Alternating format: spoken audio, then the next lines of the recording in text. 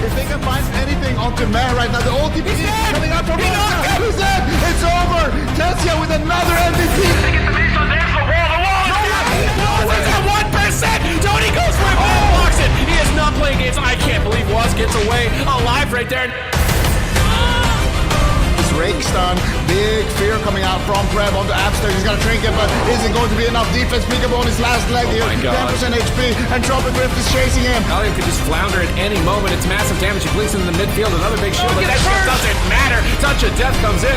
F tier men are looking unbeatable again. Double leg sweep swaps over onto Waz. Massive damage. Now he's caught up in the storm bomb. Trying to carry the team. Isn't even more CC. Drake down to 5%. The move.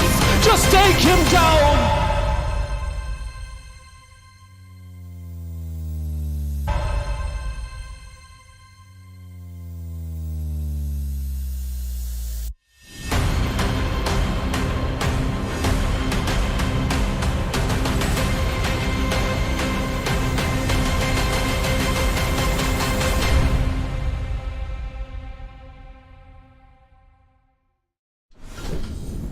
It has been an explosive first season in the War Within, and now we are finally here to the moment we have all been waiting for. We are in the grand finals for the first season. Of course, today we're starting off in the Gauntlet and finding out who that fourth team is for both the EU and the NA region. Hello, everybody. My name is Aya. I'm so excited to be here. I'm with Zico, Ven, and Azael. We'll be joined by Superkeys just a little bit later, but Azael, welcome back to the AWC.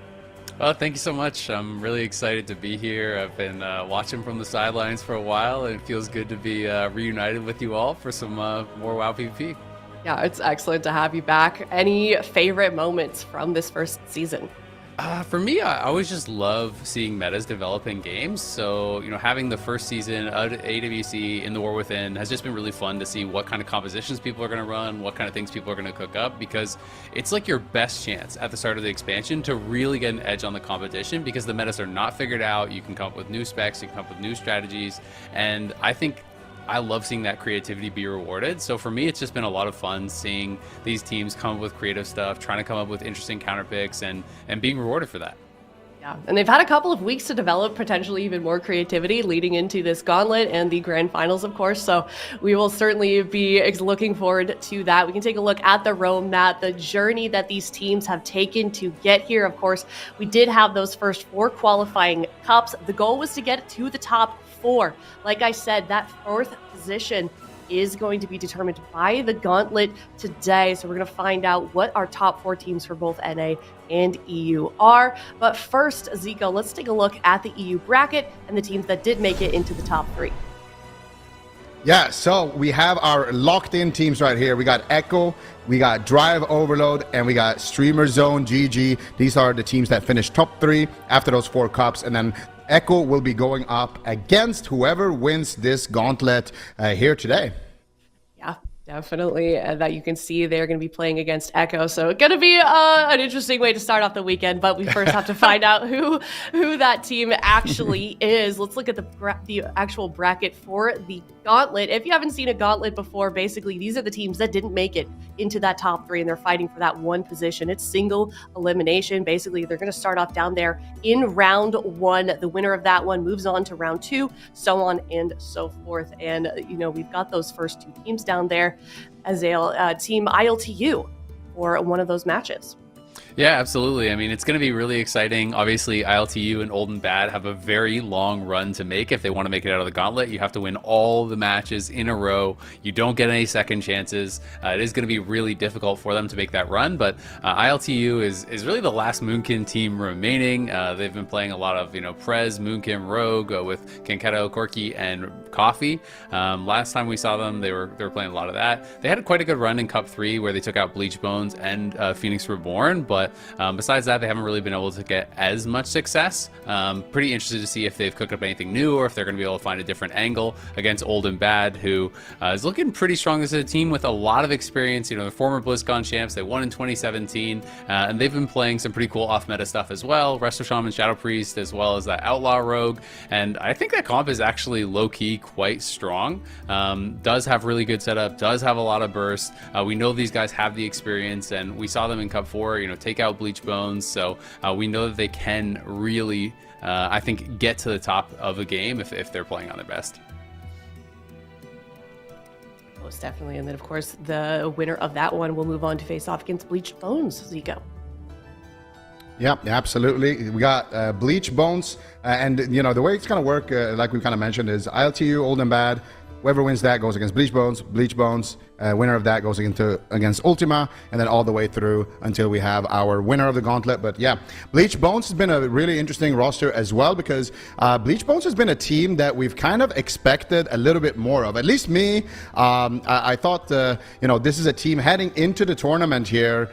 This is big names. We got Lontar, winner of last AWC season on Echo, winner of the Cross Region tournament. And we got Blizzo, he's been in BlizzCon finals, best warrior in the game. Mercy has been, a part of many strong rosters, as well as Jamie, who also won the Guild Clash at BlizzCon, and has also, been, one of the best shamans in the game for such a long time. So when you look at this roster on paper, this is a team, at least when we were heading into the season, before we saw anybody play, that I would say this is a team that should have made the top 3, but they find themselves here in the bottom portion of the Gauntlet. And then on the flip side, we have Ultima right here, which would be the next team in that Gauntlet, of course. We got Cassidy, Nethi, Smite, and Gelu working together as a unit. And this is a team that has never actually played together or competed together, but these are, well-known players in the European region on ladder and in some of those previous AWC Cups as well. So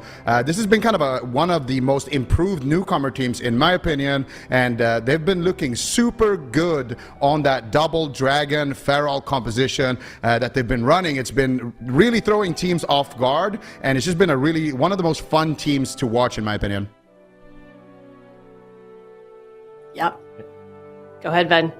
Yeah, I was going to say, and then last but certainly not least, that final boss of the Gauntlet is going to be Phoenix Reborn. So you have Numliz, Swapsy, Fuston, and Zeepai. Now, I like this roster for a lot of different reasons, but one of the main reasons is Swapsy and Zeepai. These guys are absolute tournament veterans. They've been kind of the main antagonists of Echo, being able to beat them in the past and just really put up a really solid fight. So I think with their experience and their knowledge, teaming up with Fuston, who's been an absolute insane player in terms of multi-classing. He's been playing healer, he's been playing DPS, basically just like the melee expert of their team, also tagging in that Beast Mastery Hunter. Just been really solid overall. And then Numla's backing them up on that healer role. I feel it makes a lot of sense. They're going to be that last boss of the Gauntlet, and we'll see if they can do it. Yeah, we certainly will. It's going to be difficult, I think, no matter how you're looking at the actual Gauntlet itself. I mean, there's just so much on the line then. What are your thoughts overall on sort of the Gauntlet format? What do you think these teams are actually going through internally? Yeah, it's definitely rough. I mean, like, as a competitor, sitting in that like first position where you're in 7th and 8th, and you just know you're going to have an absolute long day ahead of you. There's different ways you can look at it. If you are that team that's winning, maybe you're picking up momentum, you're kind of snowballing into a victory. Whereas for like Phoenix Reborn, you're kind of just sitting there cold, waiting in anticipation. You don't really know who you're going to fight. There's a lot of nerves in that position as well. So I feel like today, for all of these competitors, it's going to be a rough one, but the team that comes out ahead, it's going to be really exciting for them. Unfortunately, they are going to have to go against Echo in that first round, but it's definitely better than not making it out at all. Congratulations! You get to lose in the first round. Yeah. Oh, man. Yeah, we'll let them cross that bridge when we get there. But, there is a prize pool as well for the Gauntlet, making out. You got bragging rights as well. So hopefully it should be a fun day. And then, of course, we do have EU, and then we've got NA later. We can get into those games once we get to the, finish up EU here. But let's take a closer look at the actual predictions, because we had it was a pretty competitive season for not only the players, but I feel like us here on the desk as well. Unfortunately, it was chat that did come out victorious with a 69.62% accuracy for the predictions. Lithy following second, and then Zico, you were third, so the only one here on the desk right now. How do you feel like you finished off in terms of predictions? You proud of your performance there? Yeah, I think it went good. I had a strong start, a little bit slower finish, but overall, there was a lot of upsets. There was a lot of situations that you couldn't really anticipate.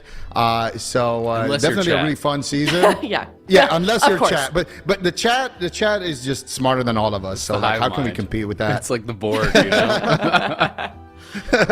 Boy, yeah, definitely. We're not going to outsmart them. You may as well just not even erase it. But we are starting new. We're starting fresh this season. So we have another chance to beat chat here. And speaking of predictions, if you're watching from home, definitely get your predictions in and you can see if you can beat us once again by the end of this weekend. So let's take a look at the first series and the predictions that we had for that, as well as ILTU versus Old and Bad, Azale. Yeah, it's going to be a really exciting one. Obviously, first match here, starting off the day. They are going to have a long run, and they've had a couple of weeks, where AWC has been off, where they can actually, prep new comps. So that's going to be my biggest question is, some of these teams that are the big underdogs, you have to be able to make something happen. You have to be able to surprise teams. So are they, practicing up different alts? Are they coming out with different strategies? What is going to be the big look, I think, for game number one? Could potentially tell us a lot about if they can make a deep run. Yeah, most definitely. I think I personally also had a pretty hard time predicting this one, especially since it's been like a couple of weeks, Ben. We don't know what these teams have been developing behind the scenes. There could be a lot going on behind these predictions, Ben. We're split even. Yeah, that's really interesting. For me, my prediction going in favor of ILTU is basically, I feel like Corki on that Balance Druid is kind of a menace. He was one of the only Balance Druid that was playing throughout the Cup phase, and Balance Druids, I think, are in a pretty decent position right now, so if they can kind of ride through with that momentum, it's kind of an oddball pick that not a lot of people are playing. But if you play it as well as Corki, I think it can work right now. And I don't know if Old and Bad will be prepared for that. All right, and then Zico, you're kind of the opposite. You've got 2 to 3. You're favoring Old and Bad in this series. So I think it's going to be a close one no matter what. I don't think we're going to see, I guess all of us don't think there's going to be a 3-0 happening here because both of these teams are pretty evenly matched. But I'm leaning towards Old and Bad because of their experience. Half of this roster won BlizzCon in 2017, and I feel like they have long-standing synergy compared to ILTU, who doesn't have as much synergy because they, have been picking up some players recently.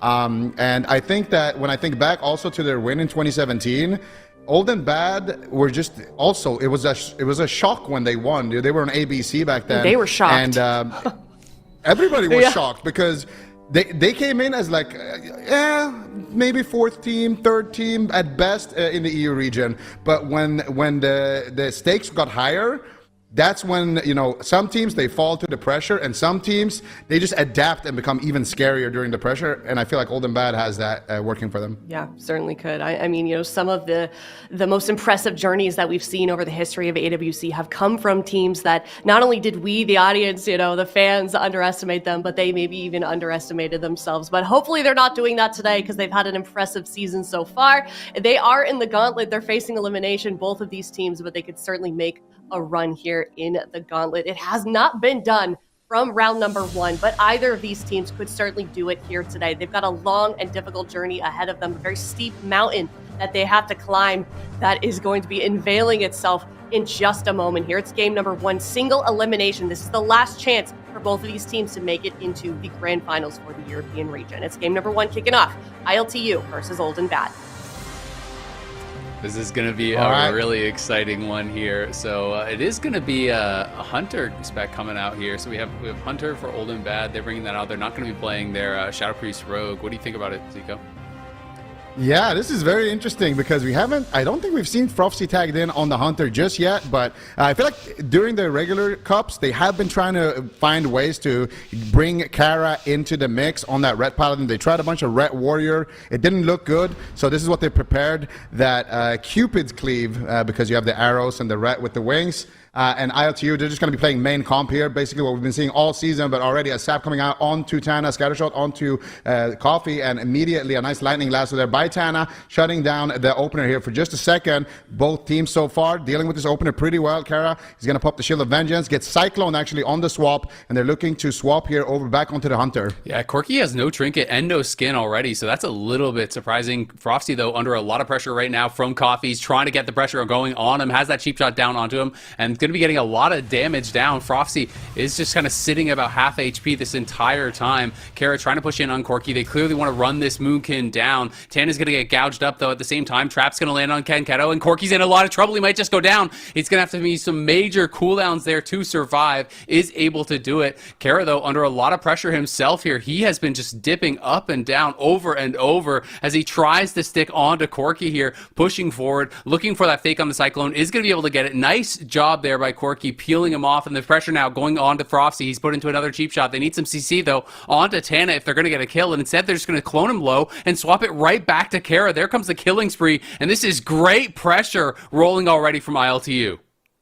Yeah, we love to see it. They're just swapping back and forth between the Ret and the Hunter, basically cleaving both of them down, really making Tana struggle in that position. Corki is going to go ahead behind that pillar and just recover for a second, get some distance, but Coffee dropping down to about 50% HP. Going to activate his evasion there, which just subsided. And now Kara making his way back onto Corki. No bark skin. He doesn't have renewal. He doesn't have trinket. This could be scary times for Corki as Kara looks to get the damage rolling, but instead it's going to be Coffee with the killing spree, trading out so much damage. Delay on hands coming out there for Kara, and he gets cycloned immediately as he's about to reach his target. There's a blind onto Tana, and they covered it with that cyclone, so they can't bop that blind. Look at Frosty taking so much damage in that position. Survival of the fittest will trade. He's holding on to the aspect of the turtle, but is he going to be able to greet it? No is the answer. Frosty will trade that cooldown, and now swapping back onto Kara. ILTU with an insane amount of pressure so far in game number 1. Kara might just fall right here. What are they going to do? Tana spamming out the healing surges in the back, but it will be the Divine Shield now as well, forced from Kara. Yeah, so many cooldowns being used. Again,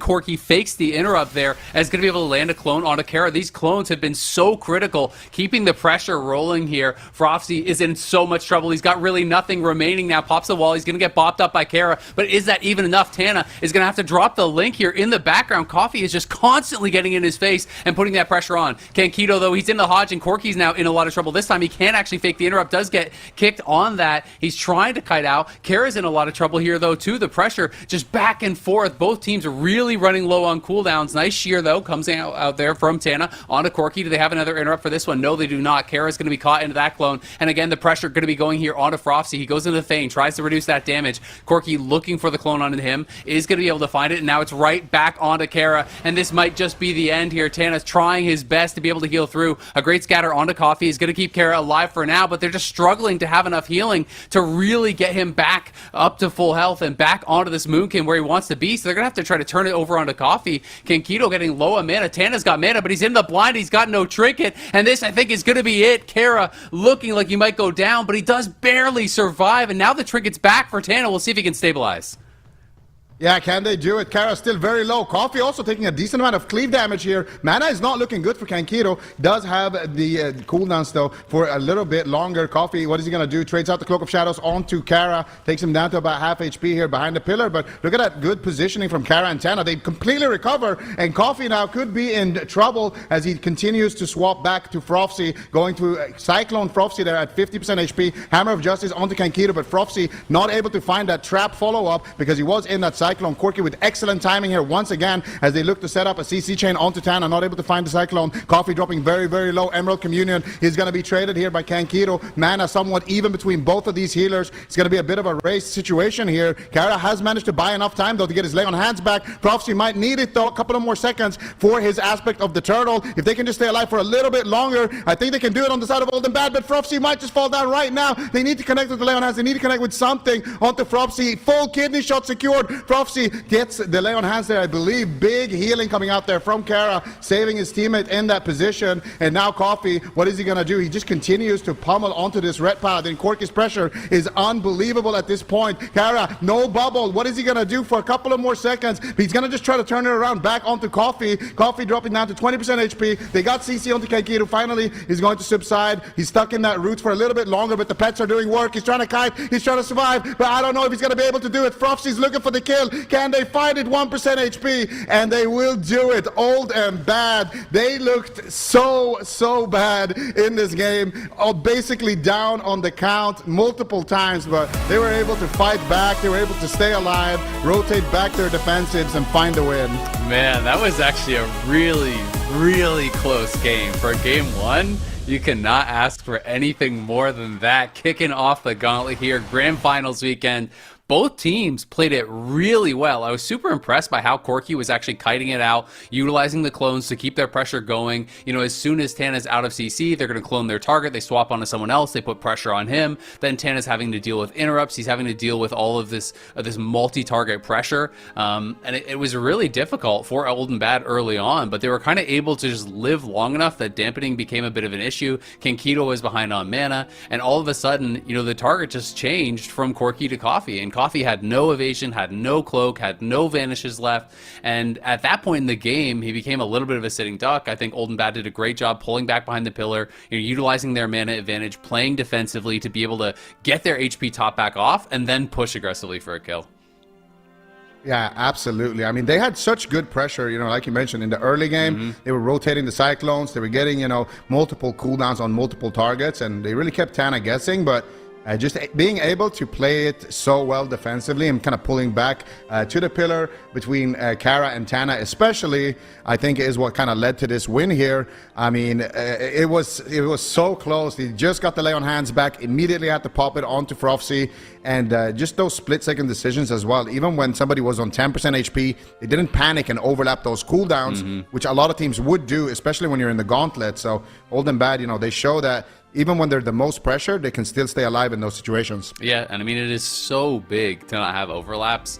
I mean, really at the highest level, WoW Arena is about cooldown trades, right? It's about trading positively throughout the game, whether it's trading, a trinket for a shorter cooldown, whether it's trading offensive cooldowns for longer defensive cooldowns, or, just trading damage to actually be able to drain your opponent's mana. It's all about that. And it's all about, rotating, especially against, CC and setup heavy comps, like what ILTU was playing when you're playing against Moonkin Rogue. It's going to be so much about their CC, so much about those setups. There's going to be these scary moments where you can't overcommit your defensives, or you're just going to be absolutely cooked on the next one. And I think Old and Bad did a great job with that. Yeah, absolutely. And that's the scary thing, because sometimes you almost have to overlap them a little bit. But if you can get away with just doing the one-for-one trades, that's what's going to allow you to kind of rotate through and stay alive in the match and get to that win condition. Because that's ultimately the thing about BM Hunter, right?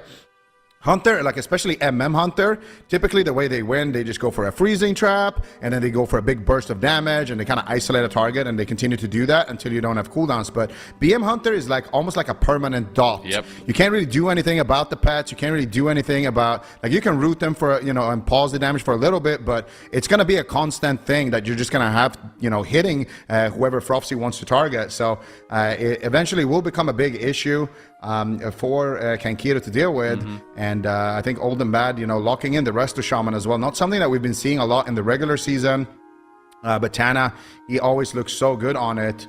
And we're going to go to the Maldraxxus Coliseum, so a large map here for Corki. And I don't think ILTU is going to swap up their composition here. They're just going to continue with the same comp there. That game number one didn't look bad at all for them. So I think if they're probably just talking strategies, finding ways to min-max their damage, min-max their CC a little bit more.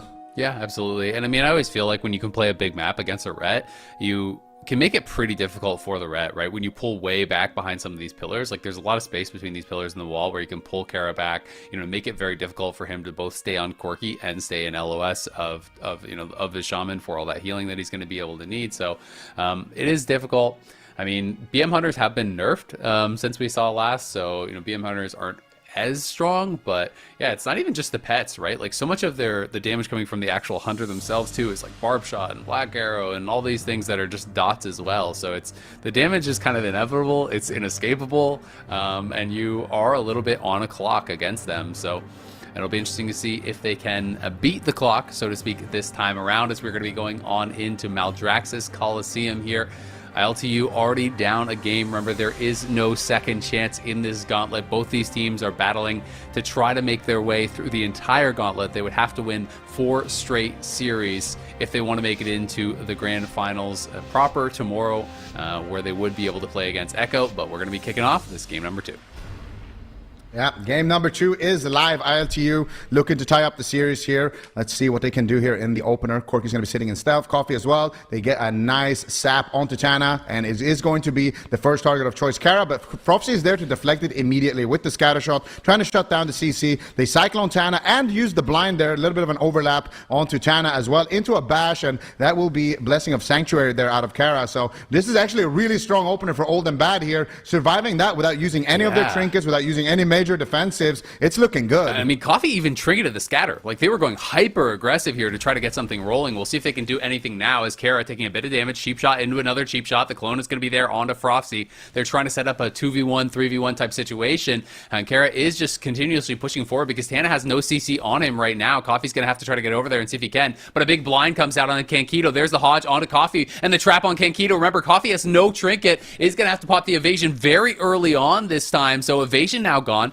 Barkskin now gone. No trinkets on the DPS here. And this could be problems for ILTU. But Tana is going to have to use his trinket as well. The cheap shot now coming out over onto Frosty. The bubble had to be used by Kara. So a lot of cooldowns being forced out here by ILTU on this last push. Corky, though, incredibly low. Catches a big heal right before the Intim stun comes in on Kankito. There's the trap. They're not going to be able to force a trinket off of this one because of that massive heal that did land just in time.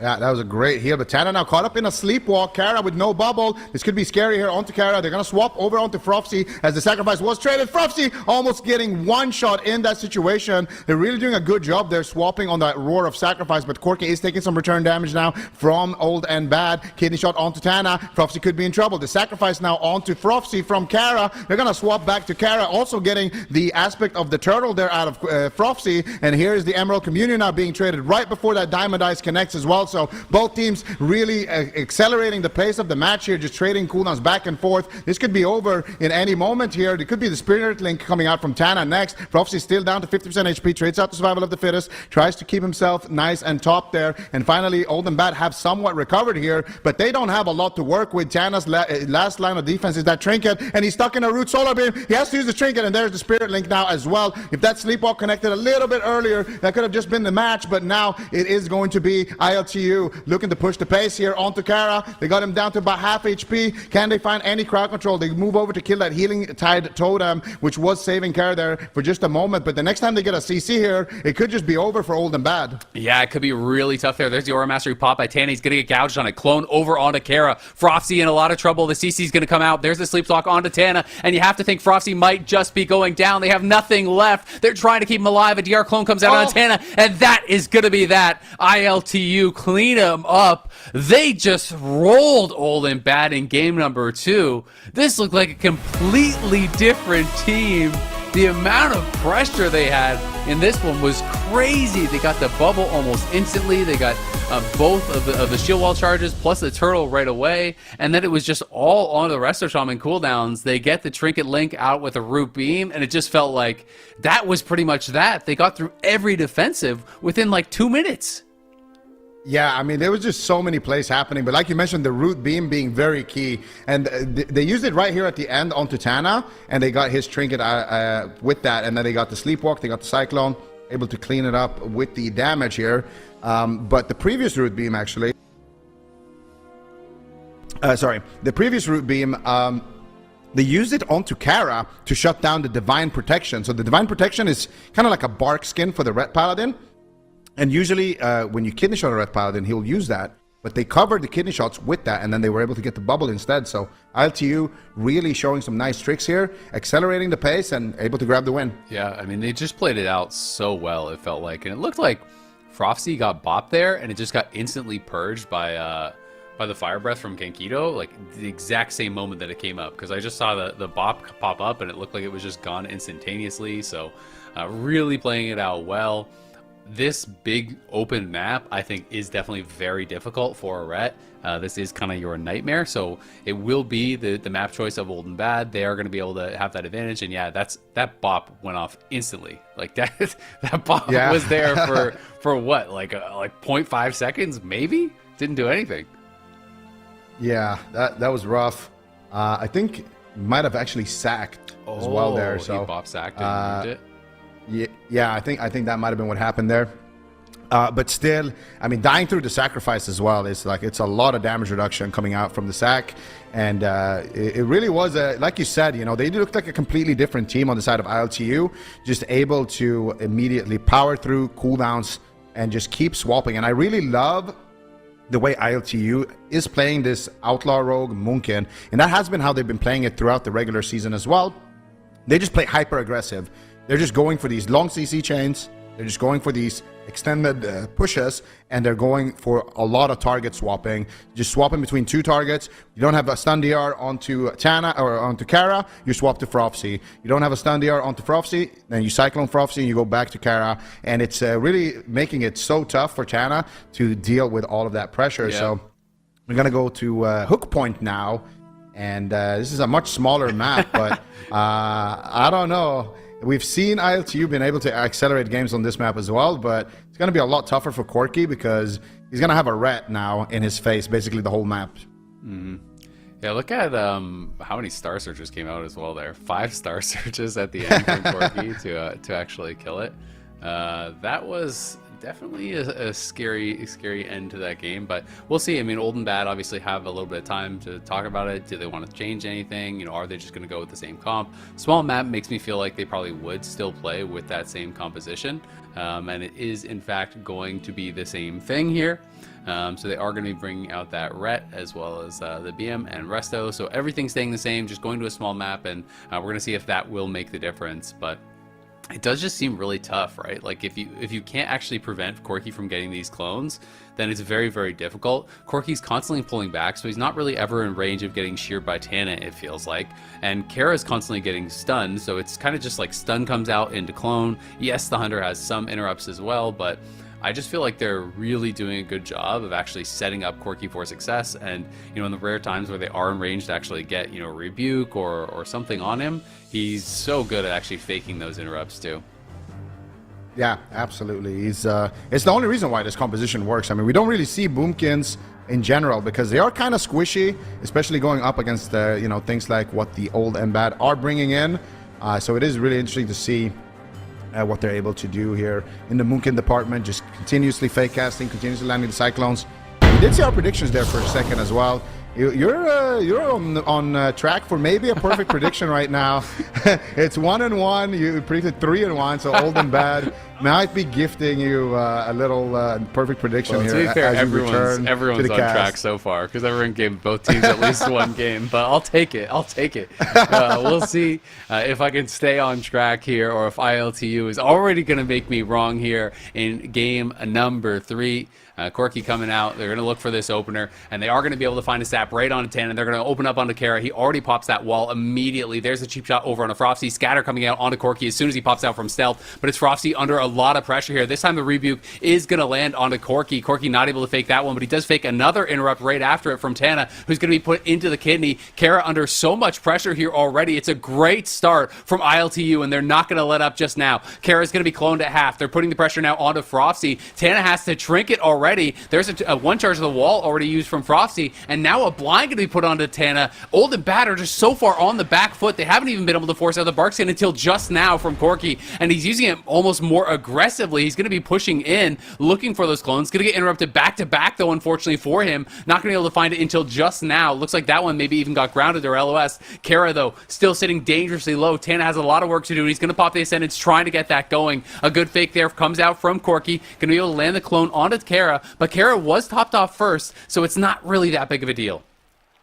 Yeah, he's going to be able to recover back to his target, though. Corky down to about half HP. Nice bash onto Kara. And I think a lot of these Cyclones are somewhat defensive as well, just trying to keep Kara off of him. He's going to have to go for a lot more clones here on Hook Point since the map is so small. Cheap shot onto Prophecy and Tana. Prophecy could be in trouble, taking so much damage. He's going to have to trade out the Roar of Sacrifice and the aspect of the Turtle, which means that now they can swap to Kara. Kara already with a pre-pop Shield of Vengeance, but they're just chunking through it. Full Cyclone onto Tana. Kara is dropping so low, but that Earthen Wall Totem is providing a decent amount of defense, but not enough. They will get that Divine Shield out of Kara, and now they need to push the gas here onto Corky and try to make sure that they can get some pressure back onto him, because we're seeing more and more of that previous match here where ILTU are just doing such a good job swapping back and forth, forcing multiple cooldowns. There is no major defensives now onto Frosty or onto Kara, and now they need to find a way to kind of push aggressively back onto Corky, or we could just see this game end before it's basically even started here. Corky down to half half HP with that kidney shot solar beam combo right there,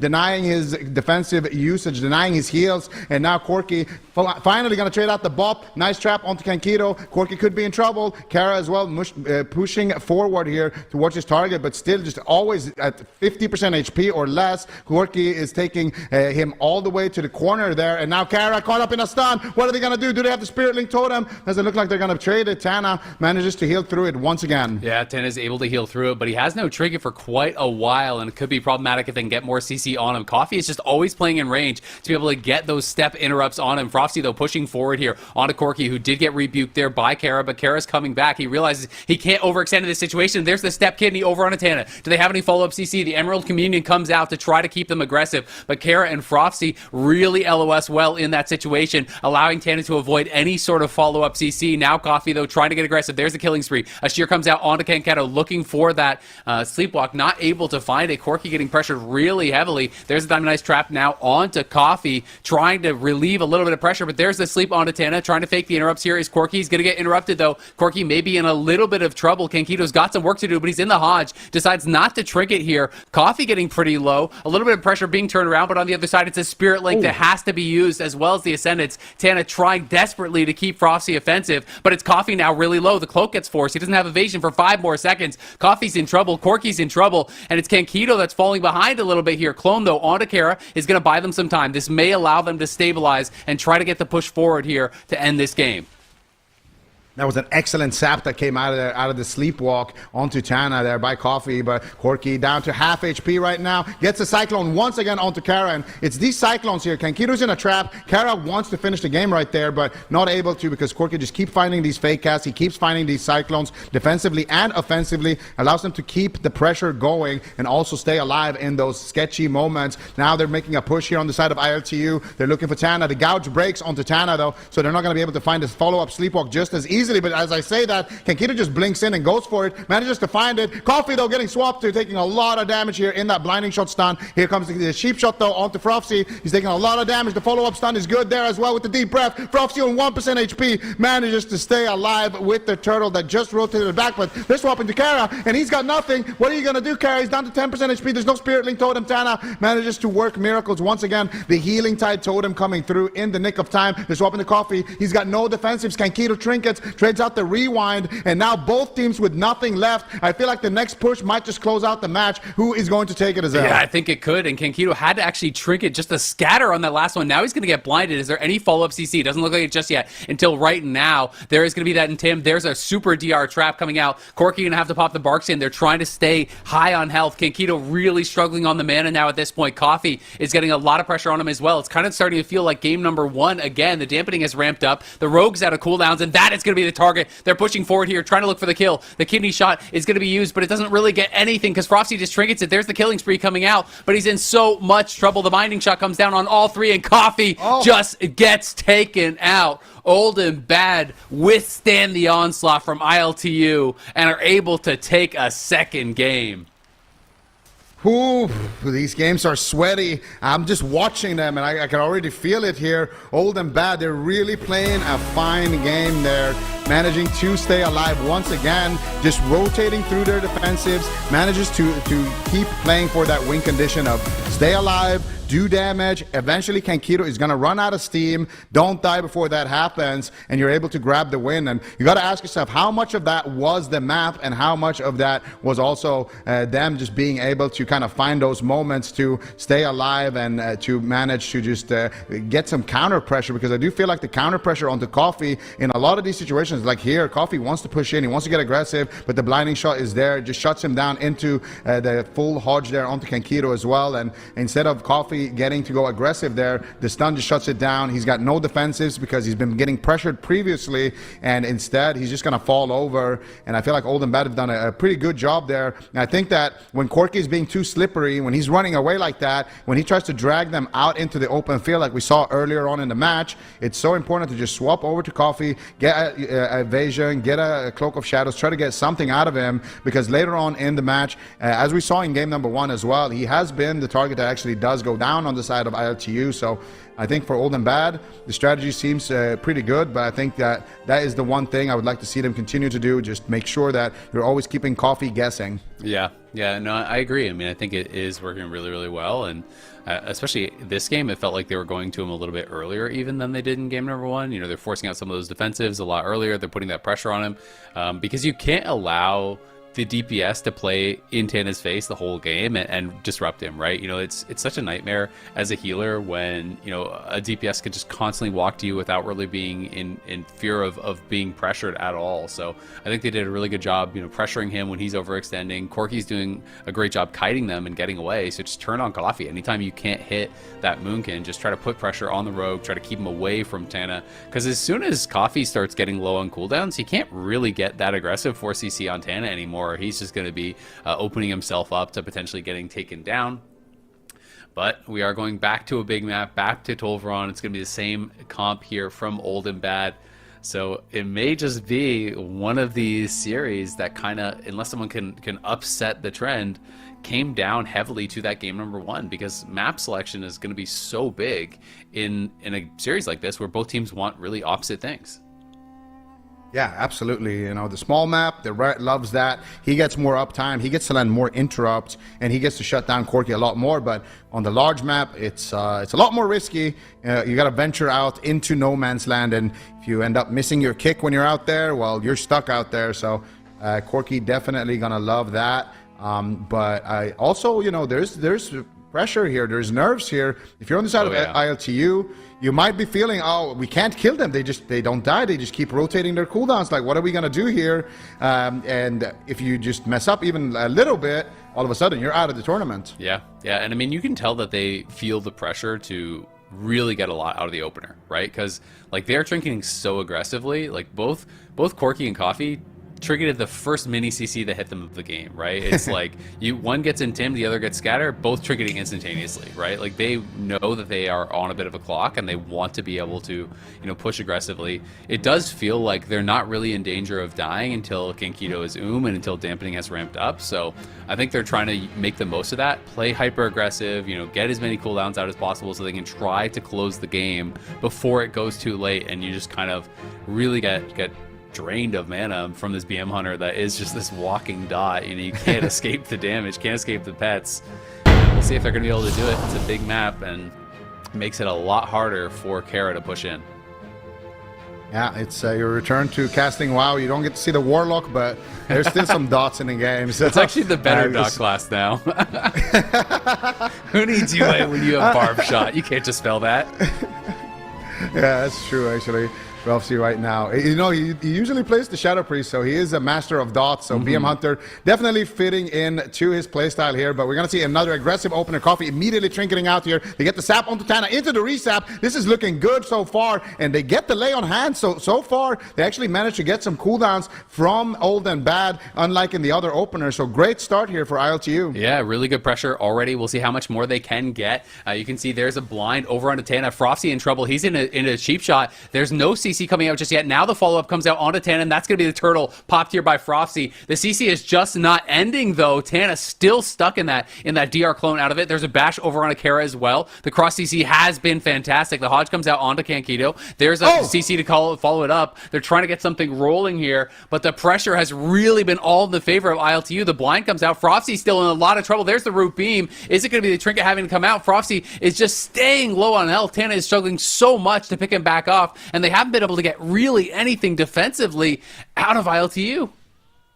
Yeah, this is the best opener we've seen from ILTU, already forcing out basically the whole spellbook from Frosty and Kara. They have the Trinket Spirit Link as the last line of defense here, barely a minute into the game, and that is going to be finally the Emerald Community coming out here from Kankito. Corky looking for the fake cast. He gets instantly pummeled this time by Kara, but still good pressure coming out here onto Frosty in the backline. Coffee looking to make his way in here, looking for the crowd control, looking to set up his team, and there it is. Full kidney shot onto Tana. Can they find the Sleepwalk? Can they find the Cyclone? They find the Cyclone, and that is going to be the Blessing of Protection onto Frofsy. Is that going to be enough defense, though? They managed to purge it there, I think, with the Fire Breath, and still Frofsy might just fall. The Spirit Link comes out barely in time there from Tana, but that is it. They got no more major defensives here on the side of Old and Bad. The next incarnation is going to be very scary. The next setup is going to be even more scary. Here comes the Deep Breath. Double stun connects there. Nice Sanctuary there onto Tana by Kara. Manages to free him up for just a second. Full Cyclone connects onto Kara, slowing him down for just a moment. And it looks like Frofsy here is going to be the main target for ILTU as they look to make their next push. Yeah, look at Coffee, though. Coffee has no defensives right now at all. He just triggered it. He has no cloak. He has no evasion, so the pressure is going to be put onto him.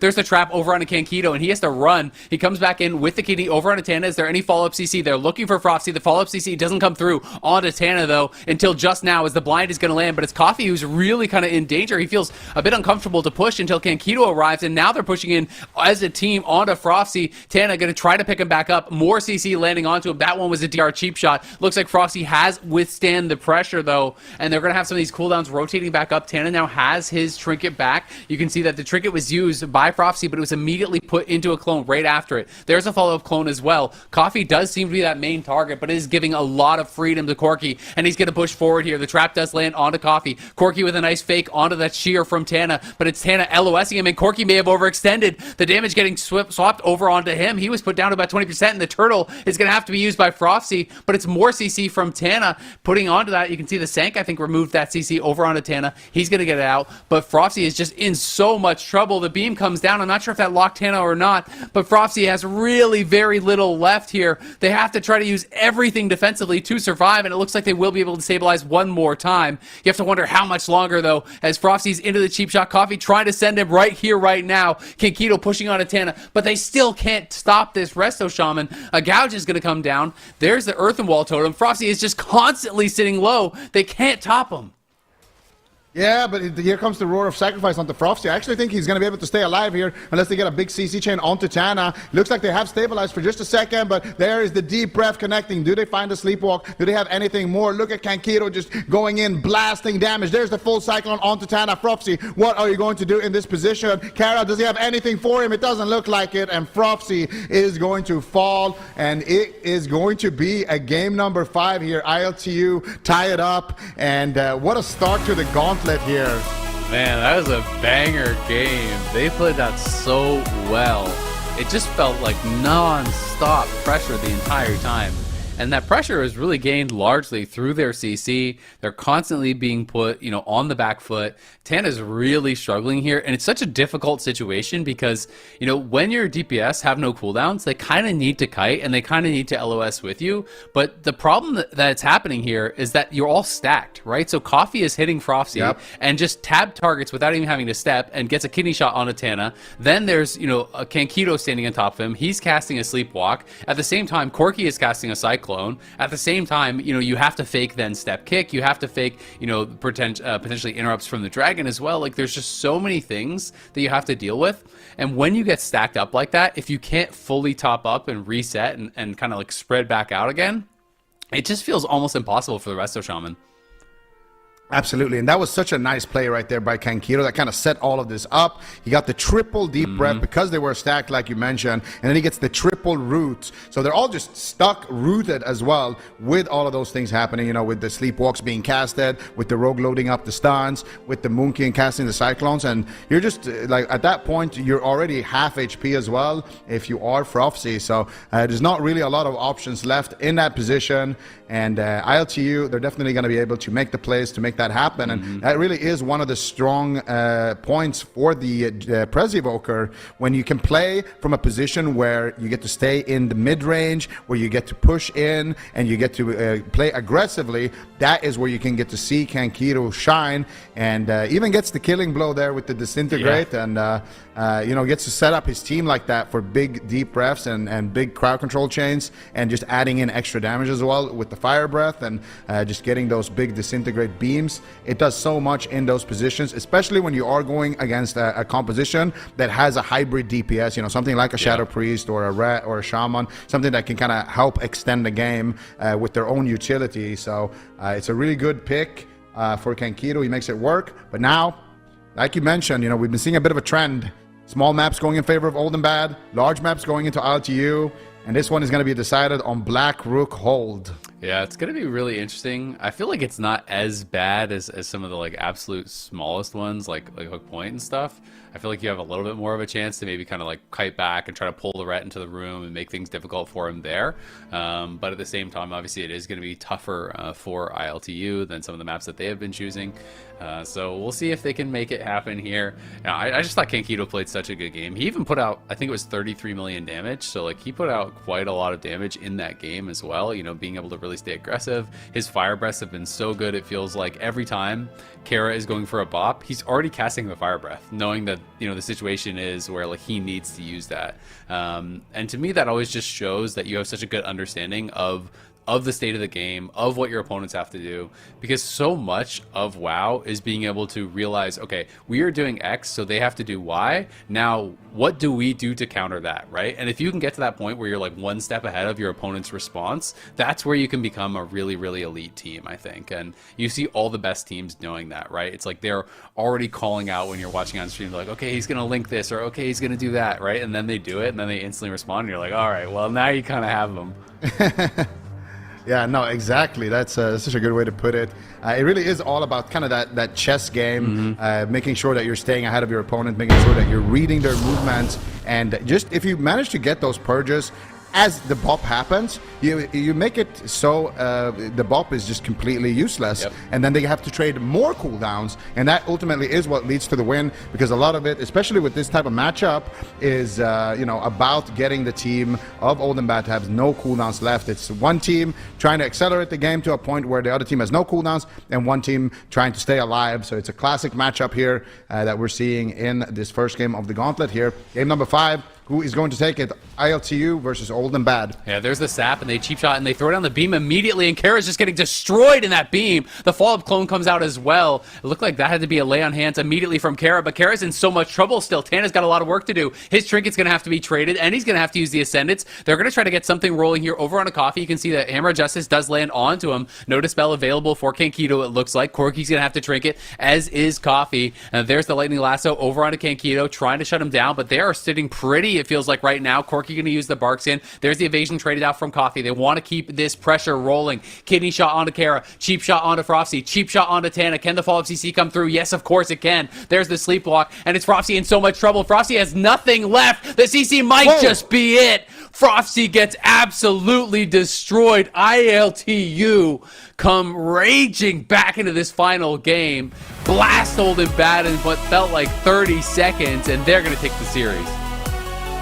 What just happened? They finished this series in less than a minute. ILTU powering up here in game number 5. That was an insane opener. They just kept that pressure rolling. They got Tana's trinket. They got the lay on hands immediately out of Kara. Frofsy, no trinket and no turtle as well. He trades out the Roar of Sacrifice. They get the full sleepwalk there on to Tana. And look at Kankito. He's just blasting away. Chrono Flames disintegrates, doing so much damage. They get the full sap onto Tana as well. And there is just nothing you can do at that position if you are Old and Bad.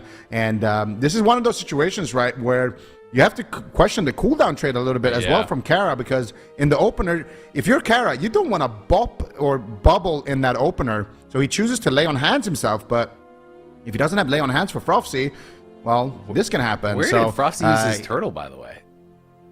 Yeah, I feel like he used it earlier on. Maybe I'm not sure. He wasn't actually really like under that much pressure earlier, so I'm kind of a little bit confused. It did feel like it was a bit of a panic moment. You know, I understand wanting to try to start in the room to maybe make it difficult for Corky to come in, so he can't like max range Cyclone from out of stealth as CC lands or something.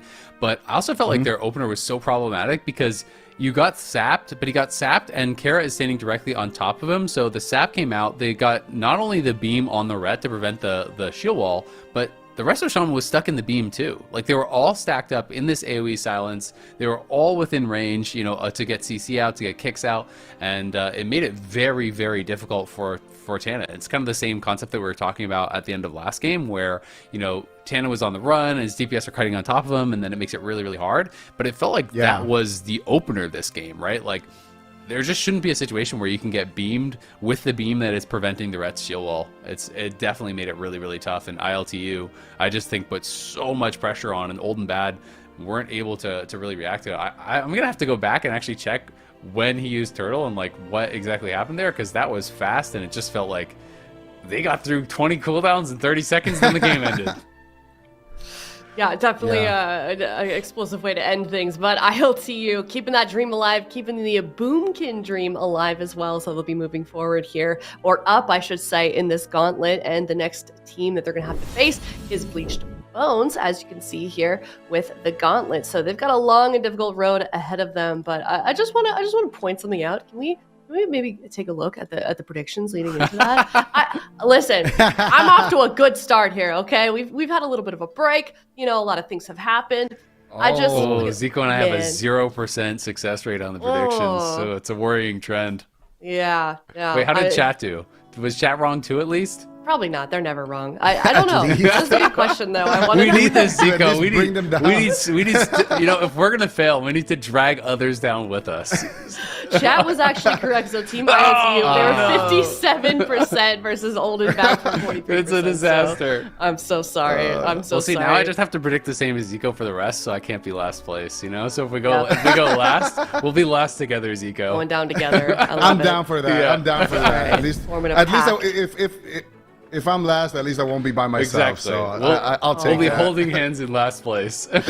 So wholesome. Wow. All right. Well, maybe you guys can get some points in for this next one. It's Bleached Bones versus ILTU. Coming up next, Bleached Bones. You know, this is a team, Zico, that we sort of kind of had a lot of really good expectations for. How do you feel like they've done so far leading up to this point in time? I mean, they made it to the gauntlet. They're, you know, kind of in the middle, bottom side of the gauntlet.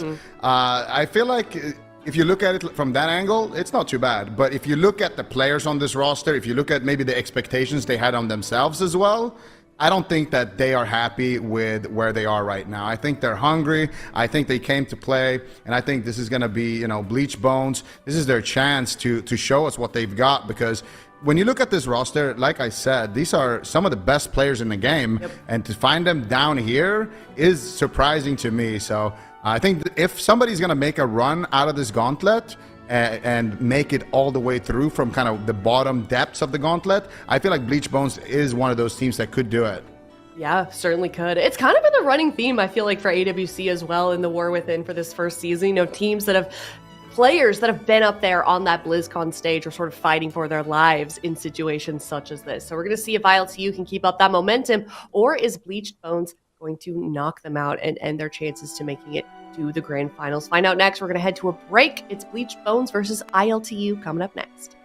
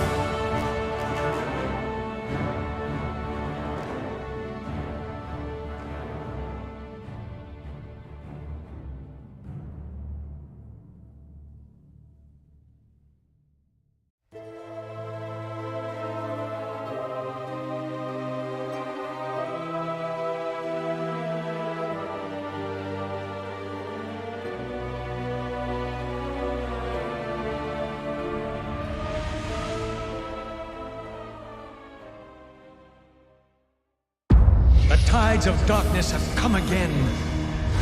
What are you doing, my son? Succeeding you, father. In truth, it was I who was betrayed. You must lead your people to their destiny.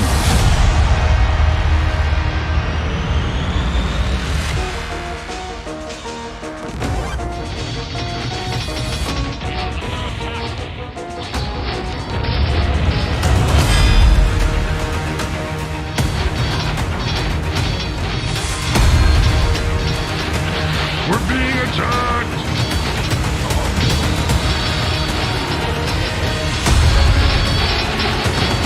Aye, Captain. Work completed. By your command.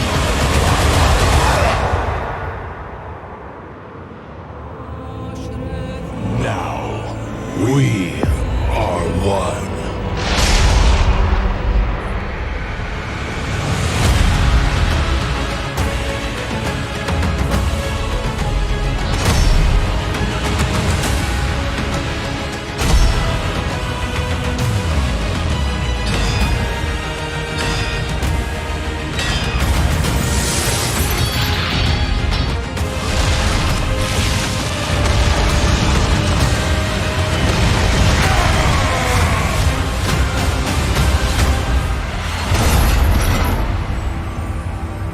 Job's done.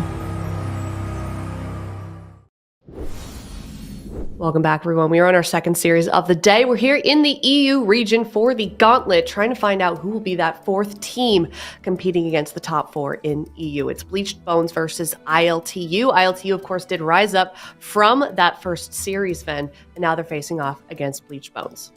Yeah, ILTU, they looked really good in that one. Corky on the balance grid once again. I feel like they just had such solid crowd control, and it seemed like they were getting better and better as the series kind of went on. And that's what I was hinting at the beginning of the day. Like, you can really start riding momentum if you are, starting off the day in that really scary 7th, 8th position. But for ILTU, they're nice and warmed up. We'll see how they can do here against Bleached Bones, who is a very strong team.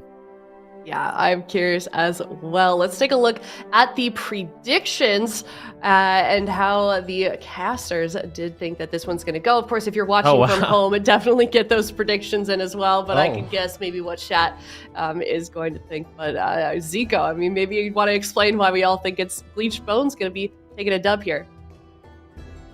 Of course, you want to look at the predictions, Aya. We get it, okay? You have the perfect No, predictions. let me have. We get let it. me have this dub, okay? I don't get a lot of them. You were actually on fire during the regular season. You were leading at In the beginning. at the start half. Yeah, then I just plummeted. I don't know what happened. I got soft. You had us in the first half. Yeah.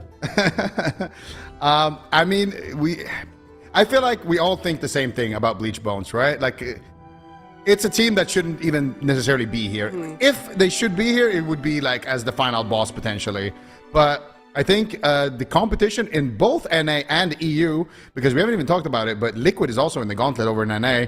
There are big name teams like this that you would expect to see more of. And I feel like Bleached Bones is one of those teams when you're looking at their history as players, when you're looking at the players on this roster, and also compositionally. I feel like them usually favor kind of these like more damp compositions where they just try to be a bit more defensive and win the war of attrition, which ILTU plays right into that win condition. So I feel like Bleached Bones is our favorite here on the desk for that reason. But if ILTU can play like they did in that first series, anything is possible. You can never count these guys out. Definitely not, and I hope that they believe themselves as much as we do. Game number 1, it's Bleached Bones versus ILTU. Yeah, and this is a very interesting pick for me. Both Demonology Warlocks and the Mistweaver Monk have got some buffs, so I'm really curious to see how this does go. Jamie taking quite a bit of damage here in the early stages of the match. Lone Star going to be sitting through that initial blind. Jamie makes the trades, and looks like he's going to be able to hold on. Big swap here on a Mercy. A great aggressive start here by ILTU as they're looking to pull some punches and get really aggressive in the early game. Oh my goodness, so much damage coming out here. Still onto Corki. They shut down the Cyclone. They managed to find the Fear there. The Howl of Terror actually being played here by Mercy as well. And getting to see Mercy on the Warlock once again is definitely something that we love to see. A couple of Wizard comps here. Not something that we've been seeing a lot of in the regular season, but bringing out some surprises for the Gauntlet. A lot of pressure coming out here onto Kankiro as well as onto Corki. And I really feel like the win condition here is to just run Kankiro out of mana. Lontar is going to be doing some work here on the Mistweaver as well. Mercy dropping to about half HP, going to be porting away to safety, just keeping the pressure up. Basically, on the side of Bleach Bones, they just want to survive the setups and then do as much overall DPS as possible and run Kankiro out of mana. But as I say that, they get a good amount of pressure onto Corki as well. And so far, this composition for Bleach Bones is looking good. They really haven't had to use any major defensives just yet. Yeah, Mistweaver Monks are a lot stronger than they used to be, but need to be careful. Does have the Life Cocoon, will make the trade on that Gouge. Nicely done there by Lontar. That's going to keep Jamie nice and aggressive here. Mercy in the middle of the map, looking to summon out a Tyrant if he can, really bolster up and improve all his demon damage. Damage now onto Coffee. He needs to be careful. He's getting really, really low at this point. So much pressure right now in favor of Bleached Bones. Lontar kind of struggling to keep Mercy alive, though. Big lightning lasso comes in from Jamie. That gets shut down by Coffee. The kidney shot, nicely done there. But both teams relatively stable at this point of the game. Mana looking good for both of these healers.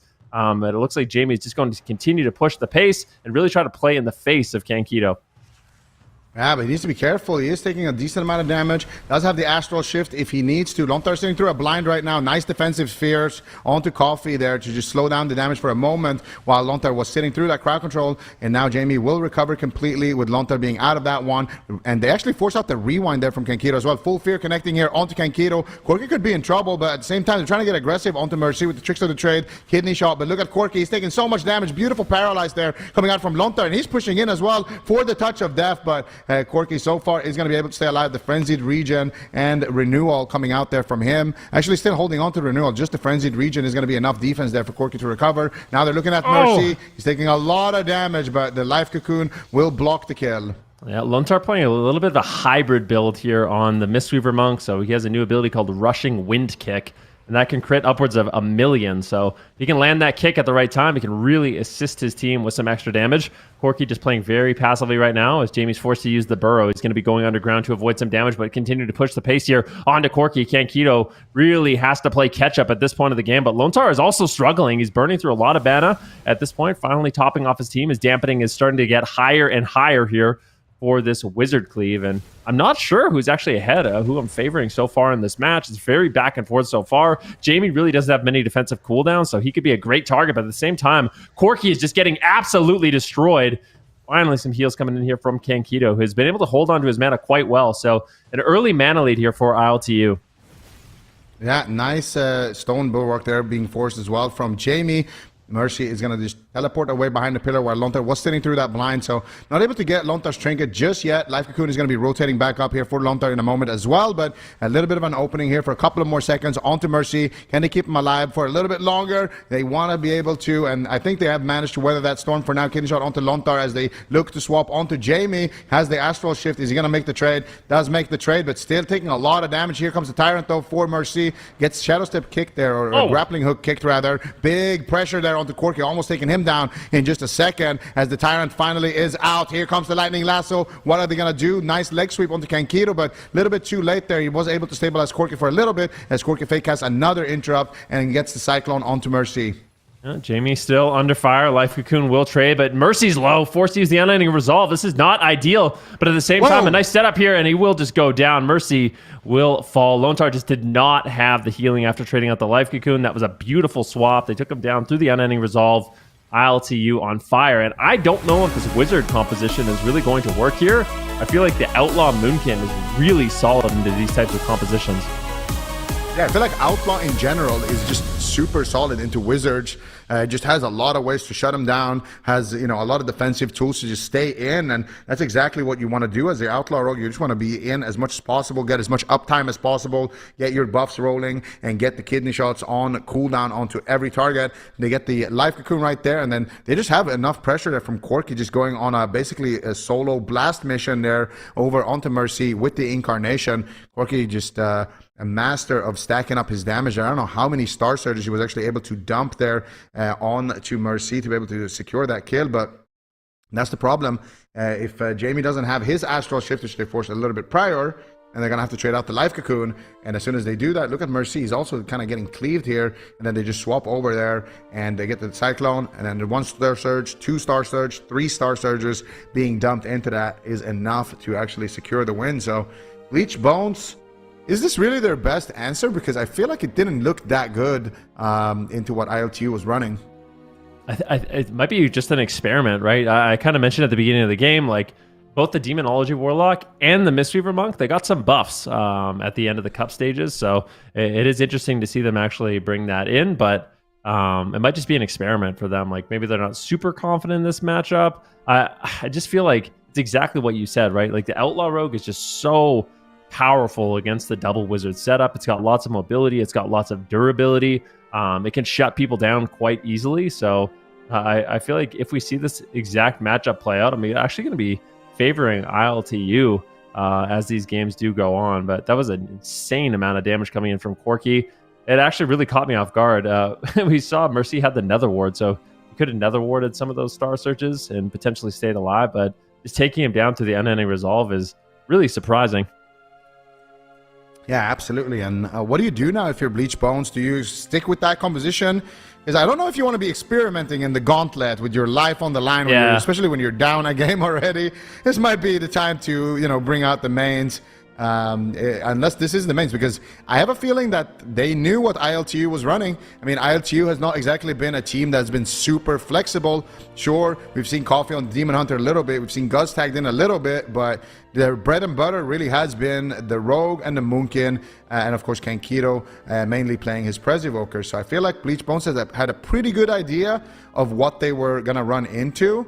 But maybe it's one of those situations where it just looked worse in game number 1 than you know they expected it to, or maybe there is another comp that they know about from like war games that they're afraid of and that they try to counterpick. Maybe they counterpick themselves. Who knows? When we see Bleach Bones lock in their comp for the second time, we're gonna have a little bit more kind of data points to work with here. But I'm interested to see it. I don't know, man. ILTU is looking kind of good right now. They're looking very scary, and I really like their playstyle as well. They're just kind of playing old school Rogue Moonkin, where they're just not afraid to push in, trinket aggressively, and just stay ahead of the damage, stay ahead of the setups, and just try to force an early win or just lose because you ran out of steam. So I really like that.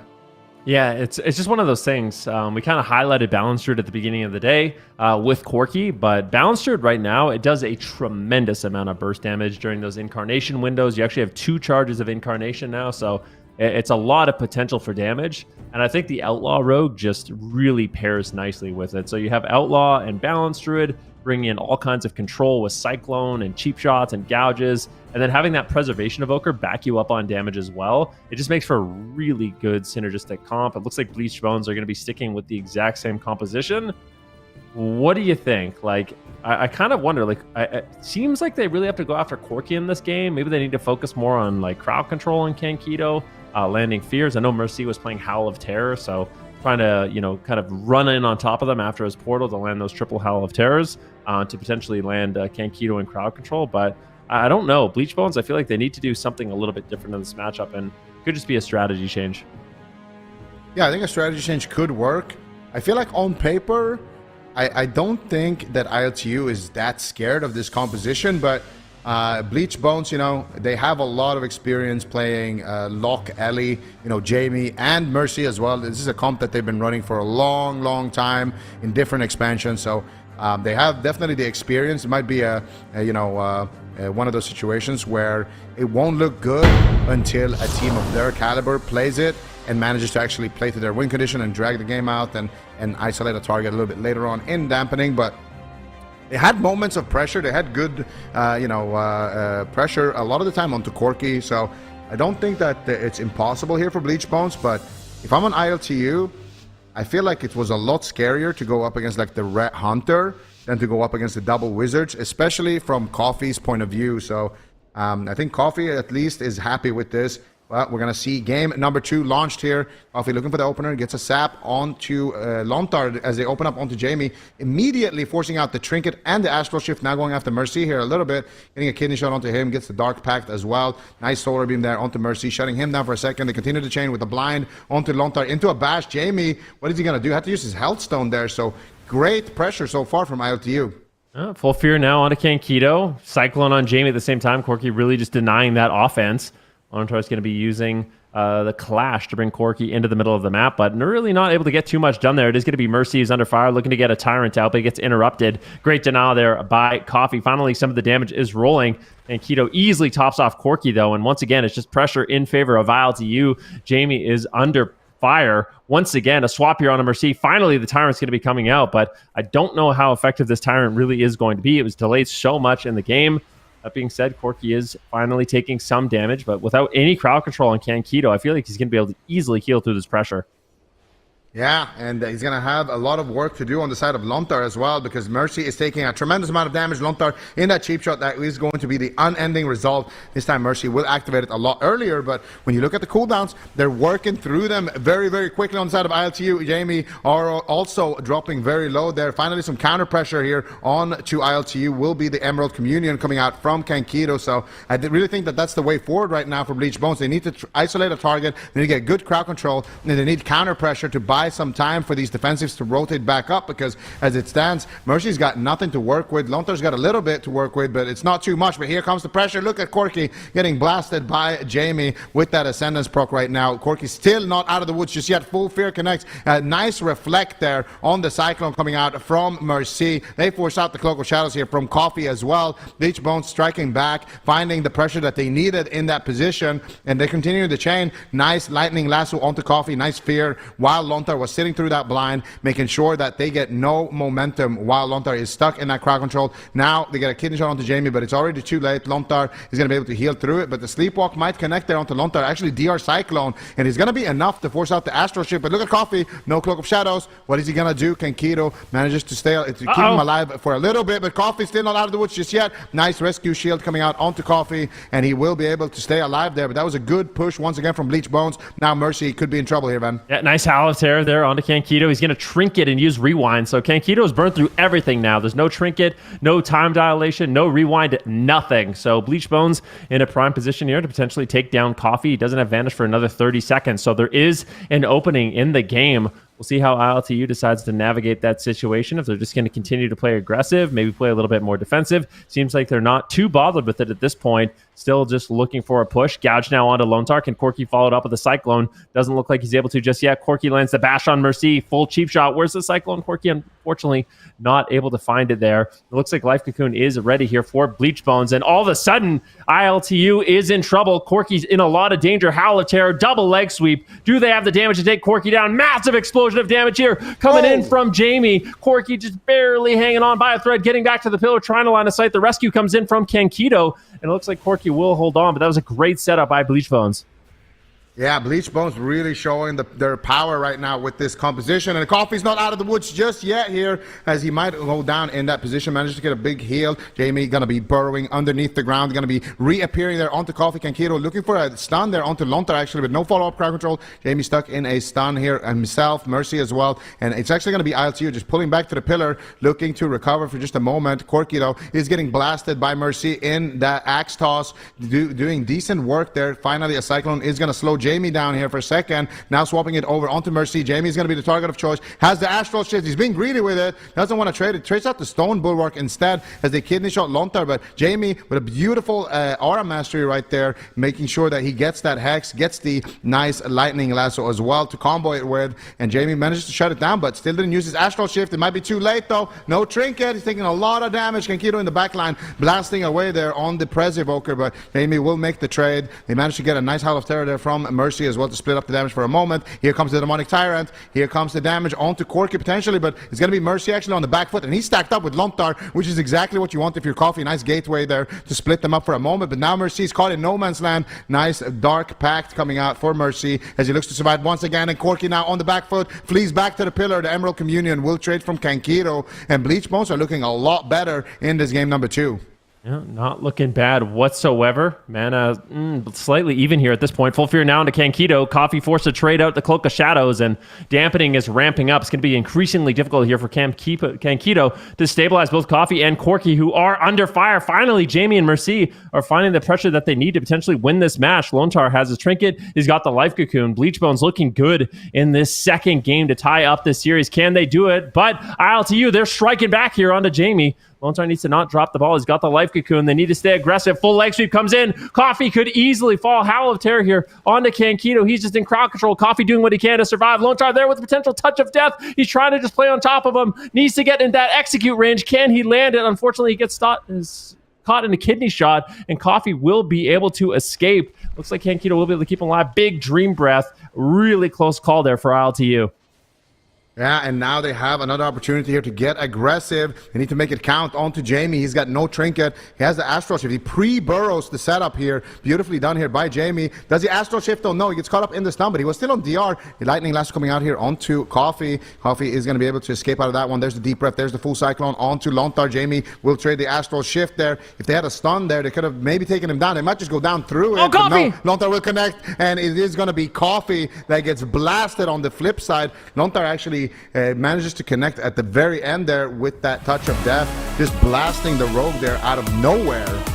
It's just so back and forth. Both these teams are just turning around the pressure on a dime. You think someone on Bleach Bones is going to go down. All of a sudden, the life cocoon connects, and they're able to instantly reverse the pressure onto the rogue. But yeah, we got all tied up here now in this second series of the day. And this was just, like I said, so back and forth. These are some of those final moments where it looks like Jamie's going to be in a lot of trouble. You see the double deep breath coming in. Jamie's forced to use the Astral Shift, and Lontar's not going to mess around. He just trades out the life cocoon after this, and this is where they reverse the pressure. That Howl of Terror coming in clutch once again here from Mercy.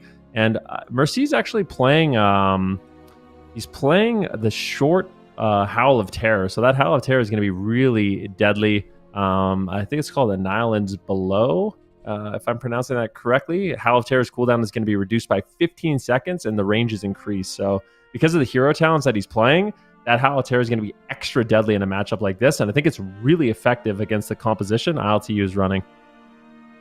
Yeah, and look, Kankito made a bit of an error. Yeah, look at that. He actually catches him there on the blink with that Howl of Terror, because I was so surprised to actually see him go down, because they had the rewind there, which is basically the biggest defensive that a Prez Evoker has. So, but of course, no trinket to combo it with, and Mercy just manages to kind of intercept the Prez Evoker as he was playing a little bit too aggressive, and manages to turn the game around there. So 1-1 apiece now. We got a series on our hands.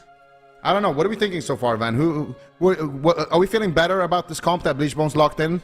I mean, I am. I mean, throughout the cup stages, I mentioned that we weren't really seeing any wizard compositions. It seems like in tournaments, the only time like wizard comps, like double caster comps, are really taken seriously is when demonology warlocks are good, and they've just been slowly getting buffed over the last couple of months throughout all the balancing phases, and I feel like they're finally in a spot where they are pretty good, and Mercy is going to be committing to it. It's also really interesting. I don't think we saw any Mistweaver Monk whatsoever in the cup stages, and now Lontar with the rework is going to be playing that too. So this is definitely a composition I wasn't totally expecting, but it makes sense with some of the changes that came in.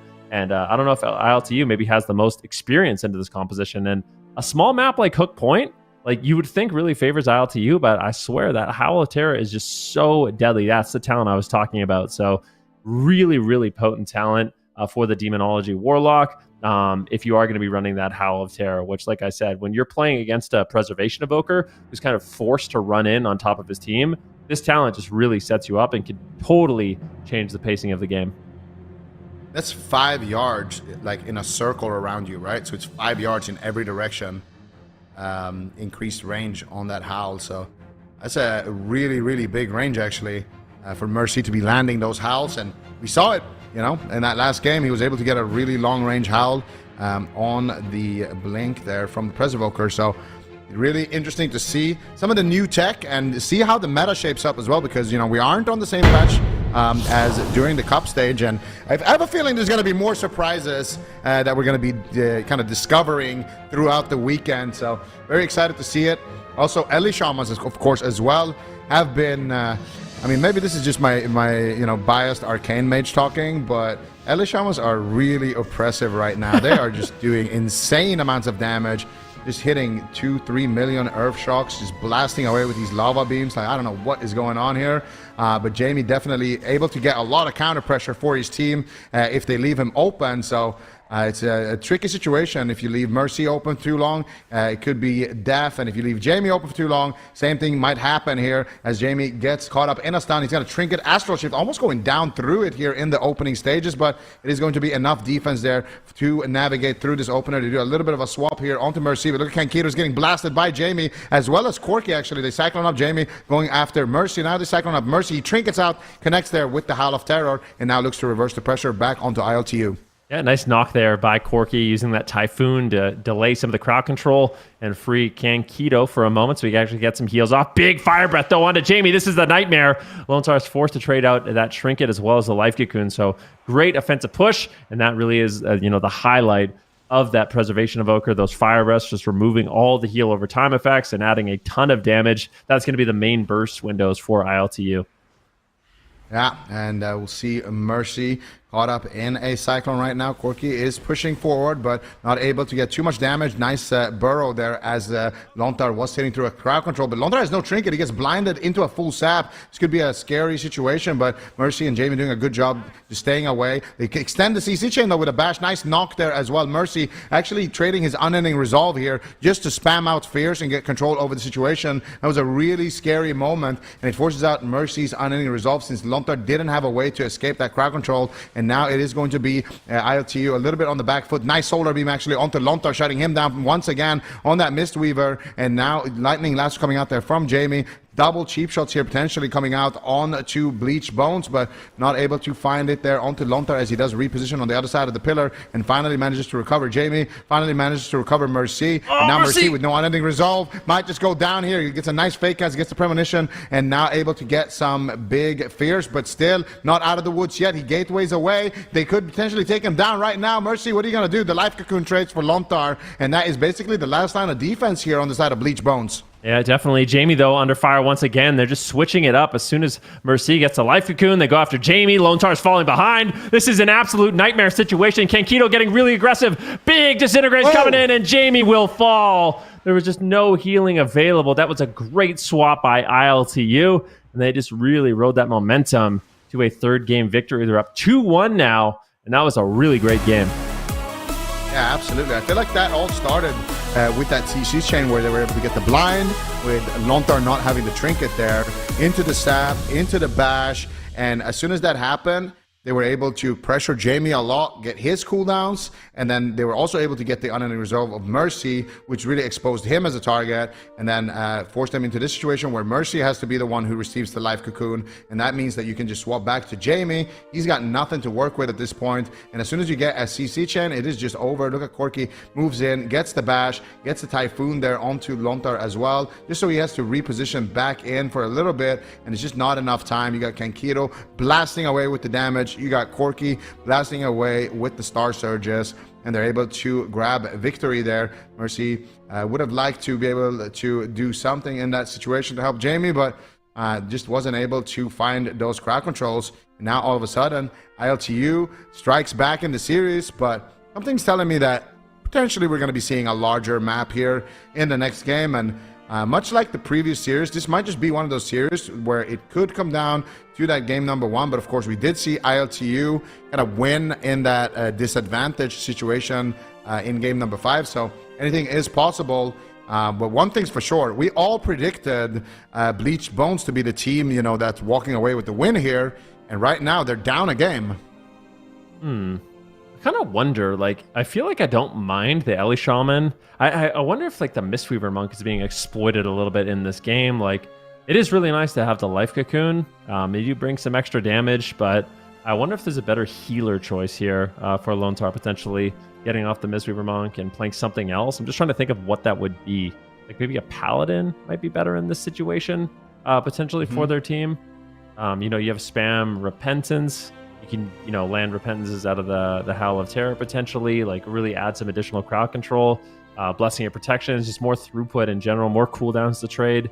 I wonder if that's an angle that Bleach Bones decides to go with here in this game, because like there wasn't that much crowd control there at the end onto Lontar, and he just did not have the healing to keep him alive. Yeah, that's the problem. I do think that the Mistweaver, at least in that last game, was getting bullied way too hard. But I think on a large map, it's not that big of an issue. However, they've locked in Blackrook Hold. I feel like the reason why they lock in Blackrook Hold is because they want to just sit in the room, stack up ILTU, and then get a triple Howl of Terror. They're really banking on getting, you know, a Howl of Terror hitting multiple members of ILTU. But at the same time, I feel like if you're Lontar, this is maybe not your favorite map to be playing on. Like, sure, you can reposition a lot. You can, you know, maybe use Ring of Peace and block off the entrances and things like that. But I still feel like you're very susceptible to crowd control. You're very susceptible to interrupts at any point in the match. And I really feel like that is the win condition of ILTU. So if they can navigate through those Howl of Terrors on their side, I think that this map could maybe backfire here for Bleach Bones. Yeah, it's definitely possible. It makes me think maybe they do a composition switch. You know, of course, they do have Blizzo on the bench, so that is an option for them to bring in a warrior if they want to. Maybe they're not favoring the warrior against the outlaw rogue. Just going to get controlled too much. You know, a cheap shot into a cyclone, really going to slow down that damage. So we'll see. They have about 30 seconds here to pick a composition. This is their last opportunity, right? Like, we're in the gauntlet right now. If they lose this game, they are out for the entire season. So the entire season's work comes down to this moment, what composition they pick. They can win this game, and they are. Oh! They're mixing it up. Blizzo's coming in. Blizzo is coming in here, and I mean, I kind of don't like the double wizard into the outlaw, so I don't mind this, but he also has the option of playing Windwalker. He's been playing a lot of Windwalker, and is your Windwalker main, Van? I'm just asking you, what do you think would work better in this situation, the Warrior or the Windwalker for Bleach Bones? Warrior. I think I would much rather be a warrior in this situation. I feel like Windwalker Monk is a little bit too easy to control, especially against like an outlaw rogue. He's going to be constantly stunning you. You're going to get cycloned. Like, yeah, I much favor the Fury Warrior in this matchup, especially as a comfort pick. Like, even if Blizzo's been practicing Windwalker Monk a lot, the amount of repetitions Blizzo has on Fury Warrior, even if it's like a close comparison, it's not, you know, even in the same realm. It's a massively different number. Blizzo on Warrior is just an absolute beast. So I like the fact that he's just locking that in as kind of a last-ditch effort. This is their last opportunity to stay alive in the tournament, and I'm curious to see if they can do it. I'm excited. Every time Blizzo's in the game, it's a good one. Yeah, no, absolutely. Always love watching Blizzo on the Warrior. We always, you know, if there is somebody locking in a Warrior and making it work, it is usually Blizzo. So we get to see our first Warrior of the weekend. It is going to be Blizzo representing here for Bleach Bones. Backs against the wall, but I'm going to be honest, I don't like the composition that much. I feel like ILTU, they have set themselves up nicely here. And this is one of those teams that potentially, you know, matchup-wise could be a scary opponent for them to go up against.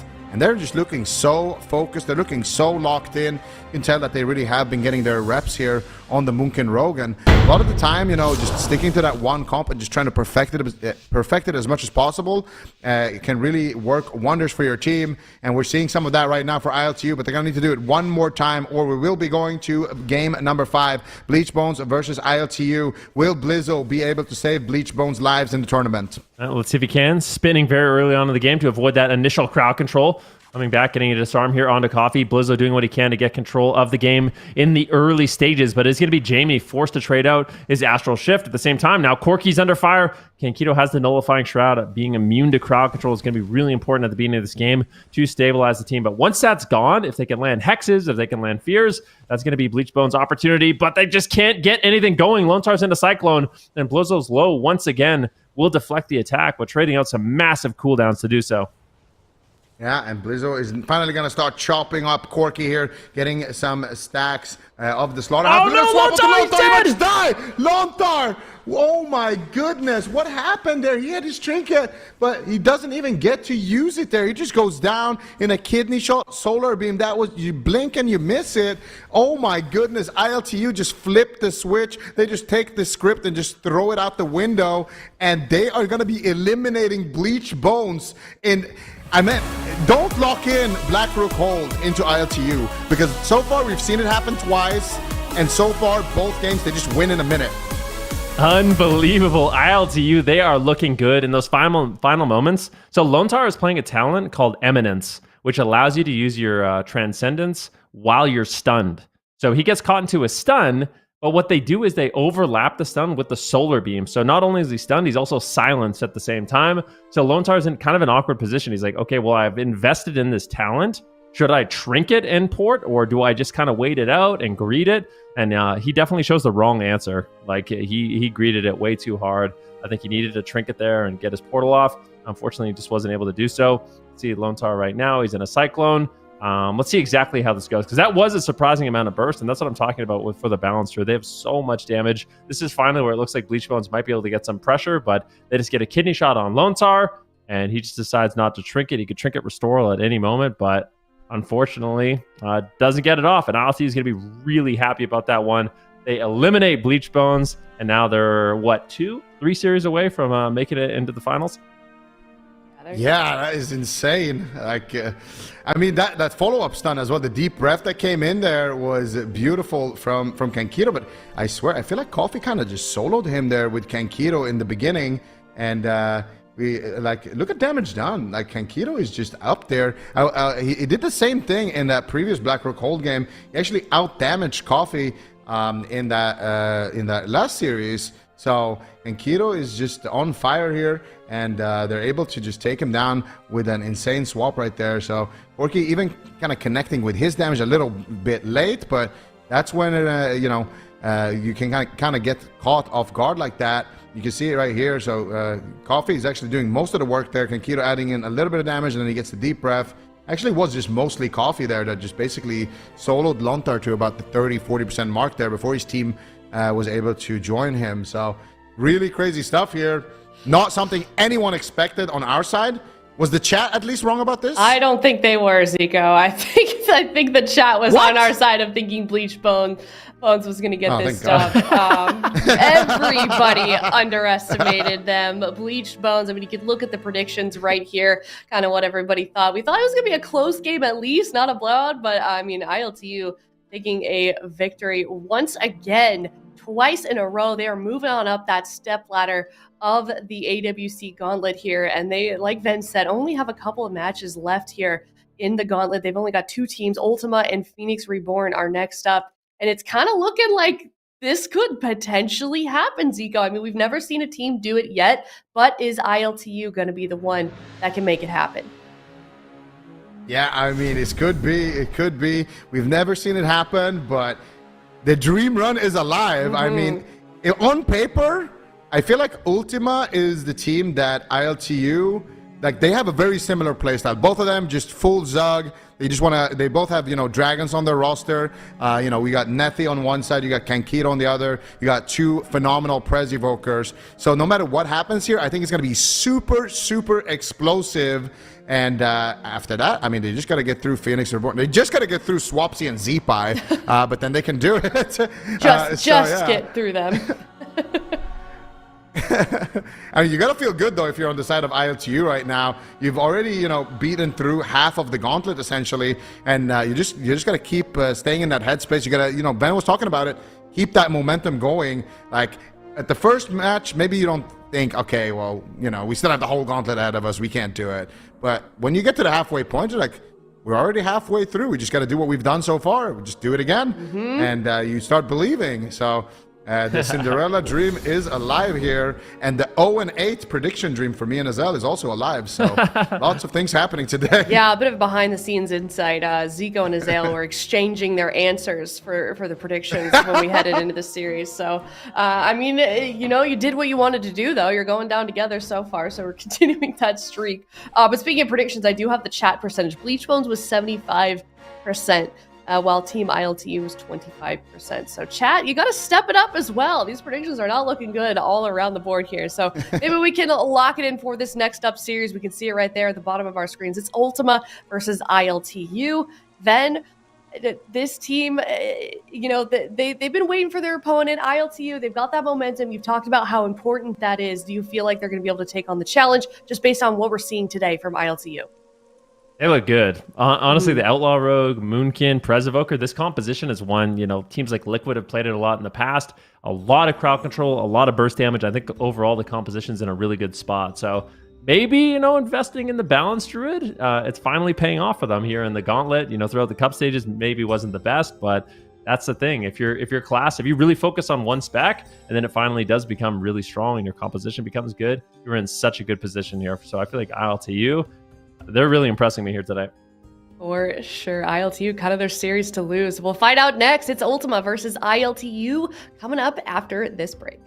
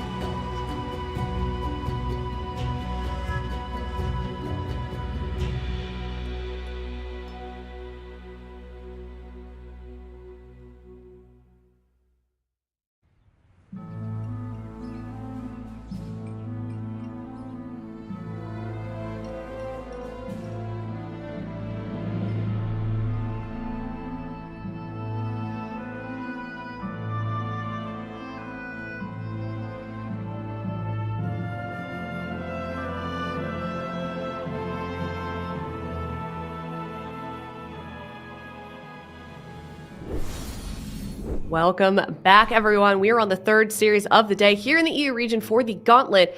ILTU has won the first few series. Bleach Bones, Old and Bad, they're knocked out. Supatees, and now they're facing off against Ultima. Yep, Corky, man, he's running a Cinderella story right now. This is why we have the Gauntlet, is to see if a situation like this can actually pop up, but it's getting close to midnight. He's got to get this done fast, I feel like, if he's going to make it through the rest of this Gauntlet. Ultima had a phenomenal Cup number 4, and I feel like as a team, they leveled up so much, and now with the new patch, with Beastmaster Hunter being a bit stronger than it was when we saw them competing in the 4th Cup, their jungle cleave, it's probably going to be a monster of a composition right now. Yeah, I'm looking forward to this one, seeing how it plays out. Let's take a look at the predictions chat. Get yours in as well. Let's all just like clear the air. Let's redeem ourselves. Last series, it didn't go well, but maybe we can get a correct prediction this time. Ven, you are 1-3 in favor of ILTU for this one. Yeah, I believe in the dream. I feel like they're starting to believe. I'm starting to believe. I'm not gonna count them out once again. I feel like they've been looking better and better as the day goes on, and I think this composition too is really strong going into this tournament. I know some teams have been practicing it, and they just have it really well polished. So I do believe that they could make the entire run. Like if I would be so bold, I'm actually going to go with them and say that they're going to make it in the top 4. Yeah. Ooh, okay. You think they could beat Phoenix Reborn as well? I do, yeah. They're going to be my prediction. I'm just saying. Okay. So we'll see what happens. I might be dead wrong here, but at least I'm pivoting. Sven's taking the gamble like he did with the move in Cup 4, where they can beat Welcome to the Jung. Yeah. You gotta play high risks. Gotta be high bold payout. sometimes, yeah. Yeah. Respect it. Okay, Sid, you're the same. You're in the same boat here for ILTU. I'm not. I can't doubt ILTU out at this point. I feel like I'm on board. Their play looks phenomenal. They're looking like a great roster. They look like they've really came prepared for the tournament, and not a lot of teams have been, repping the Boomkin with a lot of success. I mean, given the fact that ILTU is in the 8th position for all of the teams, but they really polished their play. But now their next biggest opponent, Ultima, and they do have a Feral Druid, which has historically been one of the most difficult specializations to go up against as a balanced Druid. All right, these series are getting tougher and tougher as the day goes longer, and they're not even playing their bread and butter, Sid. It's a trap. Guz out of nowhere off the bench, and Smite is just dive bombing in immediately pre-time stopping the opener here during the sap, and it actually bought time for Nethy, but maybe it doesn't matter. What is this damage? Disgusting pressure out of the first few seconds from Guz, and we are seeing exactly why he is on the roster right now as he's coming off the bench swinging. Yeah, he looked good there in those initial stages. Smite almost going down in the opener. That would have been an absolute disaster for Ultima, but it looks like they have recovered for the time being. Smite's still under fire at this point. Full sleepwalk can be coming in. Kankito landing crowd control. Smite lands a sleepwalk of his own, and now it's Guz under fire. Big disintegrates coming in. That was the Dragon Raid, so they kind of weathered the storm, and now ILTU, I feel like pressure is going to start going more and more in favor of them as Smite is just once again in danger.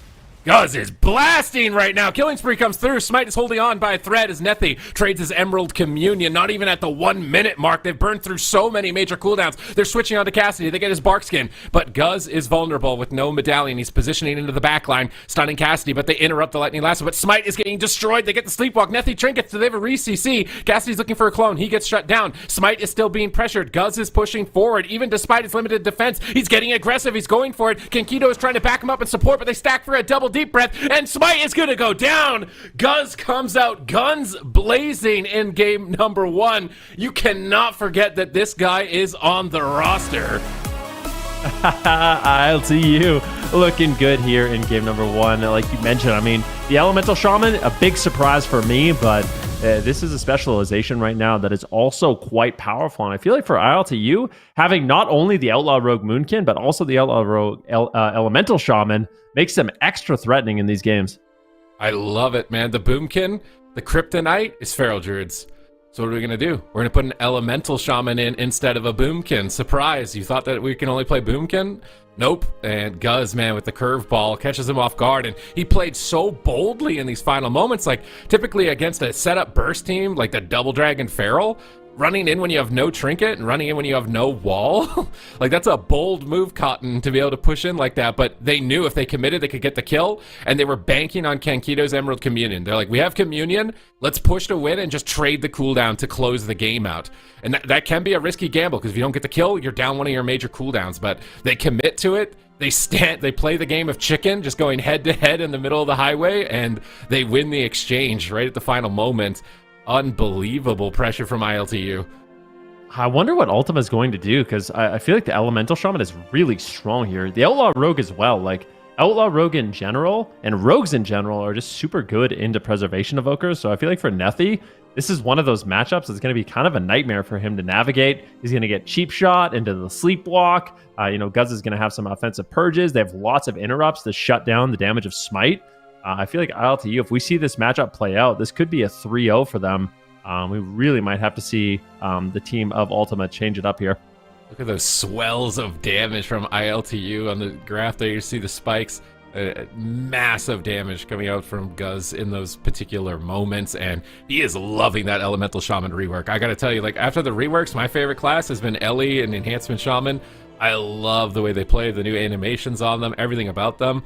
They are great, so Guz is really happy about that. We saw him competing last season on Lava Lava. They were a roster that was able to take series against Echo, which is not something many teams can really say is a possible achievement. And now he's on to this roster, which is like a conglomeration of Corky's old team along with Lava Lava from Dragonflight. And now, finally, things are starting to click. They've got a decent meta for themselves. They've got some compositions. Coffee has flexed off the Demon Hunter. He's not going to be limited in that sense, and he's been playing excellently on this Outlaw Rogue, and Kankito's been really able to shine on the Preservation Evoker. They're just immediately going in for the same composition, but it is Runes of Lordaeron, open field map, and this likely means that Ultima is not backing down in this series. They're going to keep matching this aggression, I think.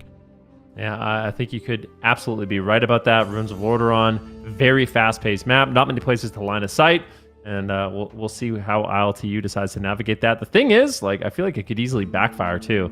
ILTU, the composition they're running, they don't really have to be too afraid in these games. They can just play on top of the Preservation Evoker, get crowd control out. They're going to have just a lot of inherent control anyways. All three of them have interrupts, lots of stuns, grounding totem. So I don't know if this map is even that bad for ILTU, no matter what Ultima decides to run here. But they got about 40 seconds left to pick a composition here. Once again, every one of the series today is going to be an elimination series. All of these teams are looking to get through the gauntlet and make it into that fourth place for the grand finals tomorrow and on Sunday. So we'll see what ends up happening here. But one thing's for sure, ILTU, they've impressed me a lot. Guz bringing in the Elemental Shaman is looking good. And I don't know how I feel about this. I feel like if this is the best Ultima has to offer, I'm really favoring ILTU in these games. Okay, going for the Double Dragon once again from Ultima. The only team we really see run this composition. We got unique compositions from both sides with the Boomkin Rogue, the only team, and then Ultima with the only team running the Double Dragon Feral Druid. The Gauntlet has really brought a tremendous amount of variety and excitement so far. So Ultima likely going to be looking to try and make this game last a little bit longer. Maybe they're going to respect the opener. Smite had a really cheeky play where he just like flew in with hover. He was trying to grab combat. He realized he couldn't grab it, so he just time stops himself, which makes himself immune to damage, but he can't attack for a moment. But then the time stop ends and he's just immediately dead. So it's a tricky game for the Evoker in that sense against a Rogue when you're trying to predict when they're going to stun you. And finding that perfect timing on your cooldowns is going to be really important. Yeah, all right. Here's the predictions once again. Sid, you still feeling confident with me? I'm feeling real good about this one, to be honest with you. But I feel like I'm talking a lot about ILTU and how good it's looking for them. Can't count Ultima out. They actually were seeded higher in this tournament. Their Double Dragon is quite threatening. And the thing is, with the amount of burst a Feral Druid and Devastation Evoker have, they can turn the game around quick. They just need to make sure that they are finding those burst moments and not falling too far behind. I wonder if they should actually be crowd controlling Coffee a little bit more in these games just to enable Smite a little bit more in the match. Yeah, we do typically see the Feral Druid kind of using the predatory swiftness for entangling roots and trying to control rogues. We saw that in North America a lot, I think with Calvish when he was playing Feral Druid, just controlling rogues like Naj. So yeah, definitely more crowd control on the rogue, try and slow down some of the setup. It's all about denying the opener. They really need to try and protect the Shroud from the Evoker as well. So they're going to move forward, but Coffee just double grappling hook gets the sap, but they landslide and root the rogue. Nice landslide from Smite here, breaking up the opener. It's looking a lot cleaner so far. Nethy pre-deep rest to immune more CC as he is able to fly through with the big heal. Coffee's moving into line of sight. Nullifying Shroud. He kidney shots him before he can finish the cash. Cast and Smite rescues him back around the corner.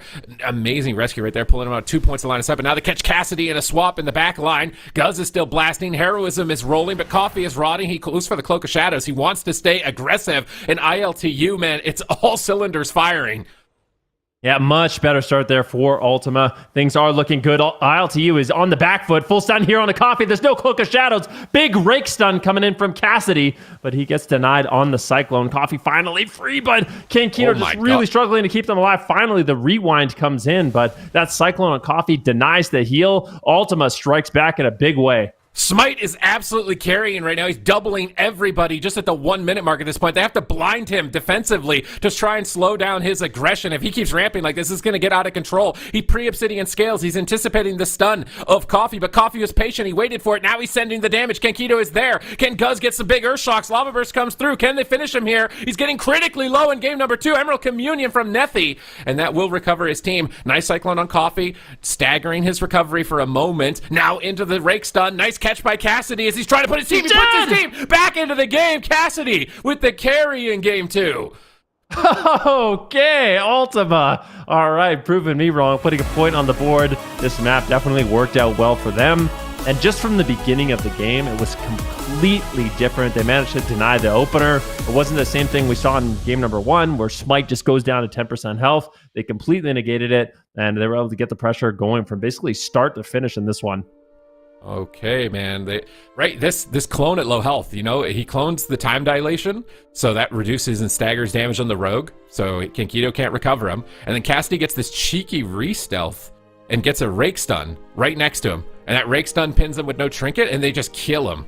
Just absolutely kill him in that moment. That was a really nice setup from Cassidy. You know, when we talk about Feral Druids in the current meta, it's a lot of talk about raw throughput and just bleed damage and pressure, but this was a style moment for Cassidy on the Feral Druid, right at their moment of need, because like Smite is looking flimsy, man. Nethy's just blown like his major recovery with that Emerald Communion, and somehow Cassidy finds look how he re-stealths right here.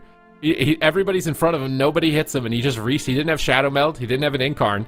He just dropped combat right in all of their faces and got a rake stun like that. You know, you can really tell, you know, kind of the momentum of this match. Both Preservation Evokers have the potential to do a ton of damage, but for Kankito, he was really far behind. This is the least amount of damage we've seen him be able to get out in any of the games today.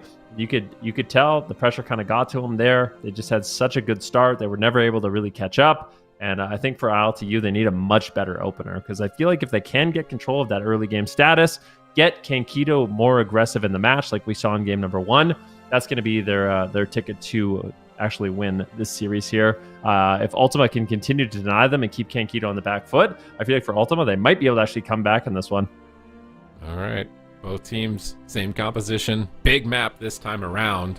I don't know if it really... I guess it does kind of benefit Guz. I feel like their team is likely going to win on mana, but I don't even know. I feel like the Devastation Evoker does so much overall damage that I think Ultima could win on mana as well. Maybe they're just thinking the longer it goes, the more opportunities they have to stun the Evoker with no trinket or no wall, because basically anytime they can catch Smite, where he doesn't either have Medallion to escape a stun or he doesn't preemptively use a defensive, he can die. So ILTU must think, like, if this game goes longer, we just get more stun DRs. And we're going to be able to win the game in the late game. We just need to not get cheesed. We need to not get this Feral Druid where he's able to get clones and switch targets too easily. Try and limit their uptime. Maybe pull the Feral Druid into bad positions as well for swaps. But obviously Ultima, they're not going to let ILTU walk away with this easy. And also, given that it's a gauntlet, they have to play back-to-back. There's like basically no breaks. ILTU just went through 2 amazing teams. There's bloodbath teams to get to this point with Old and Bad and Bleached Bones. Like Bleached Bones is such a legendary legacy name from their BlizzCon finals, I think back in 2014. They got through them. Now they're going through Ultima, the newcomers for the War Within here that have been improving and leveling up since Dragonflight. So ILTU have to stay laser focused for so many more games if they want to get out of this gauntlet alive. Yeah, and this is it. I mean, you either continue with the momentum and kind of power up from that, or, you know, you slowly hitter out in these games. But gates are opening here in game number 3 between Ultima and ILTU. Elimination series once again. ILTU going to be looking for a better opener in this game. Kankito going for a nullifying shroud. Smite on the Smite, or Sap on the Smite early on. They switch it and the time stops it once again. Nicely done. Coffee gets caught into the stun. Where are they going? Where is the pressure? Coffee under fire. Cassidy under fire. Once again, ILTU and Guz just pop it off, trying to get the damage rolling. All right, Deep Breath follows through. Smite's trying to hover away from the rogue. Disintegrate around the corner, but Coffee is there. He's still just spamming Disintegrates. He's just soloing Coffee. Coffee has to abandon the push as he pulls back towards Cassidy. And they are trying to focus the Feral Druid a little bit more, it seems, but he gets cycloned. He actually trinkets aggressively just after he died in game number 2. And he doesn't really get any value out of this trinket either. Coffee is probably going to regret this in the future. Yeah, here comes the stun. Stun onto Kankito. Can he find the cyclone? He does. Coffee is in a world of hurt. Cloak of Shadows is available, and he trades it up, but Kankito still in crowd control. Clone after clone, finally landing the rescue here onto Coffee, but once again, just on the back foot. This damage from Cassidy and Smite is completely overwhelming, and they're looking to go up 2-1 in the series. Coffee displaying so defensive in this game. This is just so different than what we saw in game number 1. The damage is crazy from Ultima, but Cassidy out of nowhere gets blasted. Coffee, will he survive? Emerald Communion from Kankito. He gets cloned on it. He can't heal the Communion through this. Coffee has to vanish. Is he going to use it in time? It's a dangerous moment for him. He's been way too aggressive in game number 3. Triple incapacitating roar. Cassidy trying to set up for a cyclone. He has to fake a lot of interrupts. He's not going to find the fake cast. Coffee finally retreating back to the pillar. They're trying to bait Cassidy behind the pillar and stun him, but I'm not sure if it'll work. Maybe it will. He gets rescued. He trades Barkskin. They're still trying to stay in it, but Coffee is taking so much damage. It's unbelievable. The pressure onto both sides at this point. Cassidy's in bear form. Barkskin traded. He should be able to recover. He interrupts Kankito on the fire breath, trying to set up damage. Cassidy gets low. Nethy gets wind sheared. Guz is looking for a hex. Can he cross CC the hex? He can't. Cassidy decurses it instantly, but Nethy into a sleepwalk. Communion and survival instincts at the same time. Suddenly ILTU have an opening. Oh my goodness, sleepwalk on a Kankito. Coffee is still just rotting lower and lower, but he gets the stunlock on Cassidy and now is on the run. He realizes he's in a lot of trouble if Coffee gets caught into the stun, but it might be Cassidy that falls first. Nothing goes for the rescue, and that keeps Cassidy alive. He interrupts the sleepwalk, but Disintegrate's coming in, and Cassidy, I don't know if he's going to be able to survive. 10% health once again. Nethy pulls out miracles and keeps him alive, and now it's going to be Cassidy looking to get aggressive here on a Coffee. Oh, Coffee's behind the pillar with Kankito. Smite is hovering in on top of him. Disintegrates on the left. Nethy's on the right. They're surrounding Coffee. Kankito deep breath through onto Cassidy, setting up for a stun, but he pre-bear forms it, and he's got Barkskin available. He lands an interrupt onto Kankito. He's back into cat form. He's trying to get aggressive here with Barkskin. Coffee's Cloak of Shadows is coming up in 5 seconds. He's going to play aggressive. He has blind available. Coffee's got the CC. Does Guz have the damage? Heroism is available. Barkskin is about to fall. They get a sap onto Nethy. Can they chain that into a blind? Cloaks the deep breath. Coffee is going for it. Adrenaline rush is popped. Here comes the heroism, and Nethy needs to pump up massive heals. He deep breaths. He pre-immunes, trying to immune the blind, but he doesn't hit it. Cassidy gets hit by the cheap shot. He rewinds all of the damage. Nice rewind timing from Nethy, respecting that cooldown overlap from Coffee and Guz, but the damage is still just endless right now. But Kankito gets blasted. Coffee gets blasted. Cassidy, is he going to go around the corner? He's choosing to just sit in bear form, but he's got time dilation. He can go for it. He's going for it. Coffee, no trinket, maim stun. He gets rescued away. Cassidy jumps over. He's landing an interrupt, looking for a cyclone. He gets kidney shot on it. Coffee's doing what he can, but Kankito is almost completely tapped on mana. They're on the clock. Yeah, the amount of damage Ultima has done is finally paying off here. Kankito really struggling. He's completely tapped on mana. This is their last opportunity. ILTU, they need to win soon. They are on the clock. Nethy has a massive mana lead at this point of the game. Double stun coming in here from Smite, looking for an Eternity Surge, looking for massive damage here onto both Coffee and Kankito. Cassidy needs to connect. He lands the interrupt. Coffee could easily fall in these final moments, down to 5% health, catches a huge heal from Kankito, but there's no gas left in the tank. Emerald Communion comes in the nick of time, and Coffee might be able to hold on, but I don't know how much longer Kankito can actually sustain this. ILTU, they need to find counter pressure, Sid. Where's the opening? They just got Barkskin. Nethy still has a trinket, man. I think Coffee's going to go down. A full Cyclone. Kinkito trinkets out of it. What are you going to do? You got no mana. He's got one more rescue. He trades out the rescue, but Guz is in a sleepwalk. Coffee's in a stun. He's got no trinket. Mass disintegrate. Just AoEing the team. Guz wind shears it right away. He knows that's going to be a killing, lethal disintegrate. Cassidy's behind the pillar looking for a re-stealth. If he gets this re-stealth, it could be really bad, but Coffee just gets stunned up by the dragon. They're all there. The kidney shot desperately flailing to stay alive right now, but the pressure is endless from Ultima, and Coffee is cheap shotting anything that comes his way to try and stagger for any sort of opportunity on his side. But Nethy has rescue. He's got communion. There should be no way that ILTU can take this. Are they actually going to pull this off? Coffee at 10% goes for the killing spree. Now he's trying to duck for cover, but it has been run out. The clock is done, and Ultima moved to match point. Smite is looking like an absolute beast on that Devastation Evoker. The amount of damage he's putting out in this game is just sky high. It's through the roof. I mean, he's a huge part of the reason why they are, getting so much pressure and momentum in these games and keeping ILTU on the back foot for most of it. I mean, I don't think we've seen Coffee have to play this defensive from start to finish. He's on the run, just barely flailing to survive. Smite here getting shut down on that final Eternity Surge. Coffee doing what he can to really keep himself alive. But Kankito, he just had to heal through so much more damage in this game that eventually he is going to run out and he's not going to be able to sustain. And I feel like Cassidy did a really good job. I want to shout out Cassidy here because I feel like there was moments where maybe he was playing overly defensive, I thought. But at the end of the day, if he's able to survive and Smite and Nethy can kind of keep up the pressure that they have in the game, they have such a massive lead. All that needs to happen is Cassidy needs to live during those, the last minute and a half of the game, and they're inevitably going to win. So I really like how Cassidy played those final moments. See, I feel like this was the drawback of ILTU's map selection on the big map. I was wondering, are they actually going to out-dampen Feral Dev Evoker? Because I feel like Dev Evoker out of all the casters is the highest DPS. So if it comes to a dampening fight, I feel like Devastation Evoker is probably going to win in that situation. And whereas like a small map, the Rogue would have been able to get way more setups. And that aggressive play that Coffee was doing, like he's just trinketing the first clone of the game, that would have worked on a small map. It doesn't work on a big map where they can run away. So for me personally, I think ILTU, if they want to keep running this back, like the aggressive strategies, they can't go to big maps. They need small maps. And it looks like they need to win the game fast if they're going to be able to win it, because Smite's damage just ramps way too far out of control if they don't win quick. But they go to a big map again. I think this could be the downfall for their team right now. Really interesting. Just trying to take a look here at some of the gear options. And remember, if anyone wants to look at what these players are running, you can go to the AWC companion, the WoW companion at awc.gcd.tv. Take a look at their gear, take a look at their talents, what gems they're using, and how they're able to, build their characters on the tournament realm. And Smite, he's been looking really good so far in these games. After game number 1, I was kind of counting Ultima out, which is, my mistake because they've been looking really good in these last 2 games. Fusing the openers, I really like Smite getting those early time stops that just deny, the Rogue finding any kind of damage. It's been really nice to see.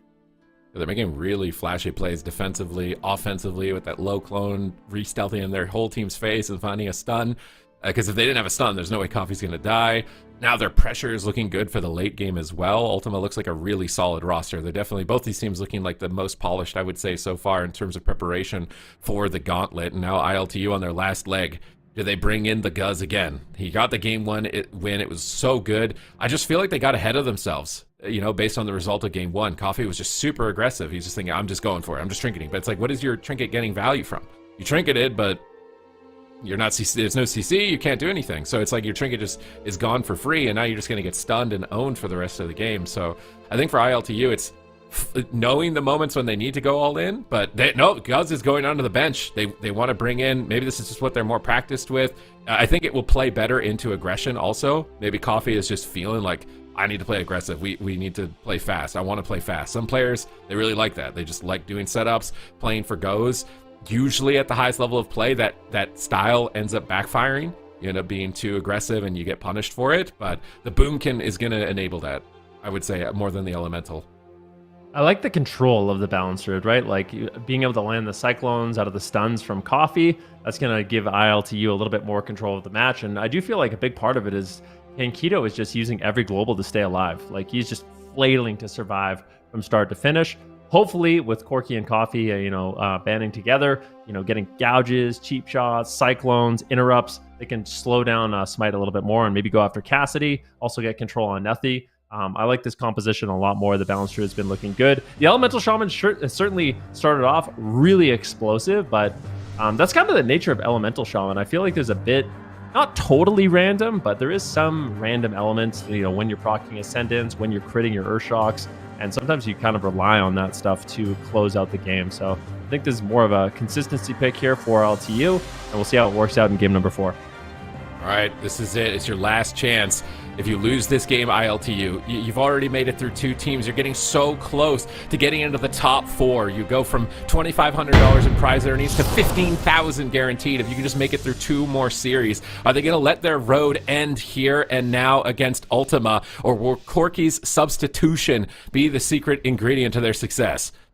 Let's see. Coffee and Corki going to be starting out on stealth. Coffee landing an early sap. Smite the once again. Time stop. Time stops it, but it looks like Corki will be able to get the disorienting roar. Cassidy under fire early on, but it is also Corki. So both these druids, I think, are going to be the main pressure points in this match. Barskin is enough, and it looks like Smite is under fire. This is a much better start here for ILTU. Well, let's see what they can get done here offensively. We see Cyclones coming out from Corki. There's a lot of interrupts he has to deal with here with 2 Evokers and a Feral Druid, but he's still getting them. There's the Quell coming through, but Corki fakes a kick. They overlap. He's got precognition to immune the stun of Smite. That was really nice, but Smite actually wraps around the corner for a sleepwalk. He was ultimately going after Kankido, and now Corki is stunned up by Nethi. He's got to be careful. He's in the bear form right away. Wild charging over to Smite, trying to get in line of sight of his healer, just tanking damage in bear form. He manages to navigate that expertly. Now Coffee pre-evasion. I love this evasion. They knew they were going to swap to him as soon as he saw the clone on Corki. Now Coffee gets cloned on his evasion. Both druids are getting some really nice clones right here in game number 4.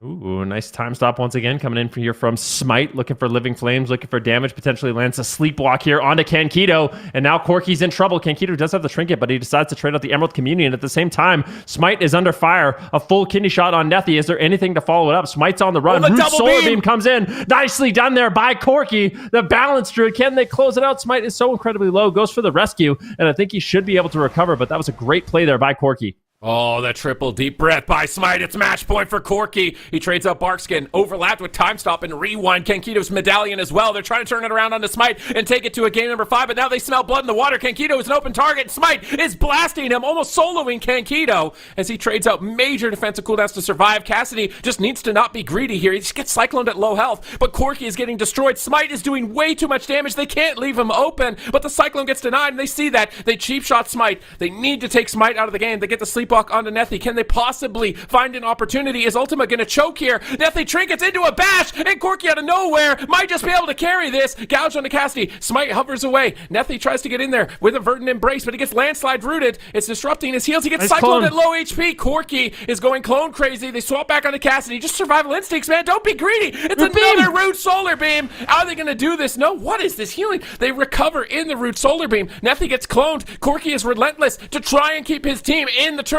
and still have an opportunity to qualify to the grand finals. Yeah, these Cyclones have been beautiful. Cyclone on Nethi is going to fade. Needs to keep Cassidy and Smite alive, but pressure in favor of ILTU. Smite now into a Cyclone. These are so beautiful by Corki, and that's why you do bring in the Balance Druid. All the control of the match. Just going to be enabling Kankido more and more in the match. Interrupt on Cassidy. Smite is incredibly low. Nethi right now is struggling to keep him alive. Finally connecting, but a full Cyclone lands. Time stop by Smite. Once again, these time stops paying dividends here for Smite.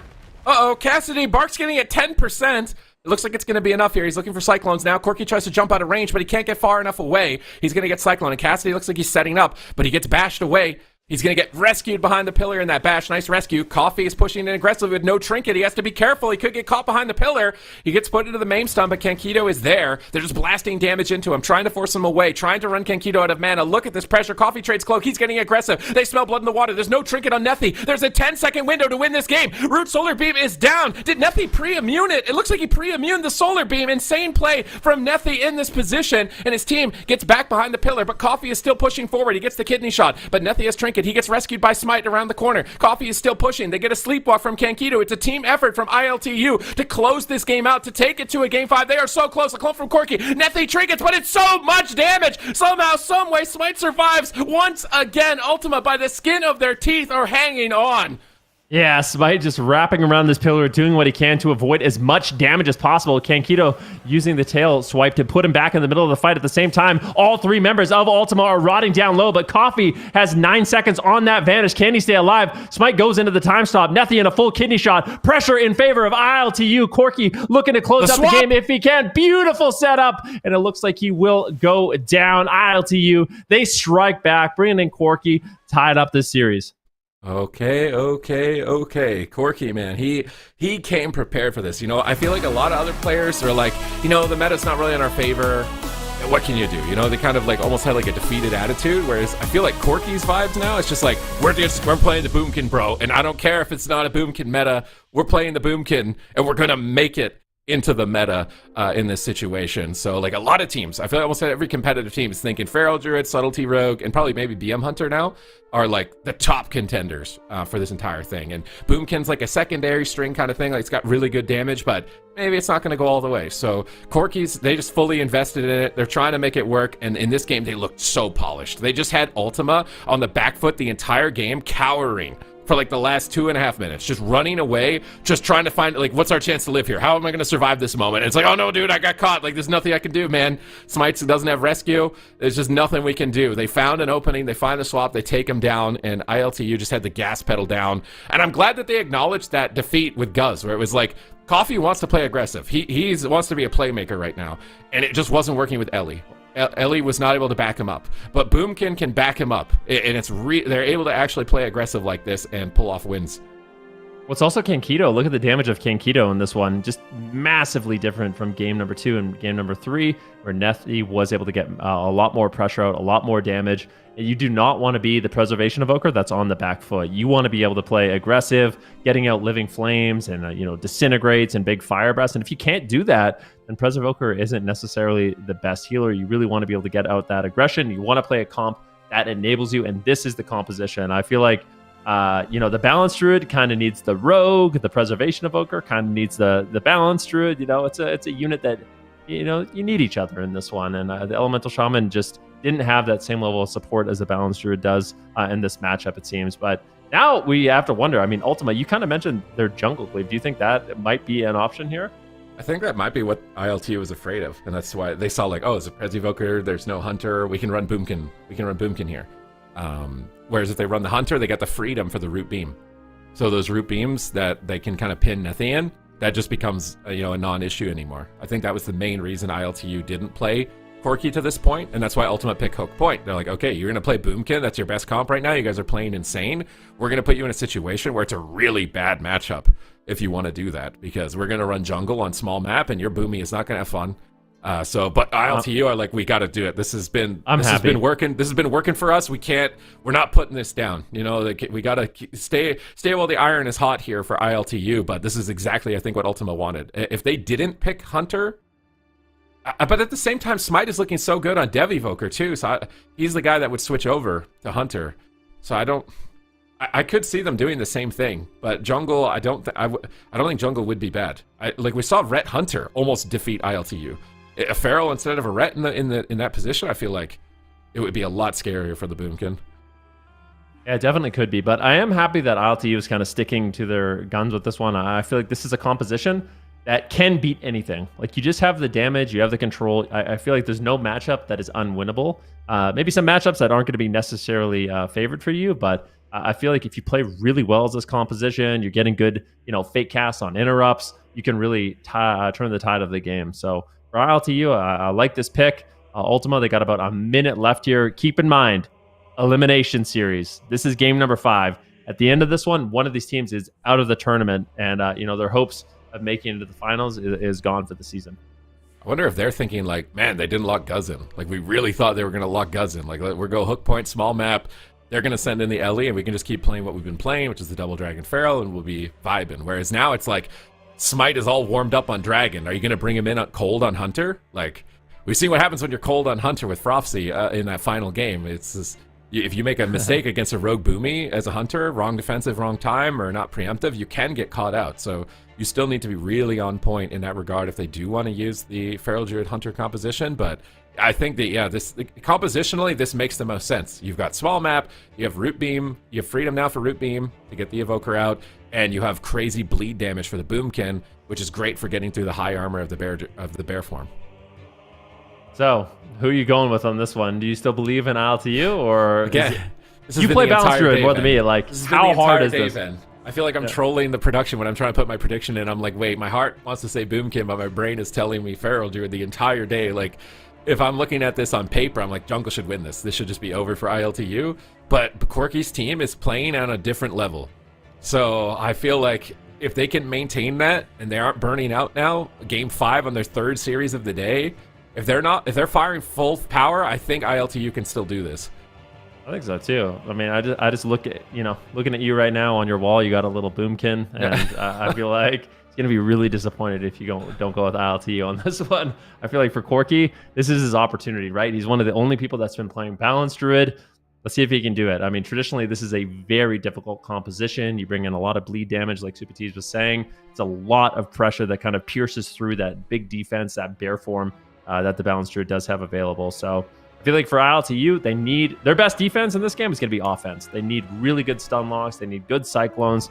They need to just really keep them on the back foot. And if they can do that, I think ILTU can win. If they don't have that early momentum, I think it's going to just kind of snowball out of control.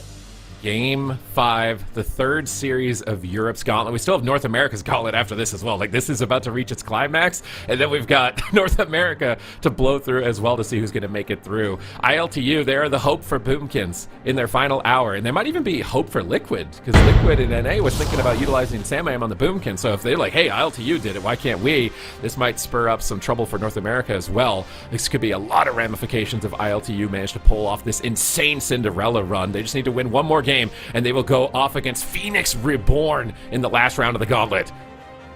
All right, here we go. Gates are open.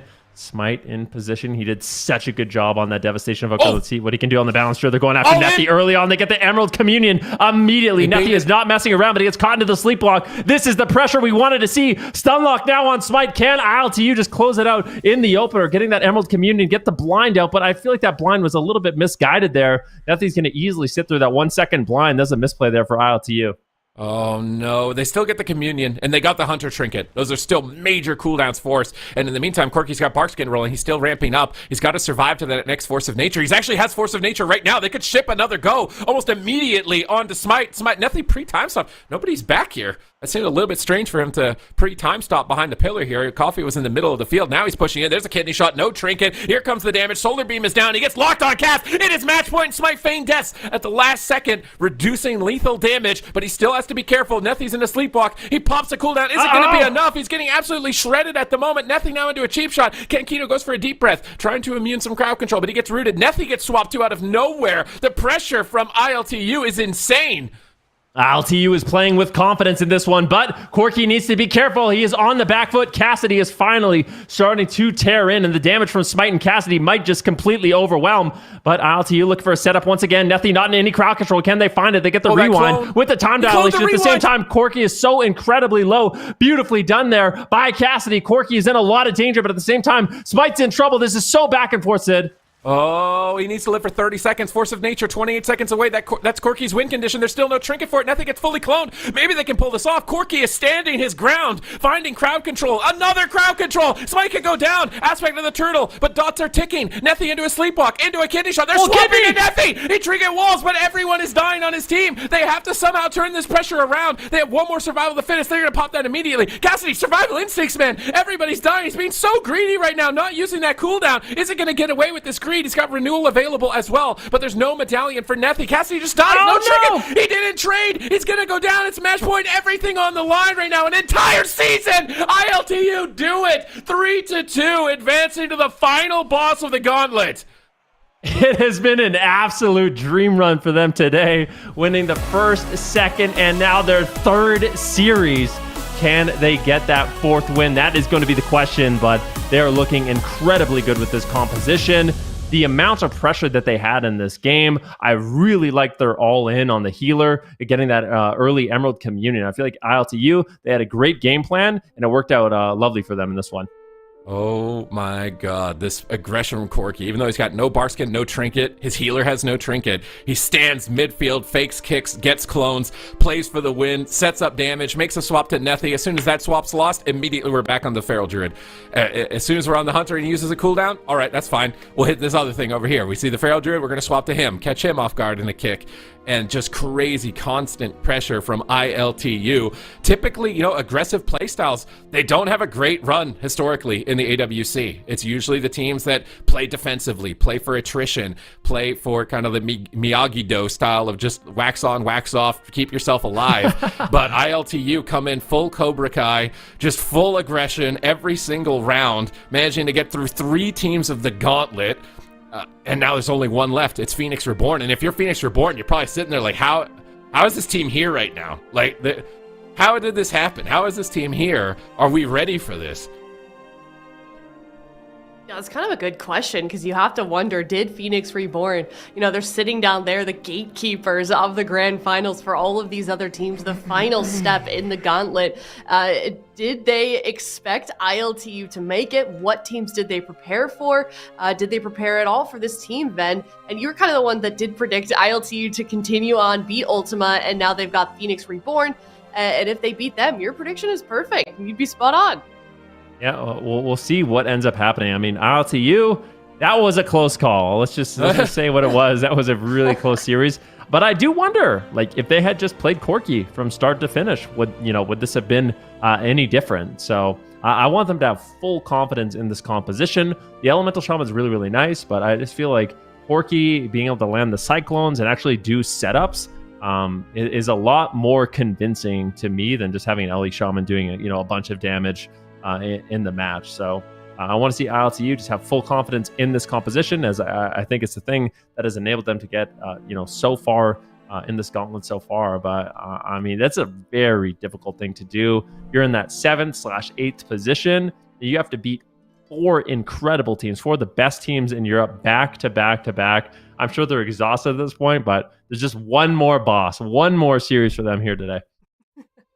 Super Tease, I feel like you've been kind of back and forth on your feelings for Moonkin throughout this season. Well, it's my heart and my brain. They're both conflicting, okay? Like, this is like, it's like a difficult relationship. I don't know. The heart tells me, like, go with ILTU, but my brain's like, I don't think it's a good idea. Have they not aligned yet? Has Corki not proved himself well enough yet? Yeah, come on. Like, your brain has to be catching up. My brain's still just thinking, like, how did he just beat Jungle Cleave? And he made it look so easy. Like, I'm just like, there's no way that he could just make Jungle Cleave look so easy. There's no way, but he just did. So it's like, come on, brain. Like, you got, like, believe the evidence in front of your eyes right now. Like, go with ILTU. You've got to be doing it. But at the same time, Phoenix Reborn are one of the only teams that have taken a series off of Echo, and they have Zeepai on Elemental Shaman, the legend, coming back onto this roster, and they have Fuston, who has been just multi-classing master of everything, like, and Beastmaster Hunter Elemental Shaman is looking like a phenomenal comp for them, and they could bring that together. Like, this is insane that this Gauntlet is even this close, you know? Usually we're thinking, like, competition might be a little scarce in the Gauntlet, but ILTU has been bringing it. Every team has been bringing it so far in Europe. Yeah, I mean, you talk about ILTU having to face off against Legends and Phoenix Reborn. Look at the trail of death beneath them, of Ultima falling, Bleachbones falling, Old and Bad as well. These are all teams that had a chance to be here in this very position, but it was ILTU that crushed their competition, and now they're facing off against Phoenix Reborn. They have been doubted by us and chat as well. It was Team Ultima, actually, that was 26%, and Team ILTU, that was 74%. So they had him in that last round, and they were correct. So I'm interested to see how chat predicts for this next series. But, you know, before we get to that, we unfortunately have to go to a break. But I could not be more excited for this series that we've got coming up here. A lot on the line as well, then. You know, the team that wins this, they're the 4th and final team for the grand finals in EU. Yeah, I mean, it's a long road, especially, I mean, if you're ILTU, it's been a long road here today. Phoenix Reborn, they've been just sitting comfy. They know they're that final boss, and now it's time for them to kind of rise to the occasion and challenge ILTU to make it into that 4th position. And the team that does qualify into that 4th position will be playing up against Echo in the first round tomorrow. So it'll be interesting to see how that does play out. But both these teams, I think, have really proven themselves at this point, and I think we're in for a really good match. I think so as well. Definitely stick around. We're heading to a break, but not in just a few moments. It's Phoenix Reborn versus ILTU coming up next.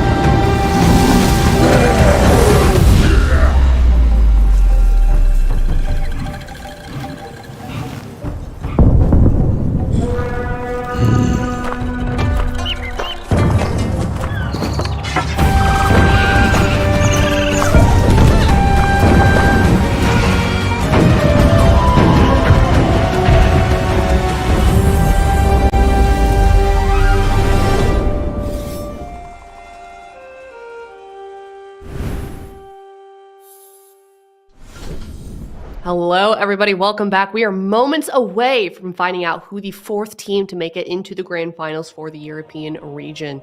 It's going to be either Phoenix Reborn or ILTU. ILTU, they are on an incredible streak here. This is going to be the first time ever that we could potentially see a team make it all the way through to the Gauntlet, starting off in the bottom of the Gauntlet for round 1. The closest team to ever do it was Wandering Water Furbogs, which was Swapsy's team in a previous season, but they did not end up actually making it out alive. And that was actually Swapsy's team, which is in this series. So some interesting dynamics going on here, Zico. Do you feel like ILTU can get it done?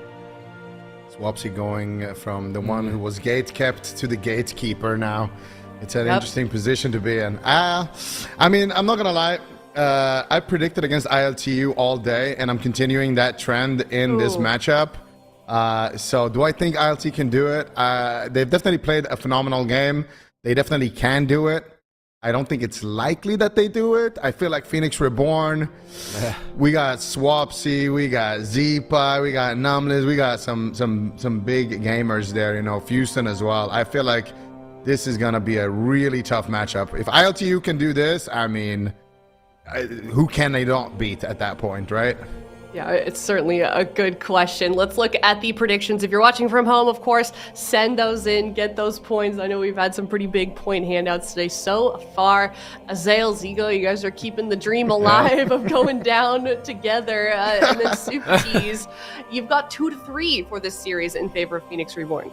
Yeah, or in favor of ILTU, excuse me. I feel like ILTU, things are getting, you know, a little bit more unhinged because it's just game after game after game after game, and it's like you can kind of see the spokes of the wheel are starting to come off, and like certain parts of the car are starting to fall apart. Can ILTU stay on the road long enough for one more game, just one more win? You go from $2,500 to guaranteed $15,000 in one series. You've played your hearts out. You've played out of your minds the entire day. Can you defy the haters, the Azael Zico duo? They don't want you making it through, ILTU. You gotta do it to defy them. And Phoenix Reborn, they're playing the same tech that we saw Lone Tar play, but it didn't work. Okay.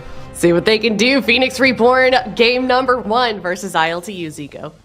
All right, let's see it here. Oh, they try to fish the rogue out there with the Ring of Peace. Not able to find him, though. And it's going to be Coffee immediately getting aggressive onto Zeepai. Zeepai taking a huge chunk of damage right there. The Stone Bulwark Totem coming out there for Zeepai. And he's going to have to use the Astral Shift as well, already down basically his whole spellbook in the opening stages. But he held on to his trinket, so that's at least a big win for him. And now here comes the return fire, potentially from Ultima. All right, let's from Phoenix Reborn. Oh, no, they're swapping onto Numlis. Is he ready? He ports behind the pillar. Coffee's right there. Another cheap shot. More damage is coming through. He survives the stun lock, but it's still so much pressure. It looks like he's going to recover. He's soothing Misting behind the pillar. Kenkido wrapping around, trying to pressure him, but he walks into a Howl of Terror. Nice catch from Swapsy, but it's Zeepai still on the back foot. As Quirky is still unleashing massive bursts of damage. Kenkido into a fear. Coffee being pressured. Not enough damage to finish him. Kenkido tries to hover away, but he doesn't escape the leg sweep. Numlis is trying to get back to the pillar, but he gets caught by a Cyclone. That forces the Unending Resolve, and the damage is endless. They're swapping into Zeepa. They're killing him through Unending Resolve from basically 100% health. ILTU is about to send Ultima to the ICU. Yeah, they might need to call an ambulance here for Swapsy because right now he is not looking too good. Actually swapping over to Zeepai here. Zeepai's taking a lot of damage. What is Numlis going to do here? Finally, the Howl of Terror coming out there onto Coffee, slowing his damage down for just a second. Swapsy trading out the Axe Toss there onto Corky as well. And here comes Zeepai. He's blasting away with a lot of damage, but Numlis caught up in the Cyclone. Swapsy in a kick. He's going to teleport behind the pillar for just a moment, buying himself a little bit of distance, but they're just going to swap over to Zeepai. Preemptive Life Cocoon there onto Swapsy. Zeepai doesn't have any cooldowns to trade for a couple of more seconds. Zeepai might just go down. He trinkets out. He has no Astral Shift for 1 more second. Immediately will pop it. The Health Stone as well is available here for Zeepai, dropping down so low right there. That was an unbelievable play there coming out from ILTU. The double almost closing it out, but here's double leg sweep. Corky caught behind enemy lines. They're swapping for him. They're trying to take him down. The Frenzied Region is doing work here onto Corky. Finally manages to recover there. Another close call, but Kenkido was able to hold on to his rewind. They got a clone on Numlis, but there was a root on Coffee. He couldn't connect, but now he's there. They need any crowd control on Numlis, and they can close this out. They get the Sleepwalk, and ILTU do it. They take game number 1, and this Demo Lock tech is not going to work. And if you're Phoenix Reborn, man, you've probably had this entire tournament just thinking like, okay, we got Zeepai, okay, we got Swapsy, okay, we got Houston. We can play literally everything in the game. But that's going to be a problem because how do you pick what you're going to play? And then, so like, what are you going to do? Are you, like, do we play what's worked before? Do we play something completely new now? Should we play something that's like traditional? Because like Warlock Ellie, this is Zeepai's home base. This is Swapsy's home base. This is like, if I had to pick a historic comp for them throughout the eons of centuries at this point that they've been competing, like this would be like their home base composition to run, but it didn't work. Your home base doesn't work. Your comfort zone doesn't work. Are you going to be willing to go out of your comfort zone when you face elimination? That is the question. I mean, Phoenix Reborn, they saw what happened to Bleached Bones. Are they crazy? Why are they locking this in? They saw Bleached Bones get completely dismantled. Like, it is quite the statement to just be like, okay, well, we're going to lock that in and do it better than Bleached Bones, who are, you know, just a fantastic roster in of their own right. But beautiful setups coming out here from ILTU, really just making them gas themselves. And it all came down to that pre-cocoon, I feel like, onto Zeepai, or onto Swapsy, and then Zeepai almost went down, and then they were able to finally take him down there at the end. That previous setup prior to this one was the one where they basically forced out all of those cooldowns, and again, it's just ILTU. They're playing this Moonkin Rogue so fantastically. They're swapping all the time between Swapsy, between Zeepai, even to the healers as well. We've seen them go after healers, take down Lontar earlier on as well against Bleached Bones, so this is really a team that's keeping you guessing, and this is a team that has enough damage, and it seems to have really practiced this composition here. And I don't know, if you're Phoenix Reborn, you have Houston on the bench. We have seen Houston play basically every class in the game at a high level, but it's mostly been about his BM Hunter. Now, BM Hunters did get hit with some nerfs, so I'm not sure if that's going to be an option for them. I'm not sure what they're actually going to do at this point, because it seems like no matter what these teams are throwing at ILTU, they just find these win conditions.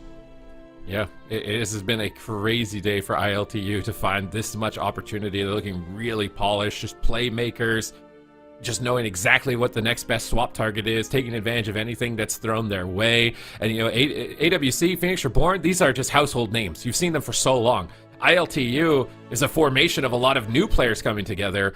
We saw a lot of teams in Dragonflight basically make teams from solo shuffle and start competing together, teams like Hula Bang, and now they're basically Drive Overload as a new roster. And Coffee and Guz came together on Lava Lava with Dex on the Resto Druid and Dragonflight as a team, and now they've formed a new roster. So seeing these new players growing throughout the end of Dragonflight and then finding a new home, a new place in the War Within, and absolutely tearing apart the old legends.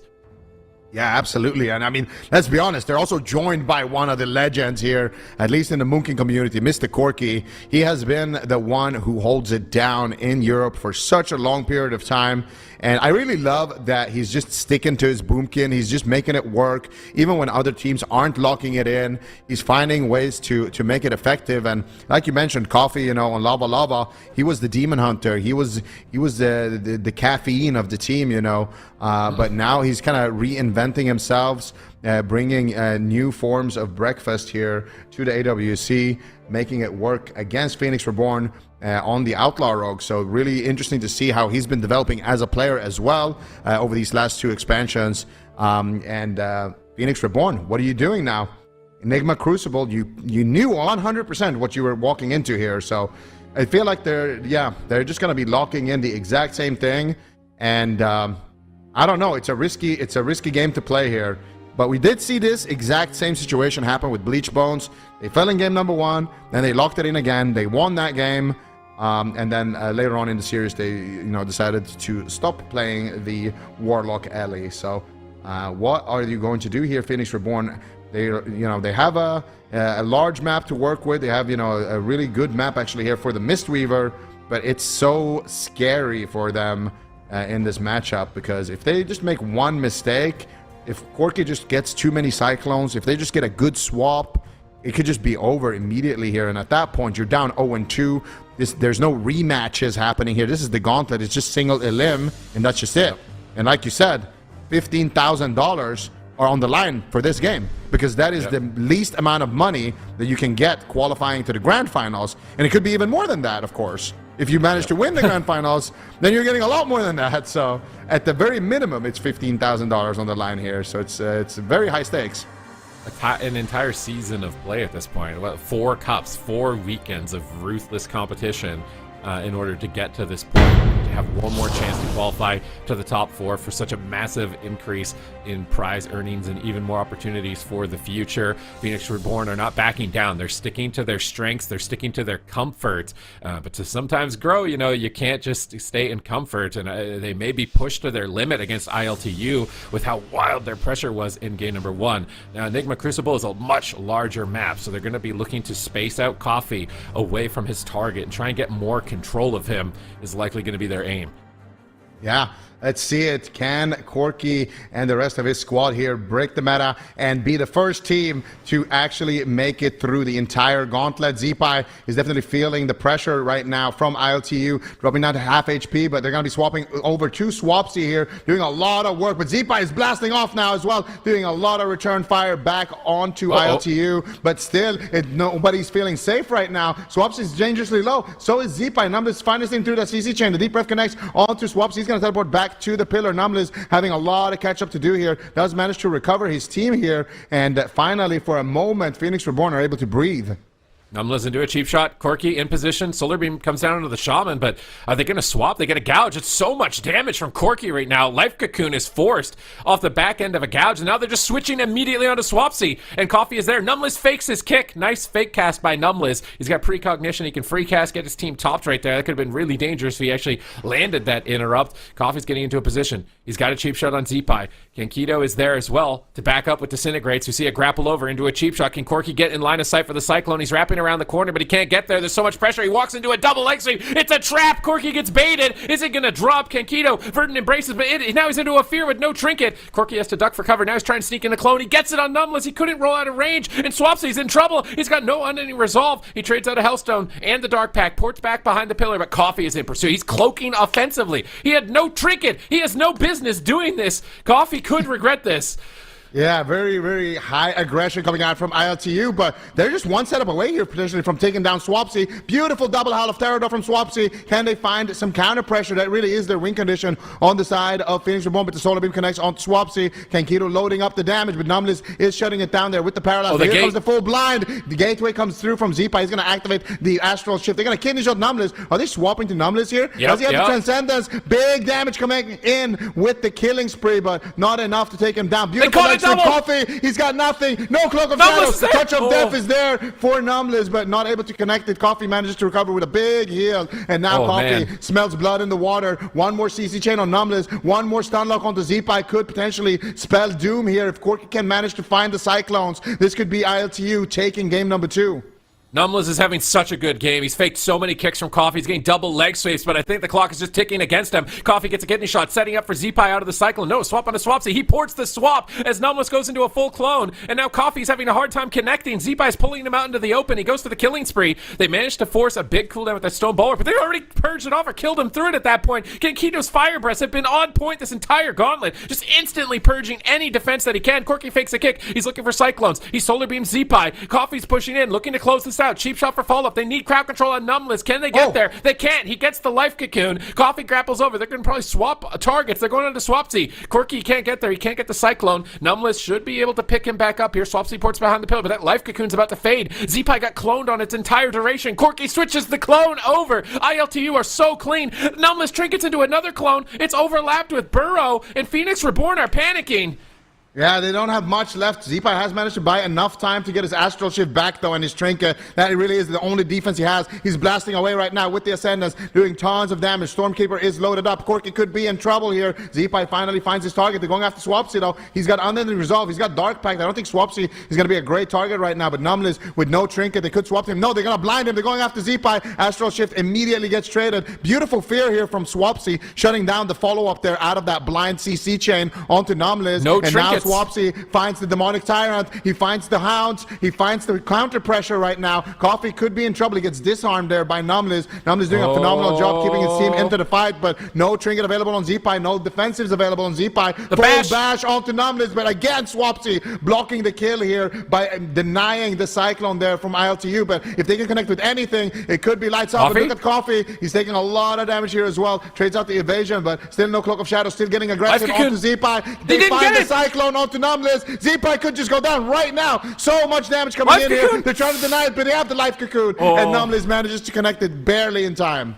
Oh, if Corky got that reclone somehow in that situation, it was over. But maybe it still is. I switched to Swapsy. He almost dies. Dark Pact Hellstone immediately on that. Numlis is almost completely out of mana. They have to win the game on the next leg sweep. It's in 25 seconds. Numlis sips some mana. So he gets a bit more mana back in his tank, but Swapsy's getting destroyed. Corky's jumping in aggressively while charging around the corner. Zeepai shuts him down with a wind shear. Now they're wrapping away from the Cyclones, but a cheap shot pins Numlis in the open. Can they get the Cyclone? Doesn't look like it. Numlis ports out of line of sight. Coffee into a stun. Swapsy is ramping. He's got a lot of demons out right now on Coffee. He's looking to punish him for his aggression, but time dilation is there for Kankito. It's keeping him aggressive. Solar Beam onto the Tyrant. The Tyrant's out of play. Corky gets rescued on top of Zeepai, looking for Cyclones, but they get rescued into a triple leg sweep, and Corky is getting destroyed. Swapsy is finally starting to get some ramp going for his team. Can they hold on to benefit from it?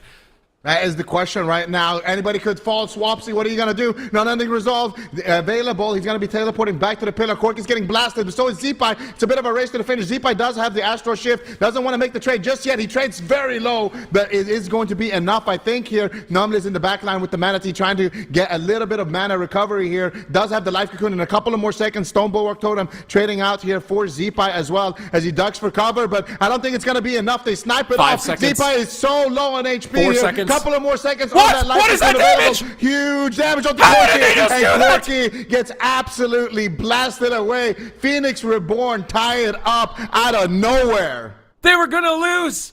Corky had Incarn in 3 seconds. They were gonna lose. It was over for them, and out of nowhere, Zeepai digs into the deepest depths of the volcano ever. It pulls out the most lava burst he could ever do. It was over. It was checkmate. Look at this moment. Zeepai uses Astral Shift and Stone Bulwark. So he's used basically both of his major defensives. I think this might be maybe even a little bit earlier on. And look at Corky's Incarn. 6 seconds, 5 seconds, 4. His little tree icon. And he just dies. Zeepai just, you're dead. Get out of here. You're not pressing Incarn again, bro. It's not happening. It just kills him with a fear from Swapsy onto the healer. All eyes are on Zeepai because it's just like, man, this guy's been dead the whole game. This is just 6 minutes of Phoenix Reborn is getting smacked around. And Zeepai just pulls Lava Burst out of the absolute depths of Azeroth, straight out of Deathwing's mouth, and just flings them at them in the last possible second to be able to win this game. Yeah, straight out of the mouth of Deathwing himself here, right there. I think it was an Earth Shock as well, and he procced a couple of more there with his little invisible shaman clones. Just a lot of work being done here. But let's be honest, like this game, I feel like this series is playing out very similar to the Bleached Bone series, where they were also able to tie it up 1-1 apiece, but it didn't look too convincing even in their win. And even here at the end, you could see like they didn't have too many options in terms of mana. Things were actually not looking great for Phoenix Reborn as well. They were somewhat tied on mana, but Kankito, a couple of more seconds, and he would have had Emerald Communion. That's going to give him a little bit of mana. And I don't think Numlis, his Life Cocoon is only going to get worse too the longer the game goes on. So I really didn't feel like ILTU were in a bad spot this game, but it's just the amount of damage that came in here was just incredible right there. It was just a huge chunk that came in there onto Corky, and before his Frenzied Regen could actually tick, he just found himself dead on the ground. Really enjoy how Swapsy played this game as well. Sure, Zeepai did the damage here, but if it wasn't for Swapsy earlier on in the matchup, this game would have been over long ago. There were so many checkmate positions where Numlis has no trinket, Zeepai's got no trinket, they don't have defensives, and Swapsy is just there denying the bash Cyclone. Numlis is in a blind, Cork is pushing in for the Cyclone, he's pushing in for the beam, he's pushing in for the bash, and every single time Swapsy is there playing defense, just making sure that there is no follow-up happening whatsoever. And yeah, look at that Earthshock, 1.8 mil from Zeepai. Hey, the Thunder God is back onto the roster of Phoenix Reborn, and he is not going to fizzle out here against ILTU. However, we're going to Hook Point. This is small map, close quarters, and ILTU have been all about aggression. They've been all about doing this entire gauntlet their way. The final balance druid in their final hour, make it to this final series. They just need to win 2 more maps to qualify for the top 4, go from $2,500 to $15,000 guaranteed in 1 series. And their final boss, Phoenix Reborn, are not going down without a fight, but man, I don't like that. That was squeezed as the last possible moment for them to be able to pull off. So if I was them, I would be sweating very profusely right now. And it seems like they're still dead set. This is just the comp we prepared. This is our bread and butter. This is what people know us for, is this Lock Shaman type of composition from Swapsy and Zeepie. So they're sticking with their comfort. ILTU are sticking with their comfort. You know, it's the immovable object against the unstoppable force in this series. It's so funny because, you know, me and Azel, we didn't actually talk about this prediction. We've just been synced here for the 0-8 dream. And for you, Sid, this has got to be probably the best possible gauntlet that you could have wished for. You're getting to see Moonkins every single game. You're getting to see insane plays. Like, it's got to be awesome. You got to be just ecstatic. I can feel it. I can feel your energy. I saw the caster schedule, and I wasn't casting ILTU in the first round. I'm like, man, I'm gonna miss the only Boomkin series of the day. And it's like, ILTU got my back, bro. ILTU has my back. They're going all the way. Final round of the gauntlet. 1-1 now apiece between these teams. It's a single elimination format. We still have North America after this. This is like, we're reaching the climax here for Europe. We're setting ourselves up for Saturday. It's going to be the biggest tournament right now of the year for the War Within. And man, this is probably one of the best ways you could start it off. Yeah, absolutely. I love watching teams that are just throwing caution to the wind. They're playing something that nobody else is running, and they're just finding ways to make it work. And that's when you start seeing other teams go, maybe we should play that.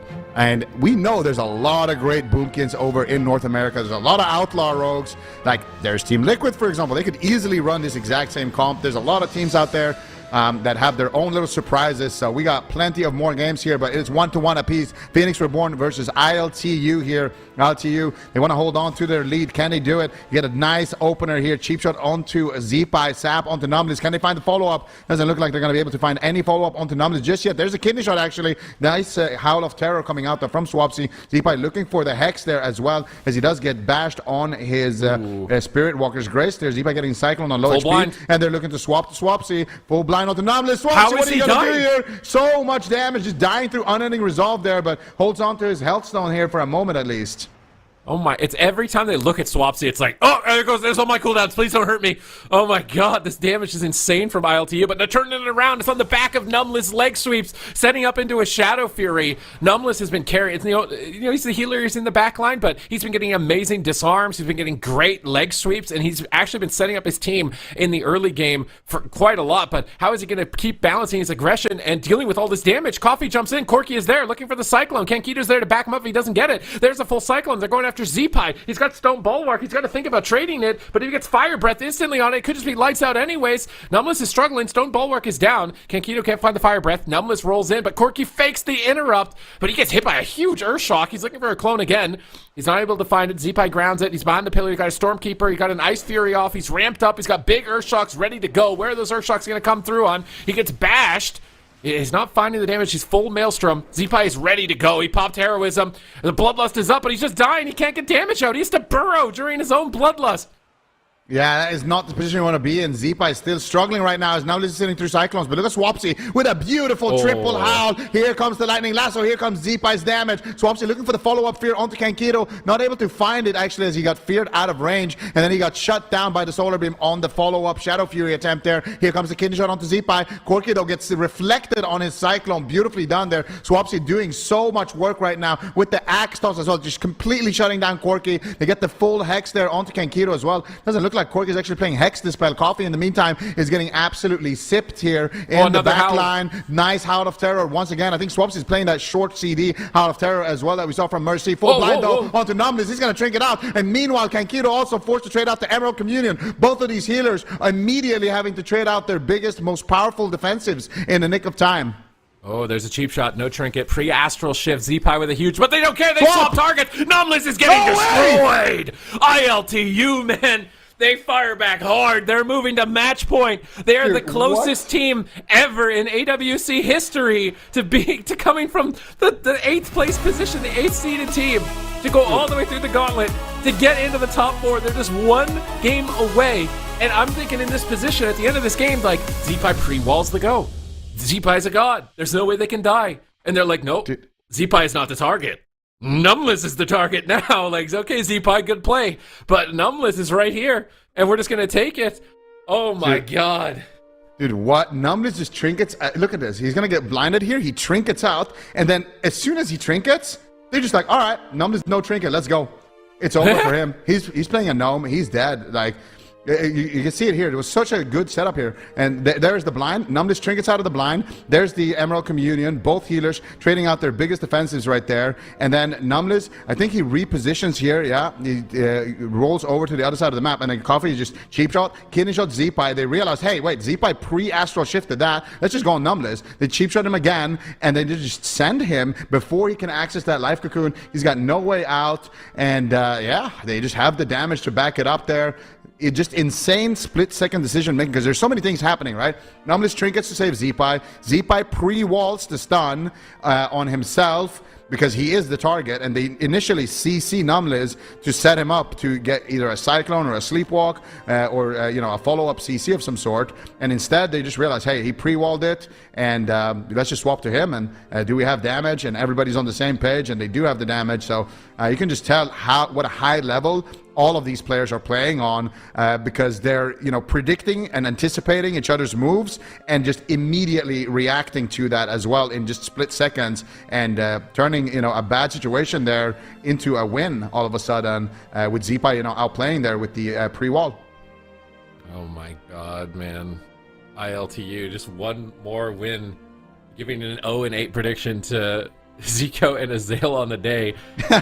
So many people likely doubting them, but they're actually pulling off the biggest upset I think Europe has seen in so long right now, and maybe possibly redefining the meta for the region and possibly inspiring hope to some North American teams for their gauntlet as far as being able to make a deep gauntlet run, but also to make some compositions that were less than likely or expected to do so well. But we are going to Empyrean Domain. We're going to a big map.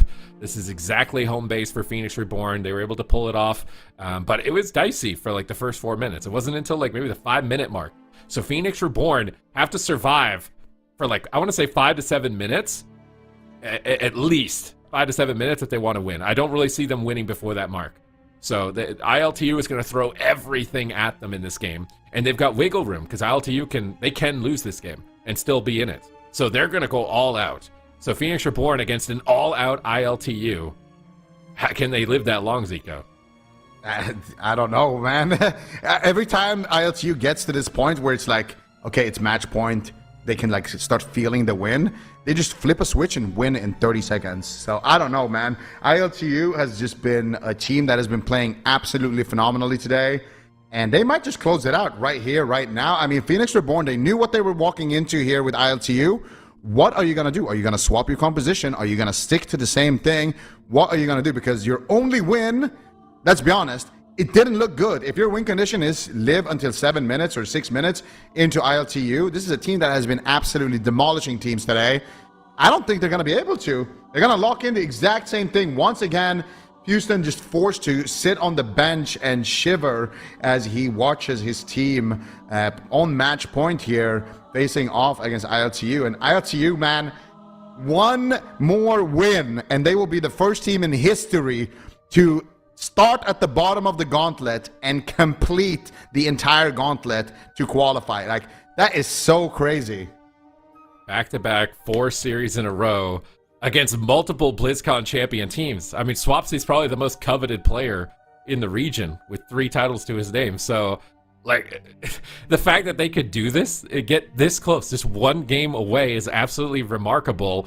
And I was saying, you know, earlier on, some of their games were looking shaky. The car was starting to fall apart. The engine's starting to smoke. And I'm worried, like, it's starting to fog up the windshield. They might turn off the road at any point. But in that last game, that looked clean as ever. I don't feel like It's like suddenly they just fixed their car and now they're back to full form again from their first round. And if they're at full form and you're Phoenix Reborn, like I am not comfortable. And I feel like everybody going into this was probably thinking Phoenix Reborn, they'll probably get through. Like they beat Echo in a series. They've had such big success, big names on their roster. Like there's no way Phoenix Reborn just doesn't get out of this gauntlet.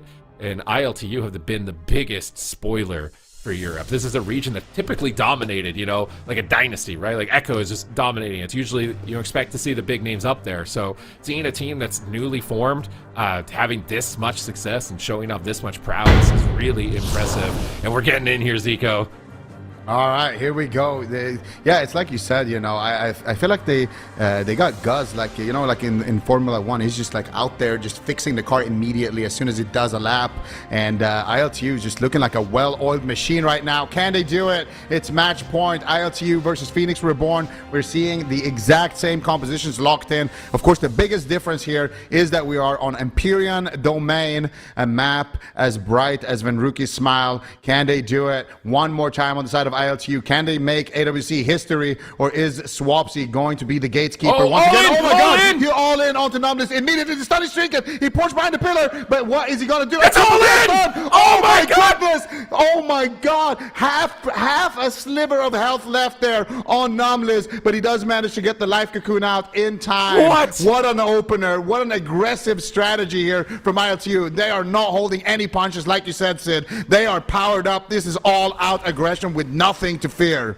$12,500 on the line, and Numbless gambles it at 1% health. He survives, but he's got no trinket. And ILTU are pushing. They get a root onto the whole team. Corky jumps in on top of him, lands a bash, typhoons him back to Coffee. They get the Cyclone, but Coffee gets stunned up. Can they help him get out of crowd control? They're trying to go after Zeepai in this position. They really need to force his astral shift. They get the cheap shot, but a howl of terror from Swapsy peels away both the Rogue and the Evoker. Now Corky's left alone from that aggressive positioning that he had earlier. He's trying to get back to his team, but he walks into a leg sweep, a double from Numbless, another beautiful double leg sweep, and despite that panicked opener, they threw everything that they have. So ILTU, they're reloading right now. They're getting every bullet in the chamber ready. Trents are coming up in 5 seconds, and if Corky can be stable to send that, it could be over for Numbless if they can get to him.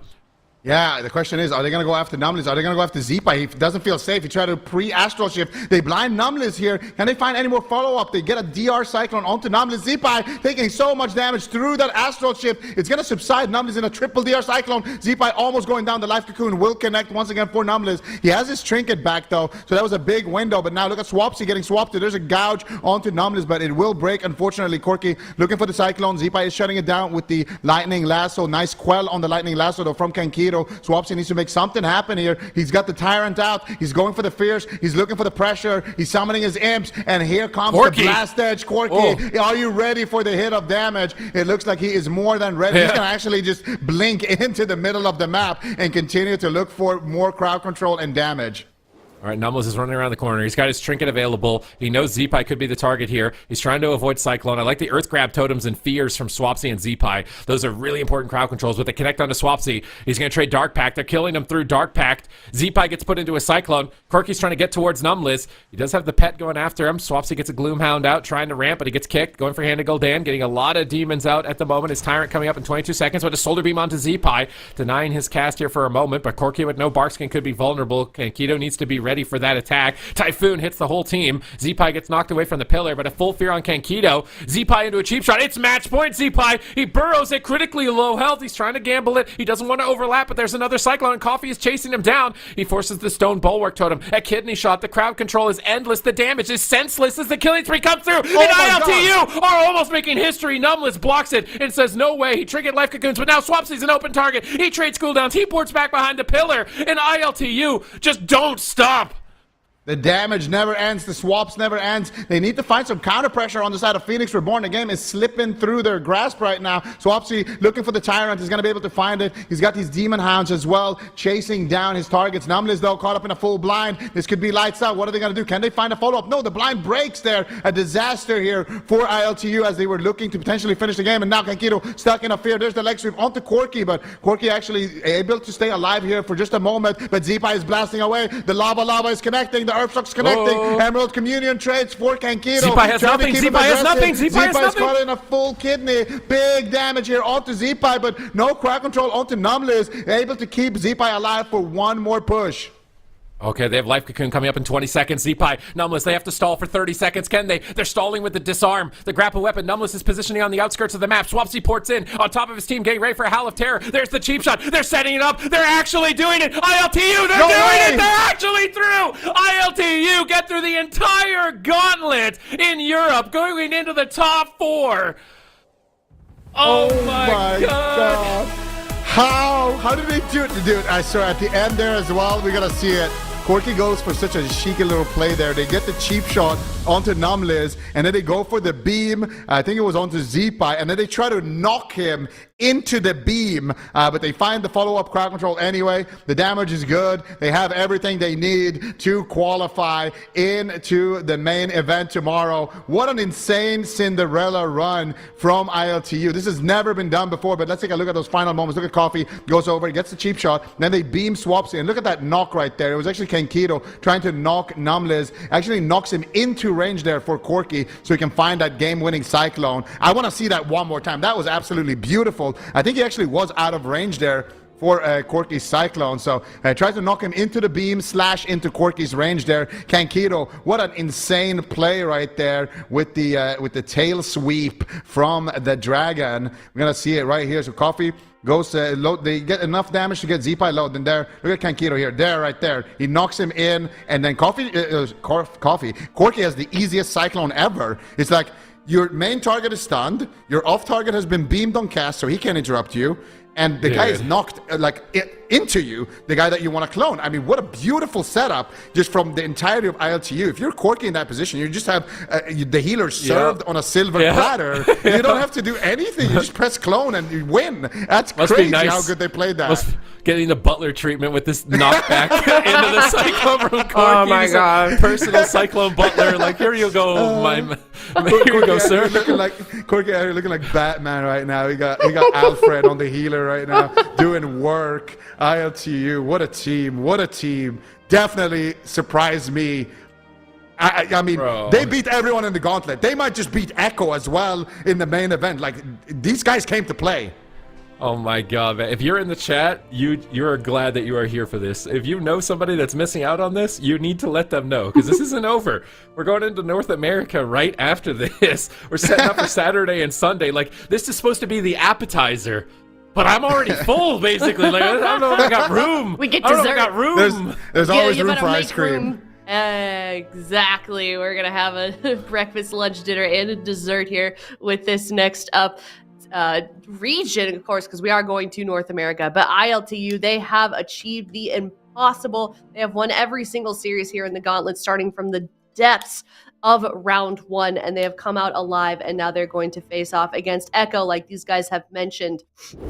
And I feel like in the beginning of the day, I would have said none of these teams can take on Echo, and it's going to be really tough. But based on what we've seen, Zico, from ILTU, I'm not so sure anymore. I definitely am not sure. Like, these guys came to play. They're playing their main comp. They have been practicing. They're looking better than ever. And yeah, I mean, look what they eliminated to be here. They played 4 series back to back, multiple game 5s. They took down Old and Bad, which have 2017 BlizzCon champs on them. You can have Bleach Bones, which have last year's AWC champ on there in Lontar, and then multiple BlizzCon finalists, multiple just some of the most stacked players in the game. You can have Ultima in such a crazy Game 5 series, and then now they knock out Zipai and Swapsy on the Demo Ellie. They're, the comp that they've been playing for millennia. Like, that is crazy. Yeah, it kind of feels like there's nothing this team can't achieve. And compared to how we last saw them, Supitis, I mean, I know that they had an incredible season, but are they sort of a different team than when we left them off in the last cup? I mean, I think obviously they benefited. Boomkin's a little more durable, so Corky being able to survive some of these setups for sure. But I would say, as far as like playmaking, that I feel like they were making these plays before. They're just looking a little more fragile. So ILTU now with the changes that have come through, the obvious preparations that they've made, the fact that they just did this like 4 series in a row back to back, facing elimination multiple times, taking out some of the biggest names that AWC, your esports in Europe has ever seen. Now they go up against Echo, and like every team in the Gauntlet's like, how did you get here? ILTU? Like, really? You're the one that's getting here? And like Echo's probably like, we gotta treat this team with respect now. Like, it can't. This is not going to be a walk in the park for us. No, definitely not. We can take a look at the bracket for EU and some of the games that we're going to be seeing for the rest of the weekend. Echo versus ILTU, like we said, that's their little treat that they get after climbing that ladder. And then, of course, we've got Drive Overload versus StreamerZone.gg, Zico. Yeah, it's going to be a banger. When we get there, I mean, the EU bracket is looking absolutely stacked here, with a little bit of a surprise there, of course, with the ILTU. But yeah, Drive Overload, StreamerZone.gg, Drive Overload, of course, being kind of the team that, have been rivaling Echo at least a little bit in terms of points. But StreamerZone.gg really has been that team that, they won in 2021, and they have been looking better and better and better each cup ever since they incorporated Tessia onto their roster, being the first team actually to beat Echo on broadcast. Phoenix Reborn did beat Echo as well in the open bracket, one of the cups, but still, being the only team that actually beat them in a series on broadcast. I feel like StreamerZone.gg, if they've been powering up the same way ILTU has, if Drive Overload has been powering up the same way as well, this is going to be an absolutely incredible finals. Yeah, hold on to your seats, everyone, because we are not done yet. We are heading into North America now, and we're going to find out who exactly is the 4th team from that region to make it out of the Gauntlets. We're going to head to a break. When we come back, we're going to hop on over to NA. It's Mentally Damp versus the Abjured. Coming up next.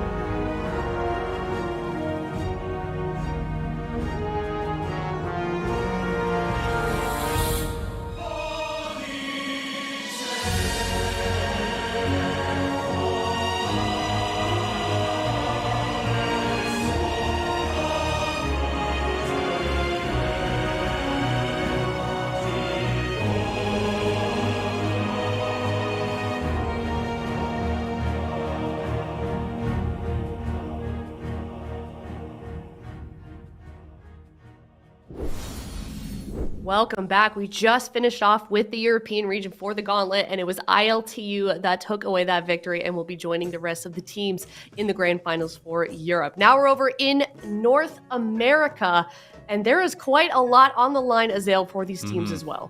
Yeah, absolutely. There's a lot on the line for them, a lot on the line for Zico and I, who are 0-4 now, starting the day off. We got the tragic news that we actually split on our predictions here, so we're not perfectly synced. So one of us will unfortunately get one right for this, which is definitely tragic. But obviously a lot on the line for both of these teams. We're starting off the NA Gauntlet here. And now ILTU did it. We know it's possible. They were the first team in AWC history to actually make that full run from the bottom of the gauntlet. That is what Mentally Damp and the ABJURED will have to try to do. You 6x your prize at least if you do qualify through the gauntlet and get on. Obviously, you can go even further than that, but the minimum prize you would get if you actually win the gauntlet is 15K, where you get 2.5K if you do lose out here in the gauntlet. So definitely a lot on the line and a lot of pressure on the line. And I think we did see that just on display in some of the games throughout the EU gauntlet. We saw players dying with cooldowns up. We saw players, I think at times not playing as well as they would have. And ILTU, on the other hand, really looked like they were in form. So I think it's so much about being able to not be nervous, being able to play confidently, and just play the best of your ability. Yeah, most definitely. I mean, we saw it work out for ILTU in that last, the last region, and now we're here in NA, and we'll see if maybe we can make that dream happen once again, Zico. We're starting off with Mentally Damp versus the ABJURED. Do we think Lightning will strike twice? I mean, anything is possible. I feel like at this point, my prediction rate, it hasn't been looking too good. So maybe I'm the wrong person to ask here, but yeah, it could happen. I feel like, to be honest with you, NA, it's harder. I think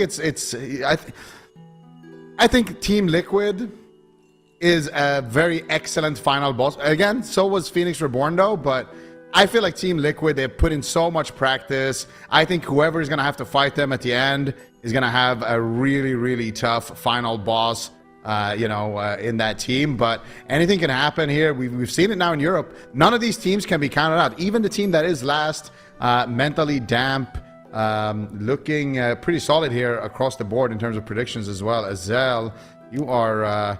either the genius or solo 0-5. I'm going for 0-8, baby. I'm going for 0-8 at this point. Once you start at 0-4, you have to commit to it. You have to. There's no half measures here, right?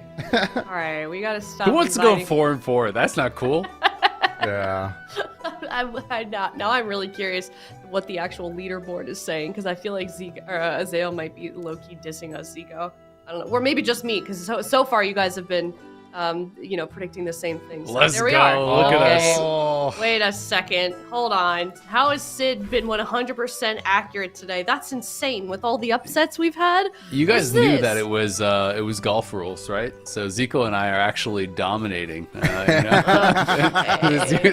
The least possible points. It's pretty impressive. Well done so far, Zico. I think. Yeah. Well, thank you. You too. I'm sad that one of us is going to be alone down there, though, at the end of this one.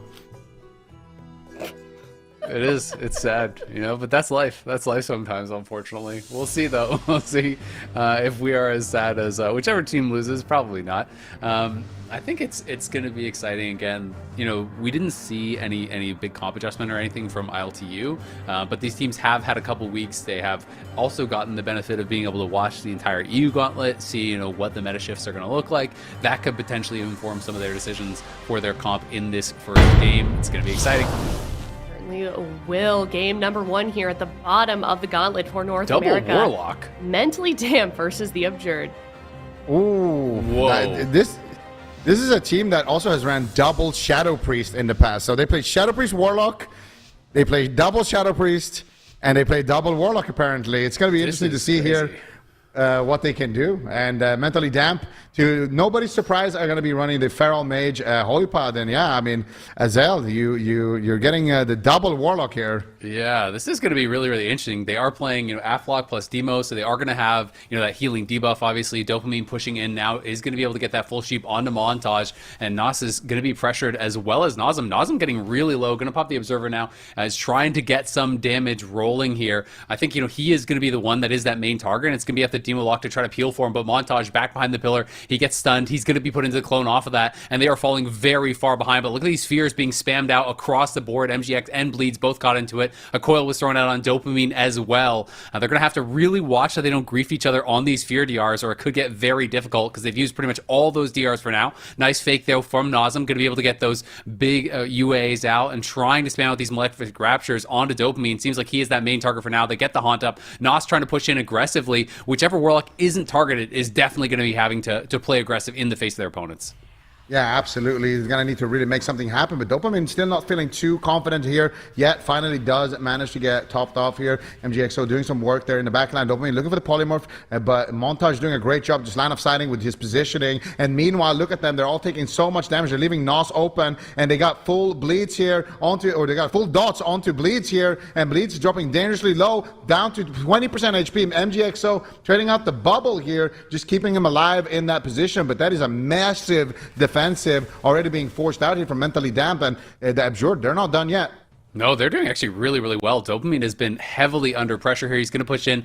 There's the Hodge. Can he get the sheep? Can't get it just yet. Going to get locked out, but the Ray of Frost coming out onto Nazem. He's under a lot of pressure here. He's going to have to pop that Unending Resolve and use the Petsack as well here. So major cooldowns being used by him. Nazem could be in a lot of trouble. Nos does still have his Unending Resolve available. There's a Hodge over on MGXO. He's going to be put into the Fear on Dopamine as well. It's Bleeds that's now being the target here. They're trying to rot him down. Nazem on the run, wants to reposition across the map.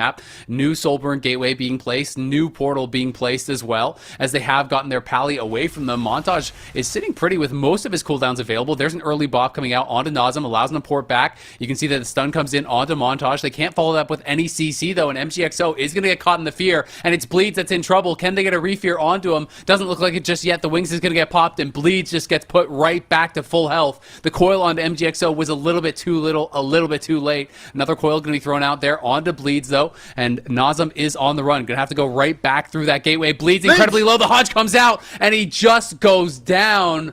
MGXO had the wings, but greeted the trinket, not able to pick his Feral back up, and it's a double Warlock take in game number 1. Double Warlock is gonna be coming out here for the Abjured, and these guys definitely packing some surprises. It's been a lot of surprises so far in the Gauntlet today. These guys coming in and just sending the full Rot Cleave, and I mean, it works really well when you think about it, because Feral Druids, one of their weaknesses is definitely you are susceptible to that fear spam. So if you can manage to get enough distance, you can definitely create those moments. And you see here towards the end of it, so Montage has his wings up, MGXO has his wings up, MGXO dispels a UA, and then he goes around the corner, and while he's in that UA silence, Bleeds is just falling further and further behind. Now, it is true you could trinket that UA silence after you dispel, but it's a bit awkward to do. I feel like if you are MGXO, it's just one of those situations where you're trying to stay ahead of the damage by spamming out the dispel, and then there's just even more damage coming in, and that UA definitely can be very punishing if you dispel it at the wrong time. So very, very unfortunate circumstances, but also a great hammer of justice there coming through for Montage, realizing, wait a second, they just dispelled. This guy is no trinket. He's in the middle of the field. He's at half HP. We can just send a Hodge on him, get a Haunt up, and take him down, and that's exactly what they do. So the Abjured coming in with some surprises here in the Gauntlet. Yeah, Dopamine didn't really feel like he was able to get much damage rolling as well. Like when he was pushing in, he was getting pressured pretty heavily. I do think they did a really good job actually handling the fear DRs as well. You know, anytime you are playing like these class stack compositions, it's super easy to grief each other if you're not really being careful with those fear DRs. You know, you're both spamming out fears, trying to peel for each other. But they did manage to play it out very, very well. Now, though, it is going to be more of that beast cleave coming out on the other side. This could be very difficult for the Warlocks to deal with. You know, they do have a a Holy Pally with them, so having Bop, having the protection of that Paladin, you know, it's definitely, I think, the strongest healer for Warlock to be paired with when you are playing against some of these cleavers, but it still can be really, really tough. Both Affliction and Demo especially really relies on constantly being able to cast, and when you're really under a lot of pressure, it becomes very difficult. You know, if you're playing Demo and you have these people just running you down, if you're not spam casting, you're doing really little amounts of damage. But at the same time, if you stand still and you're trying to cast too much, then sometimes you just kind of get destroyed. So we'll see, you know, if they are going to target that Affliction Warlock, or if they are just going to try to really shut down what the Demo is doing. Yeah, that is the question here. I mean, Jungle Cleave definitely, if you have a Warlock and you want to chop him up, Jungle Cleave is definitely one of the great ways to do that. Mentally Damp going to be subbing out Dopamine. I feel like they've had most of their success though with Dopamine. I feel like Hook Point is going to be really tough for them to navigate through as well. But I feel like the good thing about this double Warlock comp is no matter what, you're leaving one target open. Like, sure, you can run at the Demo Warlock, you can limit his damage, but then the UA Warlock is just going to be having the time of his life, getting so much pressure out, getting fears out. And I feel like that's almost more scary to go after the Demo than it is to go after the Affliction Warlock, because he's just going to get an unstable Affliction on somebody and then press Fear. And we saw what happened last game if you try to dispel that. Yeah, it's really interesting, right? And I think the question just becomes, can the Affliction Warlock actually finish off kills without the Demo Warlock casting a lot, right? And I think that's kind of like the big question for me is, you know, you can get UAs out, you can get Fears out, you can be really annoying, but Demo must cast to do anything, right? And it's not even just that you must cast frequently, and you must cast at the right times, right? Because Tyrant, like the biggest value of Tyrant is that it's actually extending the duration of the pets that you're summoning out. So, you know, when you are playing, you know, Mark of Fang, when you're playing like Infernal Presence, you know, you get out this Charhound, and you need to be able to cast the Demonic Tyrant when that is out to extend the duration, then get it out again. It increases the damage of all your pets. It does a lot of the damage. So it can be very difficult if you can't actually sit there and cast. But we'll see what they're going to be more worried about, if it is going to be this UA lock or if it is going to be that Demo. I think Demo is easier to shut down than UA, and you do have a lot more instance, but at the same time, you leave an Affliction Warlock free, like you said, it is really scary. So it's a tough call. Yeah, they're going to have to pick their poison here on the side of the Abjured. Are they going to be able to get enough offensive pressure here before one of these Warlocks kind of forces them away from their team is the question. Bleeds looking for his target, and looks like they are looking for the Demo Warlock right now. They do get a full trap there onto Montage, and Nas going to be sitting through a nice Hammer of Justice into a Repentance there. And actually, they're going after the UA Warlock here. Nazem is going to be taking a lot of damage here. The pets are active. Huge pressure coming out from the BM Hunter. The Bop immediately trades. Can they purge it? They actually immediately purge it there as well, but look at Bleeds already taking so much damage here from the free casting Demo Warlock. MGXO forces right out his Trinket and Sacrifice and Roar of Sacrifice as well from Shigaku. So a lot of defensives here being used from the side of Mentally Damp. Meanwhile, they have only really used one Bop on the side of the Abjured. Yeah, I mean, they haven't been able to stop this Demo Warlock at all. They are going for the UA lock, but you can see all those pets were connecting onto Shigaku. They weren't doing tar traps and trying to kite them around or anything, and those pets can really be punishing. You can see Shigaku pushing in now. He's going to get that CC over onto Montage, but they don't have much damage rolling onto Nazem right now. He has that Dark Pact up. He is just kind of kiting it out, playing it safely, and it's Bleeds that's in so much trouble, and they keep getting these UA Hodges onto Bleeds, and it's so problematic. MGXO caught into the fear. Everyone is starting to really rot down. They are trying to pull back, but the pressure is unrelenting. The coil comes through onto Bleeds. He might just die here. MGXO really struggling to actually catch his team back up. Shigaku in trouble as well, is going to have to actually trinket the Axe Toss there. They need to get something turned around, but they still haven't even forced out the unending resolve from Nazem, and it's Bleeds that might just go down. God. He dies again. Doesn't use the bark skin here. Not able to get it off. Ends up underestimating the damage. Gets burst out. They just got destroyed in that game. What was that damage coming out from the Abjured? I mean, what? I feel like it's almost even worse the moment you kind of pull back and try to avoid the Warlocks. They just have both of them free casting.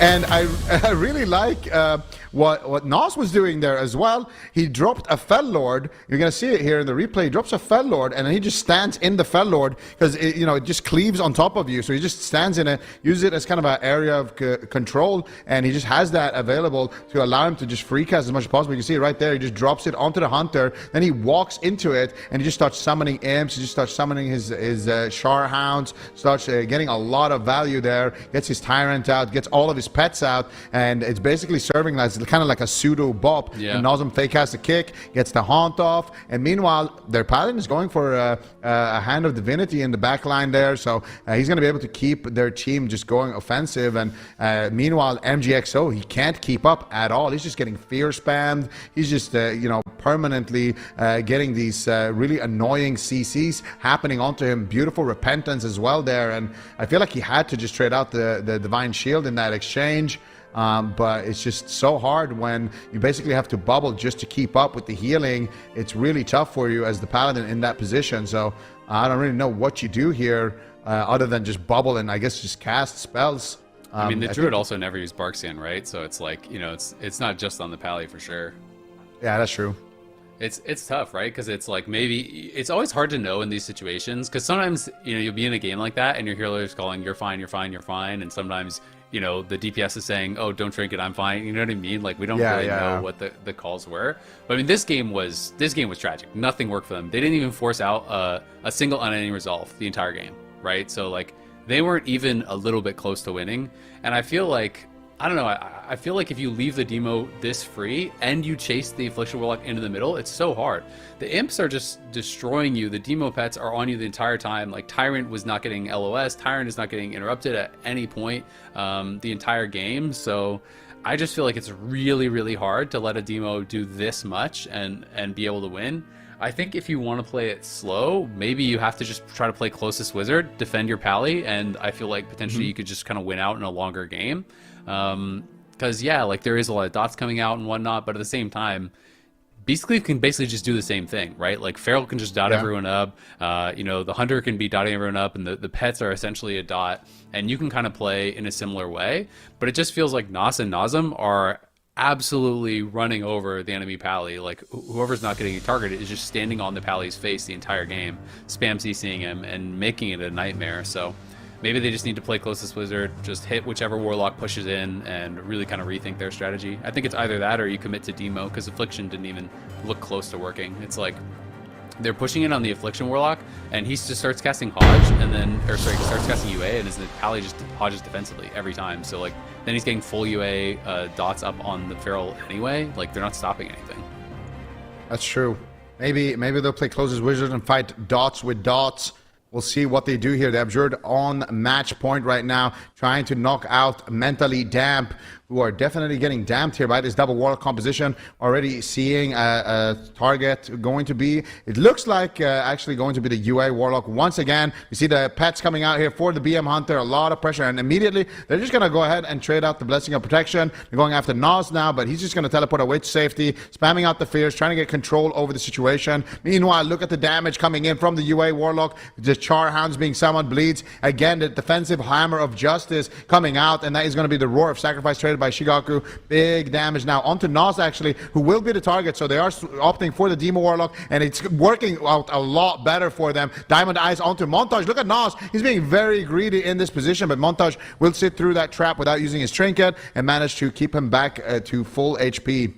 Yeah, they did at least get the Soulburn Hellstone out. They got the Dark Pack, so didn't force the ending resolve, but there's some more CC coming in as Montage is going to be put into that CC right there. Now they're hitting Nazem again, so they're just trying to bounce this pressure around. They are playing more Closest Wizard. I think this makes a lot of sense here as MGXO does dispel a UA, it looks like, is going to be able to get those off, but there's a Hodge immediately onto Bleeds. Every time he uses that dispel, they throw that out onto him, and they try to get this pressure rolling. Nas just spreading the dooms around here as much as he can. The UAs are going out on everyone. He's trying to fake these interrupts. He's going to get bashed up here. Shigaku and Bleed just targeting him pretty heavily. Nice interrupt on the Shadow Fury now as well.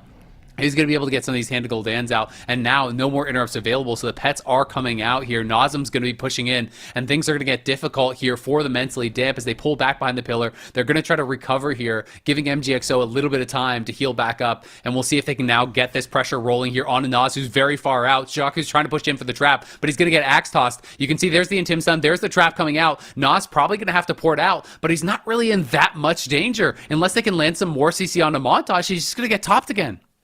Yeah, he used his Soulburn Health Stone, then he poured it behind the pillar and created more Health Stones. So Nas really playing the long game here, and they have had more pressure for sure, but now Bleeds, what are you going to do? The Demonic Tyrant is out and blasting. Bleeds needs to get out of there immediately. They fear him on his retreat. MGXO going for some big heals there in the backline, but he is taking a lot of return fire as well from the Dispels and from the Sacrifice in this matchup. Meanwhile, Bleeds tries to push out. Blessing of Protection is going to allow them. Oh, beautiful fear there as well onto MGXO by Nas. But they were able to kind of do a hit and run there, get the Blessing of Protection and recover. So MGXO doing some big work here for his team. And I feel like going after the Demon Warlock has been working out a little bit better for the team of Mentally Damp right now as they get another blinding shot into a full trap there onto Montage. Montage finally will trinket that one, trade out the Sacrifice, trade out the Wings, and keep his team in the fight. Yep, just trying to keep them healthy as much as they possibly can. You want to keep these Warlocks on the front foot here. Another bop going to be used there onto Bleeds as he was stunned up. He's trying to stay aggressive, getting these dots rolling as much as he possibly can, but Bleeds always seems to be the one under the most pressure here. MGXO seems to be about even in mana, but his team is rotting down very heavily. Montage in a pretty comfortable position here, back behind the pillar, keeping his team topped up as much as possible. Bleeds, again, getting lower and lower. Shigaku in trouble now as well. He's going to have to use one of those charges of his shield wall. Bleeds trying to stay aggressive here, but he just can't really seem to do it. The coil comes in on MGXO. There's some CC cross over onto a Montage, but he can't get a trap off the Intim stun. And now MGXO, again, does have to dispel that UA, but he's just not really being able to get his team topped off, and they still haven't been able to force the Unending Resolve on either one of these Warlocks. And those are the critical things that they need to be able to get through. They're going to try to pull back, play for this more dampening style, and it is very close, but they do seem to be falling behind. Yeah, Nazem is... oh my god, Bleed's almost going down here in this exchange. Everybody's running down on both teams. It looks like Montage is going to be able to recover his team. Meanwhile, at the backline, MGXO again with the Sacrifice manages to save Bleeds in that position. Nazem is running down. Shigaku pushing in for the trap potentially. Not able to find it though. He's getting spam feared with UA. Soul Ra is connecting. Nazem though is taking a lot of damage here as they find the scatter shot into the half trap onto Montage. Nazem still very, very low on HP, but the Haunt connects. Bleeds, what are you going to do? MGXO is stuck in a fear. If they can get any more follow-up, they do, and it is going to be the Divine Shield there from MGXO. Bleeds still stuck in no man's land. He wants to push in. He wants to get his bleeds going. He wants to get aggressive, but he just can't. Every time he pushes in, he's half HP. If he gets hodged on that, he's got nothing here, and now he finally makes his push, going after the Warlocks, but immediately forced to go back behind the pillar, even with his Incarnation up. Finally does manage to recover. Mentally Damp now, looking for the push. There's the Intim stun. There's the full trap onto Montage. What is he going to do? Nas finally trading out the first Unending Resolve of the series, but he's going to use it to summon his Demonic Tyrant, and now all of a sudden Mentally Damp could be in big trouble. Yeah, we'll have to see if they're going to be able to survive this. The Abjured, though, at the same time, can be kind of double dipping on this dampening here. You know, Warlocks rely a lot on the healing with the Hellstones, the coil, and all of their self-healing that does come through. So dampening can be pretty tough for them to survive. And Nazem trying to push in, trying to stay in the face of their opponents as much as he possibly can. Getting the Solar Rod out, has the UA up. There's another bop going to be traded out onto Nas as he was pushing forward. MGXO dispels the UA, dispels those clear dots off, and is just trying to stay back by that pillar, healing him up as much as possible. Howl comes in onto Bleeds, as well as all those UA pets, and now Shigaku's trying to push in. There's a scatter over onto Montage. Can they actually stop the trap? They can't. It does land amidst everyone. Nazem getting pressured very heavily, still has that shield wall, not going to use it. Shigaku's the one in a lot of trouble now. He's going to get feared off, does get topped back up by MGXO, but MGXO is on no mana at all. It's only a matter of time now for the Abjured. It feels like Bleeds has got to try to go for one final push here potentially, but he's in bear form. He has Heart of the Wild popped. He's just trying to survive, but MGXO is never going to get a chance to drink, and they're never going to have a chance to come back from this one. The Abjured take it 3-0 with a double Warlock comp coming out of left field. NA, baby. Double Warlock right out the gate here.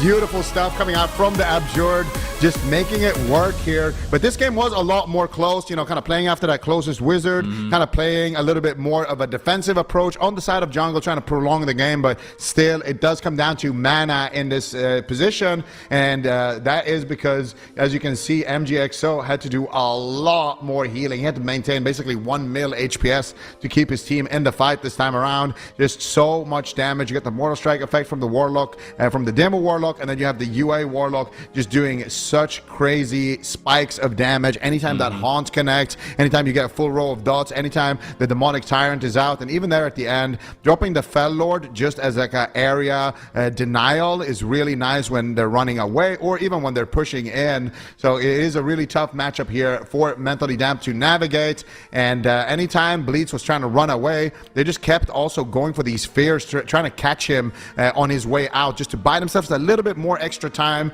where they can get to just full send it with these Warlocks. The Abjured packing some surprises, but I have a feeling it's not the only surprise we're going to see today. And now, at least the other teams in the Gauntlet know that this is on the table. Yeah, absolutely. And I guess the question is, what can you do about it, right? You know, I think they played it really intelligently. Holy Pally, you know, against these kind of melee teams is really by far the best pairing that Warlocks can have. It's so much harder to just kind of train them down when you have the freedom, so you have the pop, when you have all that protection. And I think Montage was really smart, just play a super defensive style in this game. You know, you didn't need to be the one pushing in on the enemy healer and looking for CC. He can just sit back, use Hodge defensively on UA targets over and over and over and over, make the Warlock's jobs easier, you know, be able to kind of just play to make sure he's not positioning himself to be an additional target for extra bleeds and whatnot. So I think they played it out really intelligently. A pretty one-sided series, honestly, and we'll have to see, you know, how they are going to be able to continue forward. It kind of just makes me wonder, like, do you just keep playing this at least until you lose a game with it going forward in the Gauntlet? Yes. You know, the world is your oyster, Abjured. I would love to see it personally, and that was definitely going to be my next question, is like, is this a comp that they want to repeat? This is a comp that we think would even do well as Ale against Silk Tigers. That's the team they've got up next. Yeah, I mean, it's going to be interesting, right? Like, we don't necessarily know exactly what Silk Tigers is going to play. You know, obviously, they cooked this up. You know, maybe someone has something different that they're going to be playing against. You know, I didn't expect the Double Warlock to be as effective as it was, honestly. But, you know, I do think there's compositions that it could really struggle against. I do think teams that have, you know, a lot of control, you know, like when we saw, you know, ILTU and that kind of style of composition that can have a lot more CC, that can more consistently off CC the Warlock who isn't being targeted. I think that's what this kind of comp could really struggle against. I think part of the problem is when you're playing Beast Cleave, one of the Warlocks is always going to be free. I don't think split strat really works well, and I also don't think that they have enough off CC where you can just be like scatter trapping a Warlock over and over and still expect to win. So I think if they're playing against, you know, more caster style comps, like if they're playing against a mage or things like that, where the Warlocks can get off CC'd and they'd have to deal with like Ring of Frost for the pets and all this kind of garbage, that is going to make it a lot harder. I think Double Warlock could struggle. So I don't think that it's like they like crack the code and this is the best comp in the meta, but it definitely made a lot of sense, I think, in this matchup. Yeah, certainly surprised Mentally Damp for the rest of us as well. So we'll have to see if this is something they continue to play, and if they do, is that going to work against some of the other teams that we have in the pool right now? We can take a look at that. It is the North American Gauntlet. Round 1 is the one that we just finished off, which means Mentally Damp is out. The Abjured is still in, and they've bumped up to round number 2 to face off against Silk Tigers. Now, for EU, we had a team make it all the way from round 1 all the way to winning round 4. And the reward for doing that, making it out of the Gauntlet alive, is to play in the grand finals of the North American region. We'll see if the Abjured can do it, but there's some powerful teams that are waiting on the sidelines, Zico. Absolutely. And I mean, if you missed it earlier, basically, whoever plays in this Gauntlet has to continue to play. So right now, the Abjured won. They're going to have to play against the Silk Tigers. The winner of that goes on to the next series all the way until we're through. So it's going to be interesting to see if we can see a second Cinderella run. I feel like there's no way we see that again, but like honestly, who knows? The Abjured, definitely a fantastic team right now, but the Silk Tigers also... I would say a team that kind of reminds me of Bleached Bones in Europe. I feel like this is a team that should have performed better. And when you look at the players on paper, this is a team that should have been top 3, top 4 at least, but kind of have been, you know, leaving us wanting a little bit more. So we'll see if the Silk Tigers can show up here for us today. So are you going to predict against the Abjured every single game now? See if you can keep the OA dream alive. You're the one holding the torch now. I unfortunately won. Man. You've got to keep the dream Unfortunately alive. won. What a thing to hear. Yeah, we'll see how those predictions go. But get your predictions in after this break, and definitely for this Silk Tigers versus the Abjured series coming up after this break.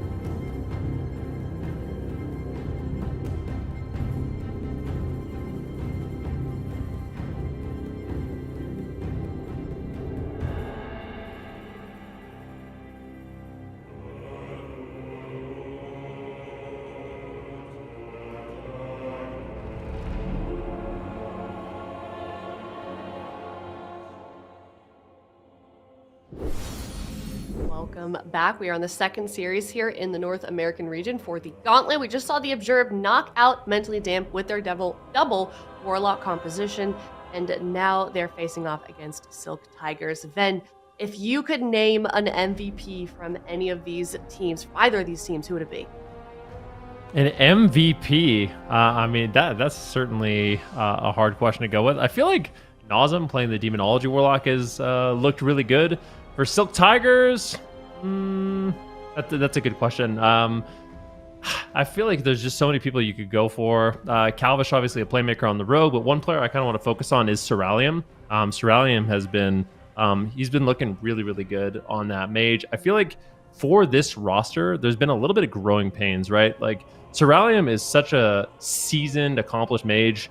I mean, he was on M2KC, then they changed their name to Method NA, changed their name to Luminosity, changed their name to Kwai, but they got 7 first-place finishes over the course of like 2 or 3 years. So they were an incredibly dominant team. Ceralium has kind of been looking for a home, trying to find a home for his own gameplay.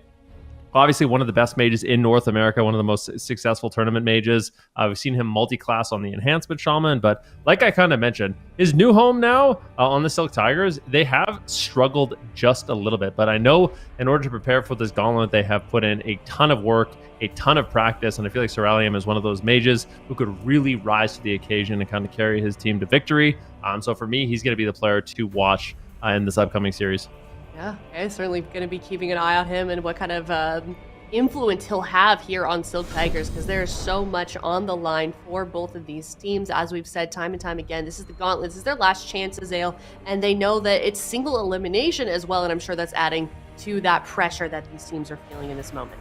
Yeah, absolutely. And I mean, it is really interesting. Like, I think experience is so important, in any esport, but I think even more so in WoW, because I think it's such a knowledge-based game.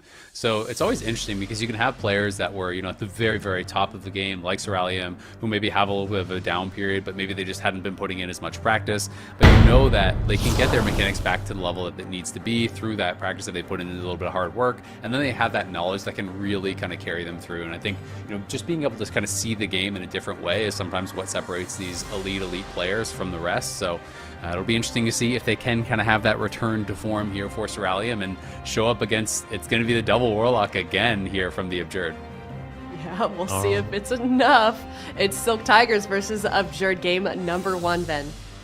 Yeah, this will be really interesting to see. I mean, the Frost Mage, I think, is very effective against Demonology Warlocks. You can root up the pets. You can use Ring of Frost on the pet. He's playing Snowdrift. You can use that on the pet. So Ceralium and Calvish should have a lot of control of the match. Calvish going for an early sap. Let's see if all the practice on that Rogue Mage Priest is going to pay off for their squad. Ceralium looking for some initial crowd control. Kearney finds the full fear. Is there going to be a polymorph to follow it up? There is. Double Halitaire there from Nazem, though, into an Axe Toss.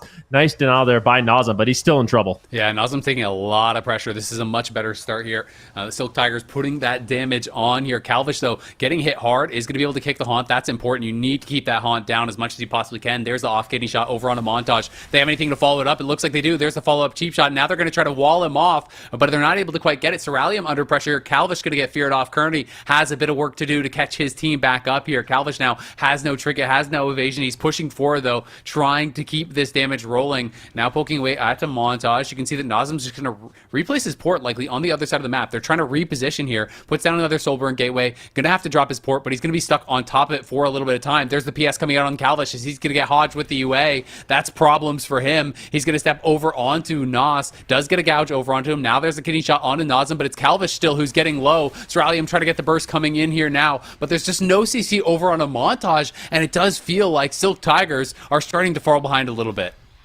It definitely does. Fear going out onto Kearney right now. He's got the Trinket. Hammer of Justice lands. Calvish getting low. This could be the Cloak of Shadows. He's trying to line of sight, but the Warlock pets are all over him. Look at all the demons just chasing him down. He could go down in the stun. Cloak of Shadows comes in the nick of time, and it looks like he will be able to hold on and continue to push, but the pressure from the ABJURED, it is absolutely overwhelming. Kearney's going to have to play catch-up here. He's got a lot of work ahead of him, but look at Nas just in the back line putting out so much pressure. Nazem's doing such a good job with his positioning really just dragging Ceralium, Calvish, and Kearney through the middle of the map, which is exactly what you want to do. Yeah, it's going to get really tough now when you're on the back foot against these Wizard Cleave type comps. Nos is just going to push in. They can kind of just play this triangle formation. Nazem trying to reposition again, knows he is that main target, drops a Soulburn Gateway there for Nos, but it's going to get actually ice walled off, so he's split up from his team a little bit here. Calvish, though, pulling back. Nos going to reposition his portal offensively as Kearney just dispelled the UA, trying to get something rolling, but it's Ceralium, Hodge in the middle of the map. UA's out on him now. He's going to be struggling a bit, looking for the Frostfire Bolt, can't quite find it. Out comes that orb. You can see PS going to be used as well, and they're trying to get some damage down onto Montage, looking for a swap over onto him, but he pre-shield walls it and doesn't really take much of any pressure whatsoever. All three trinkets are going to be up here for the Abjured in just a couple seconds. They're kind of chilling.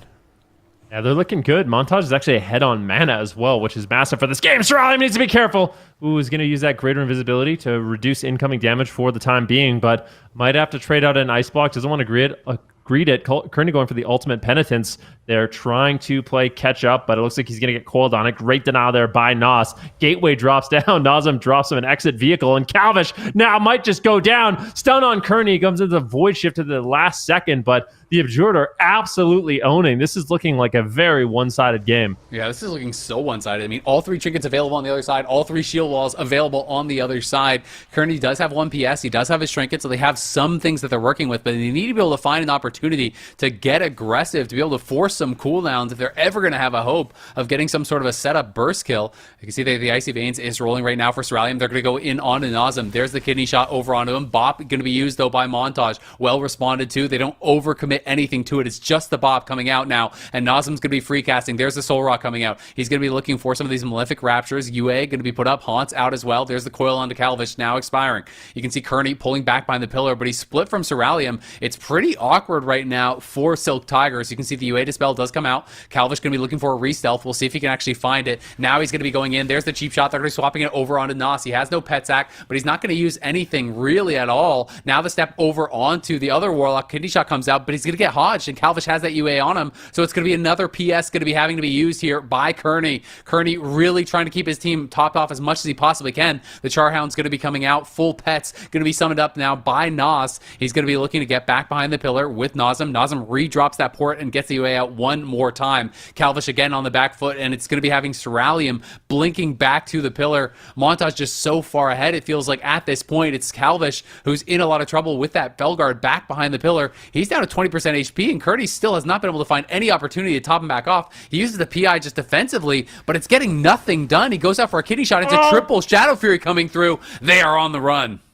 They are, and Calvish used his cloak. That was a bit weird. He used his cloak, just ran out into the middle of the map. I think they tried to buy Kearney some time to get a drink off or something, but Calvish could easily fall, and that kind of offensive Cloak of Shadows, that reckless play, might end up costing them the game here. He just does not feel confident to push forward. Look at Montage, show many cooldowns that he can make a trade with. They're trying to stall. They might need the Icy Veins here from Ceralium, but these demons are really good at pushing the pace. When they are stuck behind the pillar like this, you are getting that poke damage out. Finally, a setup going out onto Nazem. Ice Wall comes down, but is it enough? Beautiful Ice Wall from Ceralium. Axe Toss denies him the polymorph, and Montage gets there to save the day, but I like that play from Silk Tigers, and they do manage to at least put a little pressure on Nazem. Yeah, get a little bit of pressure, but all they ever seem to be getting is Hellstone, Pet Sack, maybe a little bit more, but not really getting through too many of those cooldowns. Montage at least did use the wings there. There's a coil over on a Kearney. We'll see if any CC is there to follow it up. Doesn't look like it just yet, and PS has come back up one more time. There's a cheap shot over on a Montage. Nazem has to port out to safety, but Kearney, as he tries to move out on the map, if they try to get aggressive, they're just getting roasted by these other Warlocks in the middle of the map. Nazem finally getting low. Can they get any resolve? They cannot just yet.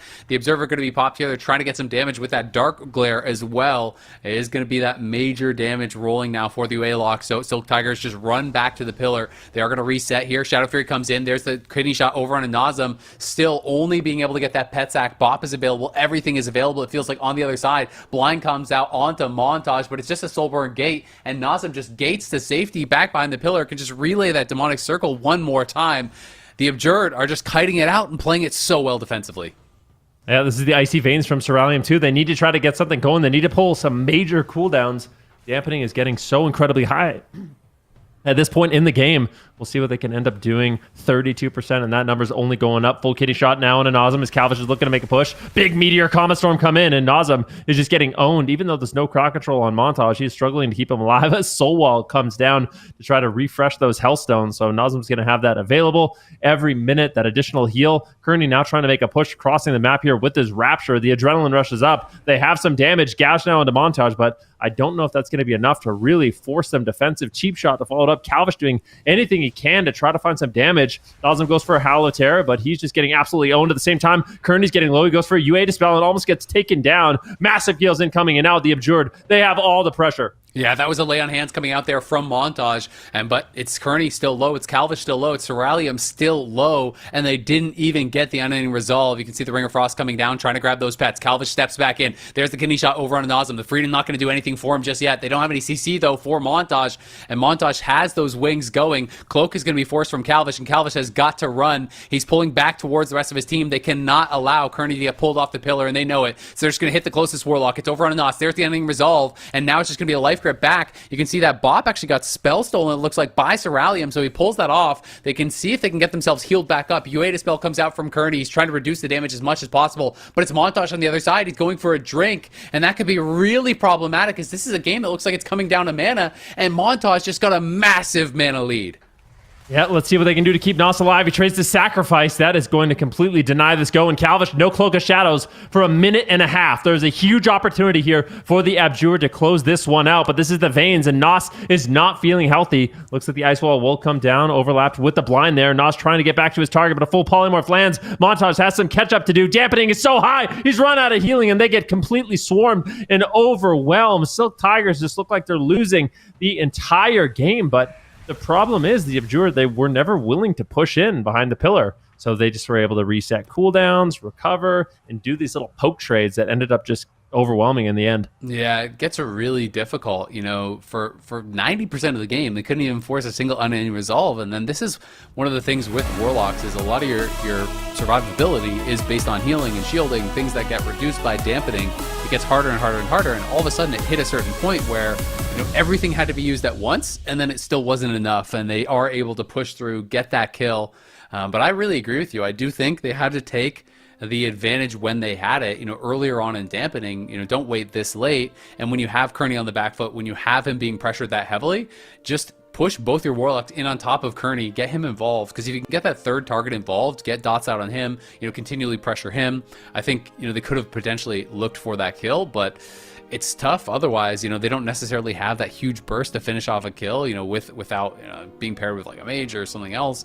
So, you know, if you allow them to just keep going back to that pillar, it just kept giving them one more chance, one more chance, one more chance, and eventually it was enough. You know, you see the Unending Resolve was used, the Coil was used, the Hellstone was used, the Dark Pack was used. Like, he went through literally everything all in a row, and Trinket was used from Montage. I mean, maybe he could have like bubble bopped. I'm not sure if he was on Forbearance, but just I think didn't expect every Warlock cooldown used in a row to not be enough. I think Montage just needed to be the hero there and just use the Divine Shield earlier on. Like, use it on the blind. Just don't. Dampening is so high where you really don't have the ability to recover. You need to cast. So even in that moment, Montage didn't really have anything to trade. He used his Trinket, but that's not enough to actually sit there and plant and cast. So I think this game just comes down to Montage. You know, I think he had a great game overall, but in these final moments, I think he just needed to trade the Divine Shield. Like, right here, you're seeing Nos getting really, really low. Stralium goes in for the Ice Wall. They overlap it with the blind. This should be Divine Shield right now. Divine Shield, you need to cast. Nothing you could do. Polymorph comes in. He trinkets, but what are you going to do with that trinket? Like, yeah, you're too far behind. Yeah, so far behind. So I think you just need to try to stay ahead of the damage there, and they would have been in an actual great position to win the game. But it's hard because it's one of those things. Dampening can be really deceptive because for most of the game, Montage can just trade a trinket, you know, and a Word of Glory, and then you're completely fine. But once dampening's up, that just doesn't work anymore. Yeah, I mean, the game got to almost 40% dampening. I think the last time I saw it was like 39. I'm not sure if it actually hit 40 before they got the kill, but obviously there's that. Plus, there's already healing debuffs on top of that, so your healing starts to do, you know, a lot less that late on in the game. You know, you can see like the death recap here. The Mortal Coil only healed for, you know, under 400k. The Holy Shock only healed for 277k, so it's just not enough, right? You know, Ice Lance is doing more than the Death Coil at that point. Ice Lance is doing more than, you know, the Holy Shock and the Eternal Flame almost combined. So, you know, it gets to this point, like you said, where you have to stay ahead of the curve. But it is funny, you know, I think this is one of the weaknesses of the double Warlock comp, is it kind of lacks finishing power. If the other team isn't willing to play in the middle of the map, it's very difficult to actually finish them off, especially against Priests. I think Priests are really good actually healing this kind of damage. So it'll be interesting. Empyrean Domain obviously makes a lot of sense. You know, against a comp like this, you want to make it so that Calvish has to overextend, Cerulean has to overextend, so that then they get potentially caught in the middle of the map, and you can kind of like pump damage into them when all those stuns end. But if you can't do that, Silk Tigers can kind of play it out in a similar way, where they go in for their go, they use their stuns, they use their cooldowns offensively, and then as soon as that ends and they would have to just stand there and do trade damage, they are just running. Yeah, what I would really like to see, even maybe bring in like the short Howl of Terror tech and just like kind of dive bomb, you know, use your portal offensively. When you have that much pressure, there's no icy veins, there's no adrenaline rush.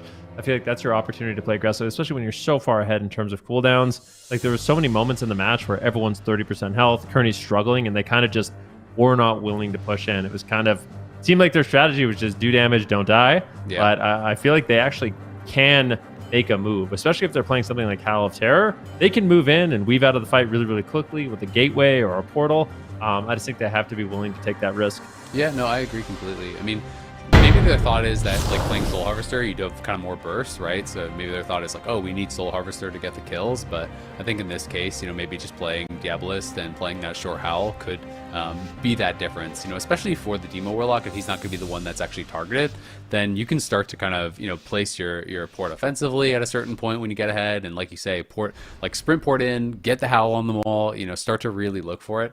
We'll see. Nazem actually did swap the Howl, so Nazem is playing Howl. Nos is going to be playing Coil, so they did swap one over. I'll be interested to see if he actually is swapping over to Diabolist as well for that really short Howl, but either way, there's a Hodge onto Calvish. The Axe Toss was used already on him as well. As you can see, CC coming out now onto Montage. The Fear comes out as well. They're trying to get that damage rolling onto Nazem. You can see Nos going to get CS there. Kearney pushing forward a little bit aggressively. Cerulean, though, just playing over by that pillar, making it so he can retreat back if he needs to at any time. Calvish trying to get some damage rolling onto Montage, put him in the kidney, but he's got immediately coiled off.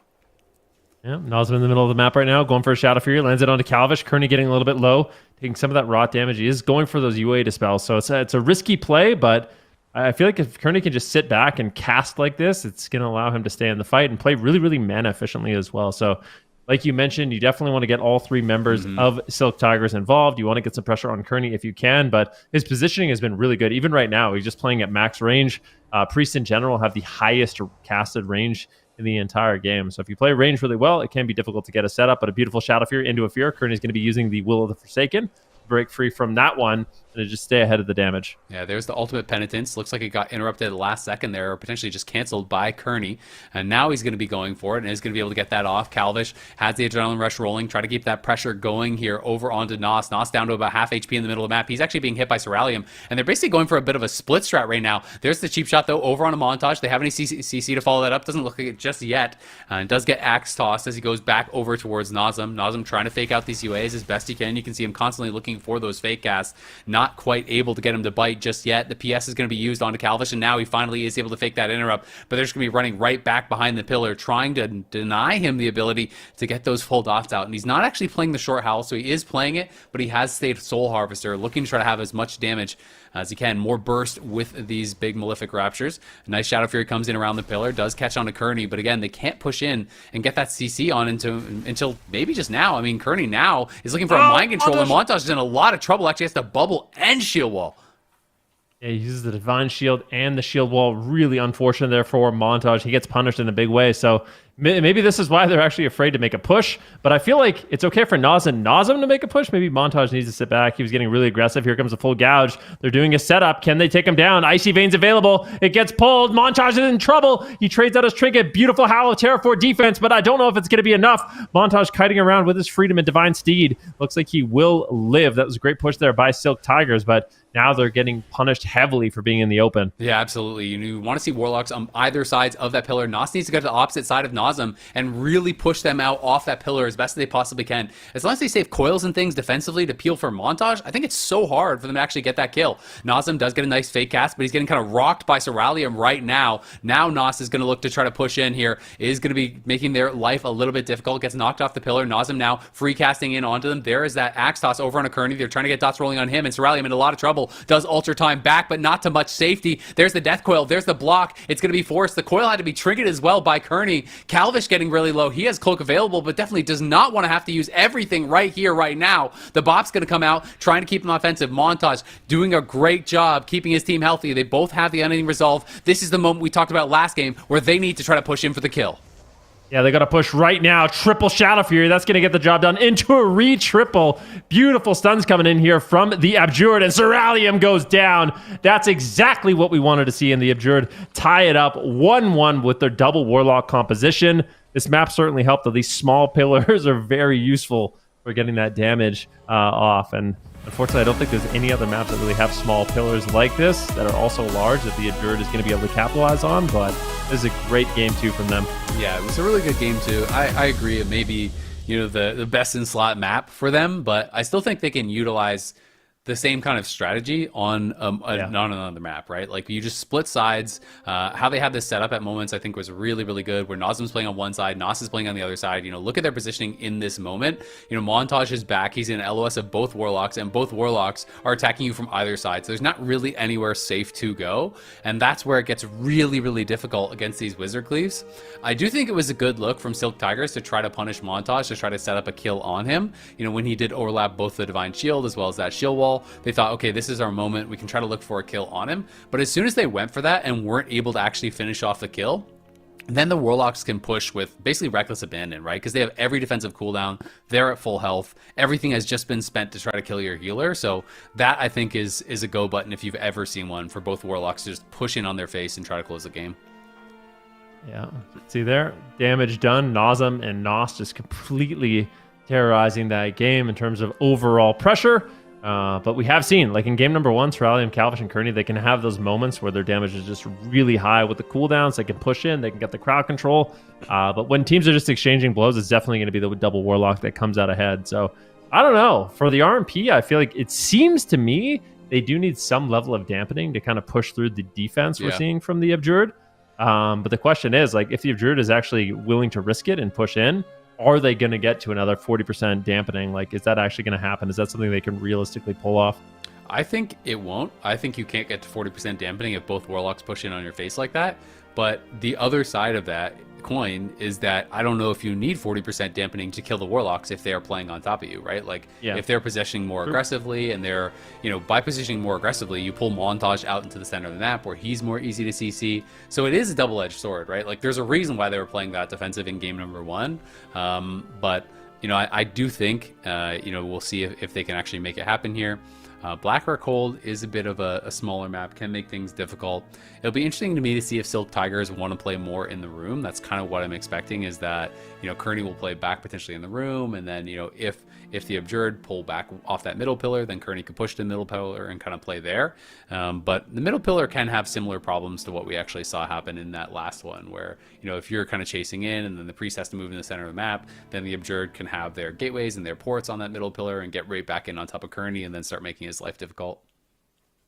I love the Howl of Terror pick here for the Abjured as well. That instant crowd control is just so potent. Silk Tigers, they do have option. We know Calvish has also been playing the Feral Druid, so they could decide to lock in maybe the Feral Mage Priest. I don't think they've been practicing it nearly as much as this Rogue Mage Priest. I feel like it'd be worse. What do you think? Yeah. No, I think that's probably true. Yeah, so Calvish is going to stick with the Outlaw Rogue. Maybe the Feral Druid is going to be a lot more susceptible. We've seen the Abjured today destroy many a Feral Druid, so maybe they'd be happy with that matchup. Silk Tigers just need to try to figure it out. I liked when they were getting Montage involved. Like, they basically did 2 swaps. One got Divine Protection, Divine Shield. The second got Trinket. They got like a third swap there. If they had maybe another 30, 45 seconds in the match, they might have been able to just close it out going after the Paladin. So maybe just wanting to get the Paladin a little bit more involved in the early game.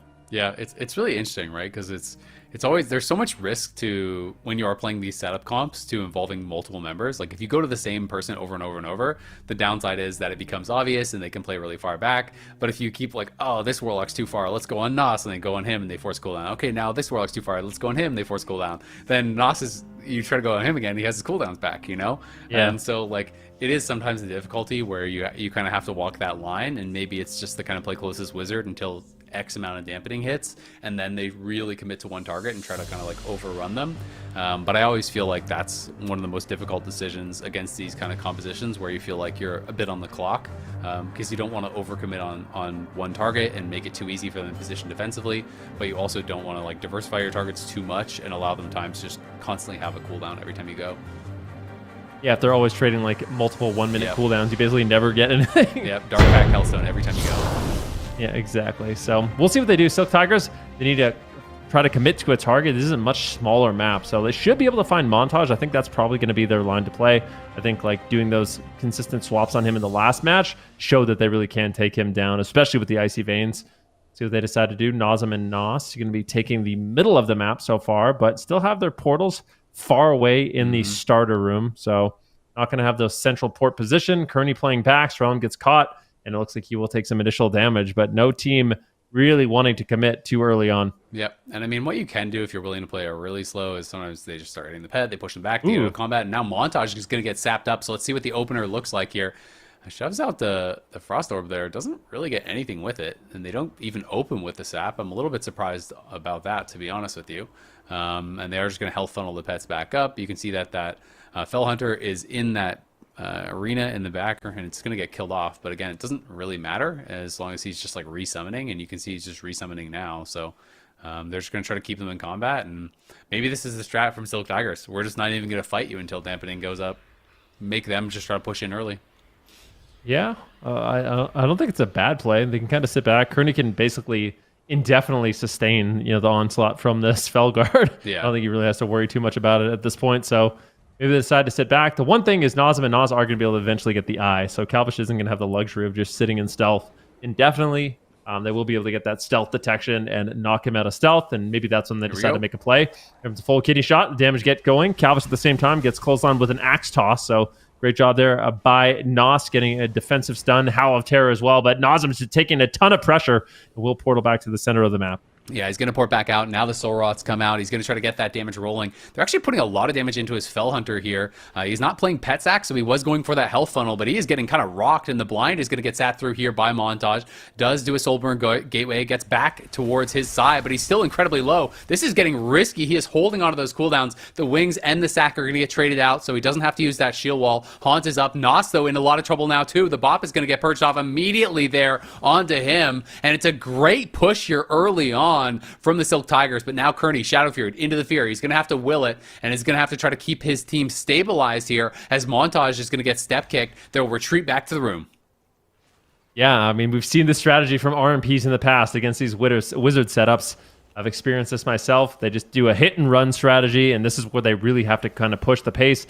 Nazem and Nos realize, okay, we can't just let them do this over and over. Goes for a big howl and really just trying to pressure Kearney here. Nos in the back line, getting in hand of Gul'dan's, putting pressure onto Seralium. He was the one that fell in the last game. Calvish now making a swap here onto Nos, and they need to make sure at the very least they're near their portal. So Nos look at where he's put his portal positioning. It's right outside of the room. So they realize they have to make a risk if Silk Tigers is going to play this kind of game, this defensively. But I think it's absolutely necessary at this point. I'd like to see them continue to push in here. Yep, I agree. You have to keep doing it here. Nos going to get locked out over on the other side, trying to get those Hand of Gul'dans out. There's a Bop used very preemptively. He wasn't under any pressure at all, and they're just going to throw that Bop out, and now Nos maybe going to be in trouble as a result here. Hodge over on a Calvish. The UA was out. He's going to get coiled off that Dispel here. Kearney just trying to keep his team topped up as much as he can, but both Warlocks pushing in. They got to continue to do it. Now they got them on the back foot. Don't let off the gas. Nazem going to get knocked in there by Seralium. He tried to knock him in and ice wall him off. Couldn't quite get it, though. Nice Soulburn Gateway to safety. Yeah, Nazem, that was cat-like reflexes there in order to get that gateway out of the room and avoid the danger. Double Howl of Terror comes in, and in these close quarter combats, that Howl of Terror is just so potent. No crowd control on Montage whatsoever. He's just going to trade out the sacrifice, keep his Warlocks alive, and Nazem and Nos, they really can make a play here. Calvish going for a stun lock. Does he find it on Montage? He does, but it doesn't look like there's going to be any follow-up whatsoever. In the meantime, Nos taking some pressure. Cerulean finally looking to get aggressive here and find some crowd control. Kearney goes for a UA dispel, taking a huge hit of damage. Here's the full blind. Montage, is he going to sit it once again? Nos getting low on health, but it looks like Montage has the healing to keep it alive. Dampening isn't high enough just yet. And once again, Silk Tigers retreat. Yeah, they're going to retreat. Nos has to be careful, though. Keep track of where his port is. He basically ported like 5 feet to the side on top of his port. I don't think he really realized where he was in relation to that. Now, Nos is going to try to push in. Nos has relayed that port, and they are going to try to get some pressure rolling here. You can see the reflex used there by Nazem trying to return some damage. Nice double howl onto Calvish and Kearney. He's going to get kicked, though, so he can't port just yet. Now, out of the lockout, is going to be able to port out to safety. Is Nos left behind? He'll port out as well. But just a little bit of pressure here pushes the Abjured back one more time. And Kearney this time is ahead on mana. Montage going to sit down for a drink, but I don't think this game is likely to come down to mana. They kill off the Fell Hunter one more time, and now they're pushing in onto him. You can see there's that kidney coming out. Nazem in a little bit of trouble, but not taking too much damage. The Axe Toss was used defensively. Hodge there to follow it up. Calvish steps back over onto Nos. Going to be a kick onto him after that gouge. They're trying to get the damage rolling on him. He's into the cheap shot one more time. They get out that pet sack. Is there going to be a shield wall or anything forced? Doesn't look like they can do it. They're just not having enough damage to really push through even that dark pack still. Yeah, Nazem and Nos need to make a play once again. We keep saying it. Montage did go for a little drink there, but I like that Silk Tigers shut that down by pushing in aggressive. They really can't allow Montage to get a complete mana reset. Calvish goes for the gouge. Does have a cheap shot to follow it up. Is he going to be able to find it, though? Doesn't look like he does. Here comes the polymorph incoming from Cerulean. Montage taking a lot of redirected damage from that sacrifice. Maybe they make a swap on him. I think he is off the stun diminishing return, but it doesn't look like Calvish is going to be able to get there for the crowd control. Nice rebuke there by Montage, forcing Cerulean to get feared up and get caught on that cast. Nazem and Nos still pressuring them away here as Calvish once again makes a push. Seemed like maybe a bit of an accident. They life gripped Cerulean away, and then he altered time back in while the rest of his team was kind of trying to turtle. But Nazem now in a bit of trouble, does get kicked there. Nice axe toss again on Calvish. They're just using these axe tosses every time when he goes for those kidney shot, it feels like. Ooh. And you can see the ice block going to be forced by Cerulean. Kearney really falling behind at this point. They're going to be able to drop that Ring of Frost, trying to shut it down on this push as much as they possibly can. Nos, though, pushing forward. I think this is where you need to start getting a little bit aggressive here for the Abjured. They might be running out of time. Good bop defensively used on that kidney shot is going to ignore pretty much everything coming out, and Ultimate Penitence traded out by Kearney. I just don't know if I like how defensive the Abjured are being. They're really allowing Kearney and the Silk Tigers to turtle for so long. 40% is when they just kind of died through everything in that previous game. We'll see if they can make it happen again. Yeah, we'll have to wait and see. Montage going for a little bit of a drink, recovering some mana there, which is good. Calvish had just made a play, so I like that he sat down immediately for the drink to try to reset that mana. 34% dampening at this point in the game. Icy Veins coming up in 15 seconds, and Calvish is kind of out here by himself. The Dreadstalker's going to be in. Coil on Calvish. He does have the Trinket Cloak because he's going to have to use it. He harpoons back in line of sight of his healer, uses the Cloak of Shadows. But where are they going next? Polymorph on Nazem. Now a kidney shot on Nazem. He trinkets out immediately, lands a Howl of Terror, and they realize they can win this game. Fear now on Kearney. Calvish in a lot of trouble. There's no Vanish. There's no Cloak of Shadows, but they're going for an all-in on Nazem once again. Can they take him down with the Icy Veins? Montage needs to make the trade. He does. Sacrifice comes in. That should be enough. Nazem's going to hold on to the Unending Resolve, but this is a great push by Silk Tigers. They really need to capitalize on this Veins, and they are pulling out major cooldowns. Yeah, they're getting a lot. And did he wait too long to use Unending Resolve? No, he does get topped there. It looked like Lay of Hands maybe just did come through at the last moment from Montage. Montage has the trinket, has the bubble. The Unending Resolve comes out, but will it be too little? Will it be too late? He ports back to the pillar. He's trying to run, but he's going to get cheap shot. Montage into the bubble. He just doesn't have enough healing. It could be that same story one more time. Nazem is just getting ran into the ground here. Montage trying to do everything he can to top his Warlock off. Kearney uses the Pain Suppression aggressively, though, and Calvish, I think he might just have enough to get the job done. We'll see if they can finish it. It's another cheap shot coming out on Nazem, and he is just going to get finished. Oh! Yes, he gets knocked down, and Silk Tigers do it again. They find their moment, they wait for high dampening, they push in, and the cooldowns just mean nothing. Unbelievable. I mean, Montage, he actually made the trades.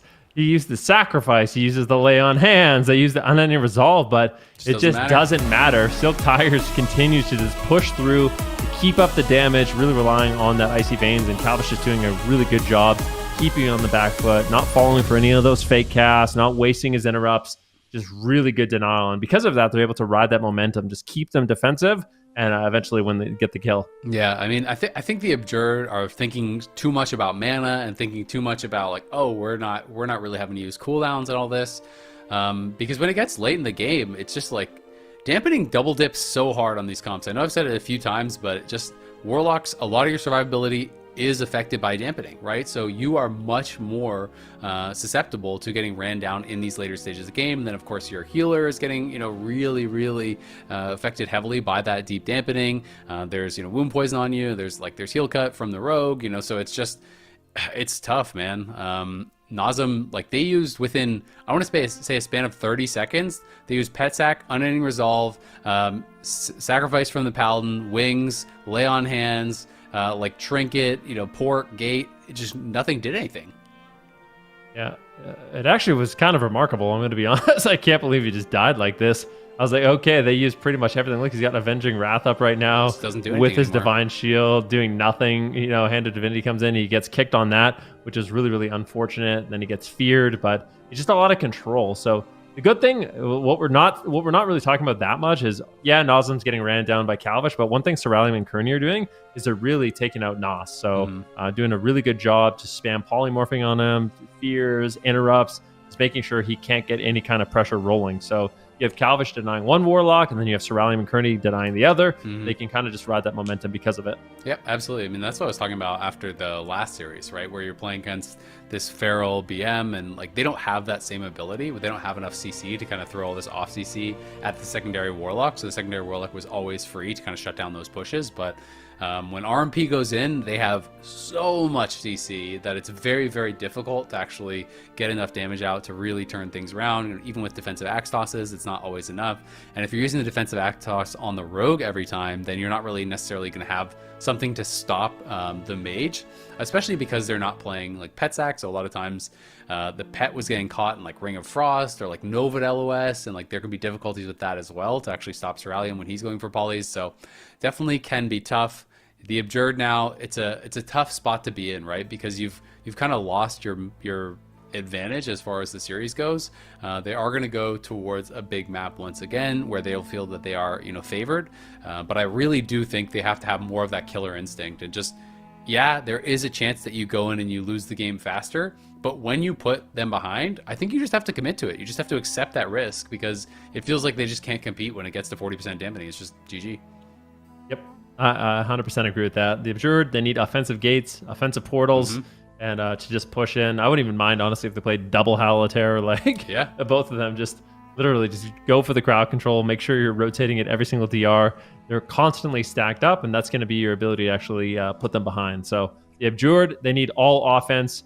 Typically, as these wizard setups, you can just kind of do damage, not die, and win in dampening. But against a really skilled RMP like this is something we've seen throughout many expansions in the past. You can just kind of turtle it up. You can go for these all-in offensive pushes, and there's just no way you can get counter pressure as a double wizard setup. So yeah, really want to see them make these aggressive plays and try to catch Silk Tigers when they're turtling it up behind the pillar. Yeah, no, I absolutely agree. I think it's especially true against double Warlock, because Warlocks, like this, excusing the times where Destro has been insanely strong or whatever, Warlocks generally are really good at softening people up and not very good at actually finishing off the kills, right? And so, like, traditionally, a lot of the strongest Warlock kind of like wizard comps are like Warlock Ellie or Warlock plus a mage, like comps that have a secondary person that then you get as the Warlock the person at 50% health, and then they burst them down and actually finish off that kill, right? But they don't really have that in this case, so I think that is one of the difficulties that they are struggling with. The one thing I will say, oh, we're already into the game. The game has already started. Yeah. Calvish going to get howled off here. Nazem going to try to get some damage going. You can see Montage was looking for a repent there, but they're just going to jump right back to the pillar. Are they playing double howl? No, Nas is going to keep that coil. It will help him defensively quite a bit, because it is a 20% heal, like 20% total HP heal on a 45-second cooldown. So that is potentially why he feels like he can't give it up. Yeah, it is really nice. Also, it's another DR you can kind of rotate through offensively, but Nas caught into a stun now. Calvish makes the push, and both Soralium and Kearney, this is exactly what you want. Your rogue basically doing everything for you, and you can basically just sit back and attack. Nas still low, though. Can they just take him down? I mean, this is the elimination. Unfortunately for Abjured, he's in the smoke bomb. He might go down. He does. Unbelievable. The smoke down bomb with the ice wall, and they close it out early. I mean, the Abjured, they're feeling bulletproof from the previous games in that early stage, but unfortunately for them, Silk Tigers, they pulled the trigger. They get aggressive. They have the crowd control. They have the line of sight denial, and they get an early win and eliminate the Abjured. Yeah, that is such a tough way to go out, for that to be the way that your season ends. A game like that, you know, as a competitor, your stomach just immediately, like, you feel sick to your stomach after a game like that, where there was literally 50 ways that could have avoided that death, right? And none of them happened. Like, the Warlock used cooldowns super late. Shield Wall didn't come out. Ending Result didn't come out until, you know, maybe like he's 10% health or something like that. Montage is super greedy and trying to sit through every single thing. You know, Nazem might have even been able to do more to try to just like peel with spam fears and whatnot. But it's like you're sitting sap into, you know, the smoke bomb comes out, and now the wall gets used when you're basically dead. Like, I just feel like if you're gonna say everything, the Warlock needs to trade Ending Resolve, needs to trade something. He even had Coil up. He didn't get that Coil off for the heal. Like, there's just a million ways they could have avoided that death, and that is a heartbreaking way to have your season end. Yeah, there's no question about it. I mean, Montage here, you can see it's hitting the full blind, like you mentioned. Then it's a sap. I mean, just look at all these things that happen. And it's like, at this point, when you're behind, it becomes really awkward. So Nas portals away. You see the smoke bomb and the ice wall. Montage realizes, okay, I need to get there. But Cerulean denies him, and then DBs him. Like, he Novas him, DBs the freedom, and then Montage trinkets out. But it's like, it's too little too late, right? Yeah. Like, if you had just traded the trinket earlier, you didn't have to trade your trinket on a 1 second DB. But I think they just got way too confident in the early game based off how long those games were going. And the Silk Tigers, they punished them in a big way. Yep. I mean, Silk Tigers, I think, played it out really, really well. You know, the Abjured obviously playing pretty big oddball comp. It did work great for them in that first round, but you know, there is some weaknesses to it, absolutely. And the Silk Tigers, it did expose it. Definitely a game that they are going to want back, but don't get another chance in this gauntlet. Silk Tiger is going to be able to take it and move on. Yeah, that's kind of the worst thing about it, is you can try something new, like playing that double lock, but if it doesn't work out, you have to quickly adapt and make something else work, and the Abjured was not able to make that happen. You know, we saw the Boomkin Dream have a very long and successful run in EU, but that double lock Dream not going to quite do the same. So we can take a look at the gauntlet where we're shaping up so far. We see the Abjured knocked out. Silk Tiger is going to be the one stepping up to round 3 from round number 2, as you can see there, and they're going to be facing off then against Power Toads in this next up match. Yeah, I mean, this should be an interesting one. Power Toads, a 3-player roster, so they have some compositions they can play. The Feral Druid, Rogue, Paladin is something that they've been playing, but they also have the Rep Paladin. Axton has been playing a lot of Rep Paladin as well, so that might be something we see taken up from them, but they've had a really good season. They won the first cup. Unfortunately, it's getting a little slower after that, but I think they've been practicing, putting in a lot of work for this one, and this is definitely going to be an interesting match. But Silk Tigers, they look good with the Rogue Mage Priest. Yeah, certainly do. And on the subject of Rep Paladins, what do you feel like the state of them is right now, Ben? Just curious. Oh no, you're laughing. Oh god, both of them are laughing. No, that's why I'm laughing. Just Rep Paladins and we have a long history together. I was see, say, okay. you're trying to bait him into making Rep Paladins hate him again. Oh, okay. Rep Paladins have not liked you me for a know long what? time. That was a Meruki is poorly... the arch nemesis of Rep Paladins, Oh, trying I'm to so hold them sorry, down then. single-handedly. You want me to I think- toss the question to Azael instead? You got this. No, I'm confident. Okay, Like, all right. Rep Paladins, I feel like, are in an interesting spot where in solo shuffle, they're not too bad. You know, in Battleground Blitz, they're not too bad, but they can struggle in rated 3s. There's not that many people that actually like full-time main Rep Paladin. They're really trying right now. I think a lot of people have given up on them, but I do think they have some power. Obviously, they have some good team utility, a solid amount of burst damage. We saw one earlier today in Europe, almost win a series. So I feel like there's a potential there. If Axton plays the Ret over the Feral, that remains to be seen. But yeah, I think Rep Paladins they're okay. They can work. All right. Good answer. Okay, well, hopefully that one satisfied the Red community. All right, well, we're going to head to a break. When we come back, we've only got 2 series left here in the Gauntlet, and then we will find out who our North American team is to join top 3 teams in North America. Find out next after this break for Power Toads versus Silk Tigers, who's going to be moving forward in just a bit. Stick around. We'll be back soon.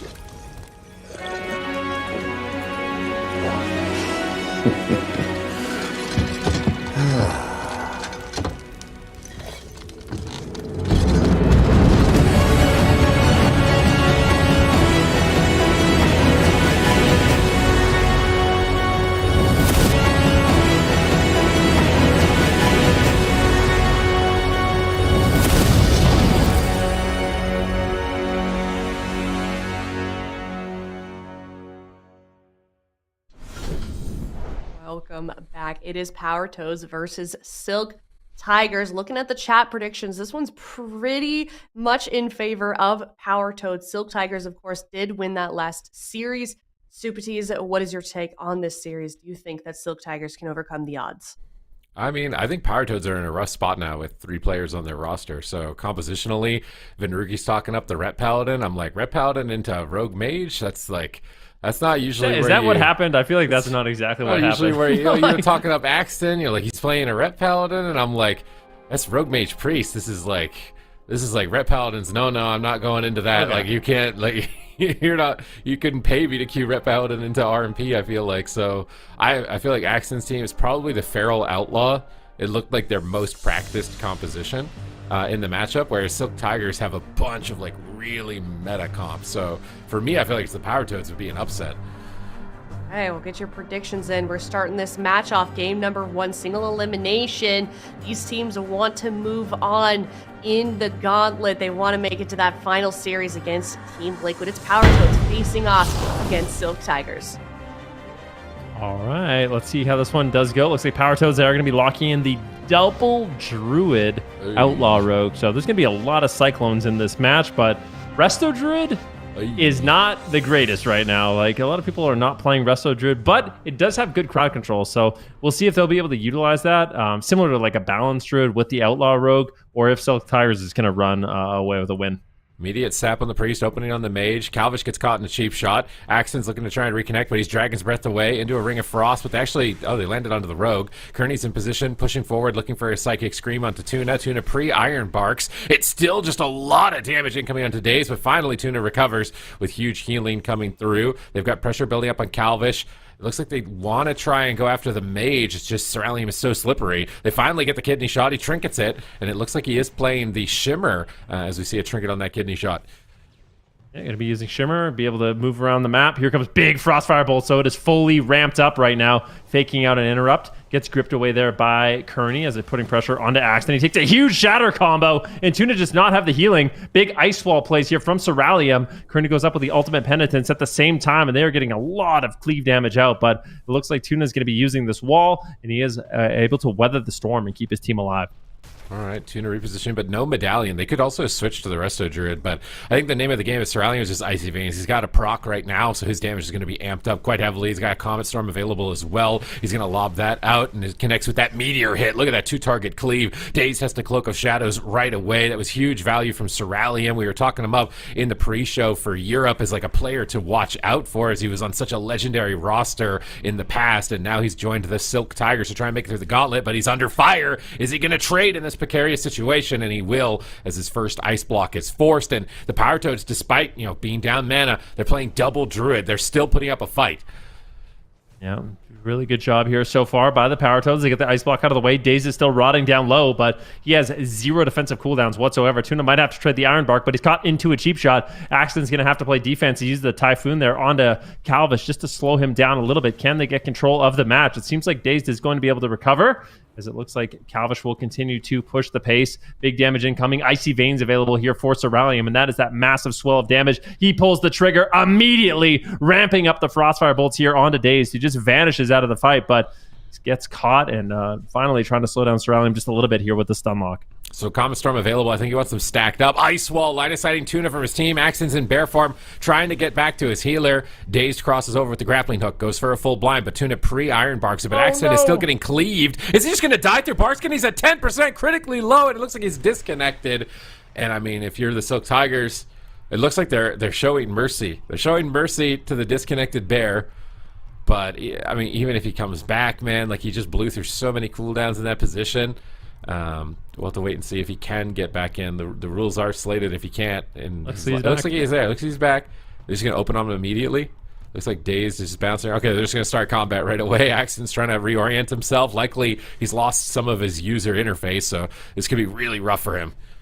Yeah, we'll see what happens. Axton's going to stay alive in the fight. They make a swap here onto Calvish, taking him down. Big incoming damage. Calvish needs to be careful. He uses the Cloak of Shadows. He's on the run. They almost strike back. Powertoes almost gets a really surprise victory there. Full blind on Kearney. He sits through that. Rapture Shield's incoming. And now once again, Silk Tigers, they need to find a setup. Dragon's Breath into a full sheep. Tuna's mana is getting low. Kearney has a mana lead, but it might not matter. Daze might just fall down. Tuna gets feared up. Daze is so incredibly low on health. He's on the run. Tuna has to play catch up, and it looks like he does have the healing to keep him alive, but Powertoes are still just struggling to find pressure. Can they get that second ice block? Looks like Cerulean will get cycloned up as they're turning their attention here onto Calvish, but there's just really no damage on the side of Powertoes. Axton getting low health again, back into bear form, has bark skin. He wants to be stunned when he uses that, so he's trying to just tank in bear form. He manages to tank it out. He's getting bleeds up onto Calvish. He pre-survival instincts, but they're not even attacking him. They're going after Daze. They're trying to punish Cerulean with this defense that they've got. If they could get a block from him, it will be a fair trade. They need to get an ice block from Cerulean here. They're very close to getting it. Can they push him through on those final moments?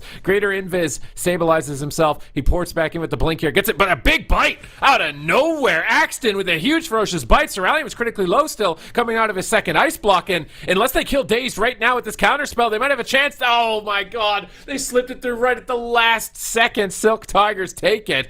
But I actually can't believe how close this is. I would not have thought that double Druid Outlaw Rogue would even put up a fight against Rogue Mage Priest.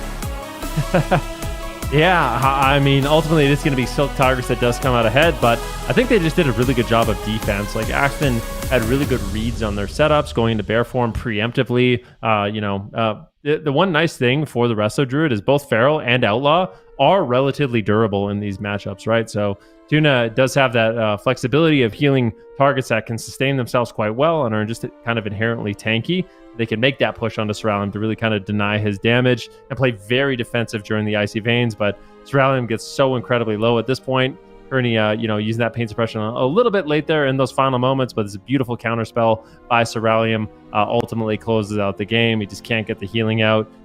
He's taken down. I honestly feel like if he didn't get counterspelled there was an Iron Bark to trade, and they might have been able to actually win this game number one. Yeah, that's why I'm just looking at this. It's like, Iron Bark's up. He's got Nature Swiftness. He's probably running Tranquility CDR as well, so he could like reset cooldowns. Like, he was in a not too bad of a spot, having just got that second block. Getting caught in this polymorph was rough. It can be hard with Icy Veins. It's just so fast. But getting caught in the poly and then getting caught in the counterspell, like, it's just game over at that point. Like, if you're a druid, like, you can't come back from getting caught out of form shapeshifted and then get caught by an interrupt. It's just too long to be out of the game. So a rough situation there for Tuna, because Axton and Daze were still kind of battling that one back, and likely are going to keep this as a close series. And you can't. How can you expect anything between Europe? We got Boomkin making it all the way through. North America's been double Warlock into double Druid. So, and then Liquid. Like, what are you thinking if you're Liquid? Just like looking at the Gauntlet before you're the final boss, you're just like, what is going on? Yeah, Liquid might have some real surprises coming in today. We'll have to wait and see. And it's going to get even better, I think, isn't it? Yeah, who knows? Who knows what's going to happen? But we can focus on the task. Yeah, welcome to NA. But honestly, even in Europe, we're seeing like a ton of different compositions. We're seeing Ellie Demo Mistweaver monks for the first time. We're seeing the double Dragon Feral Druid. Like, honestly, it's been a lot of variety for the most part in these games. I do like, though, one thing I will say, I really like that Silk Tigers has kind of focused on this Rogue Mage Priest, because like criticism I've had for them in the past is like they are that team, like Calvish and Kearney, they're that team that always tries to like outskill people. You know, they're mechanically really strong, but it feels like they always just abandon playing their best compositions and try to ult and play weird specs. And I don't really know why they do that, but I am certainly happy that they've just focused on this Rogue Mage Priest. So far, I think they're looking really, really good on the day, and I have a lot of faith. Like, if there's any Rogue Mage Priest in North America that's going to be able to pull this off, it will be their team. So we'll see what they can do here. All right, we're jumping in. Big map here. Can the Powertoads pull it off? Obviously, they got to shake off that kind of like unfortunate disconnect. They got to shake off getting caught in a polymorph into a counter spell, because it's like, what if those two things didn't happen? You know, maybe we're the winners of game one, and we're suddenly up against Liquid, and it's such a big jump in prize earnings from being a Gauntlet contender, going from $2,500 to $15,000 guaranteed dollars. So this is a lot on the line here, an entire season. Can the Powertoads manage to pull it together with this double Druid? Daze looks like he gets popped out of stealth, caught by a cheap shot. That is not a great way to start game two here for the Powertoads. Yeah, definitely not. Dace is in trouble. Cheap shot on Tuna. He's getting controlled up here by Calvish. They're making a swap on Axton. He preemptively uses the survival instincts. They're really trying to bolster their defense during this icy vein. Ceruleum's just free casting here in the backline, getting out a lot of pressure, but Tuna finally stabilizes here. He's in his Incarnation Tree of Life. He has a lot of healing, and the Power Toads can be confident to make a push. All right, kidney shot on Kearney, setting up on Ceruleum. He's blinking behind the pillar, getting Ice Nova roots. Calvish is peeling with stuns. They just can't connect. Really good teamwork between Calvish. Ice Wall comes down. Daze, though, should be able to wrap around the corner. Not exactly the most precise wall. They go for a defensive double fear, trying to stall down any sort of potential counter assault here, as Calvish is anticipating himself to be the target, but they're just cleaving. Ceruleum is just free casting frost bolts in the back right here. He shimmers away from Axton, but he shimmers on top of Dazed. He might come to regret that as Dazed moves forward, gets a cheap shot onto the healer, cheap shot over onto the mage. No trinket available. But it looks like Axton just can't get there. He can't build up any momentum alongside Daze, so Ceruleum just easily walks that off. Yeah, still just trying to cut it out. They're all over Ceruleum right now, and it's going to be the icy veins. I feel like in between the icy veins, it's going to be difficult for Silk Tigers to really find too much pressure in the match if they can't get crowd control onto Tuna. But the icy veins is going to be massive. Ultimate Penitence gets casted out, but it doesn't look like it's going to be doing too much damage here. Axton shrugs it off, and Tuna's just in the back line. He's got his Trents out, a lot of empowered healing to make a swap onto Calvish with a full stun lock on Kearney. And Power Toad's Cleave is looking pretty good here, but the icy veins coming up in about 23 seconds. Can they get the ice block from Ceruleum? It would be massive, but massive shields coming in here from Kearney do stabilize his team, and now it's actually Axton on the back foot. And he's trying to reposition, trying to maintain DOS, just spamming Moonfire, doing whatever he can from range without exposing his positioning. Here comes the Tiger's Fury. He's going to do a lot of damage potentially if he can connect with this. He's got full bleeds onto Calvish, but Ceruleum's being left open in the backline. Look at these frost bolts cleaving multiple targets. He's dropping an ice wall. Is it going to hit big? It doesn't look like it, and the walls haven't been superb so far here from the Silk Tigers. If they can get a good one, it could be the end of the game, but who knows? Cheap shot, cheap shot. Everybody's in crowd control. Ring of Frost for follow-up, and Daze is likely going to have his cheat death proc in a moment. It's proc. Will he stay alive? Ironbark Nature Swift as he survives by the skin of his teeth. Silk Tigers just one step closer to a Game 2 victory.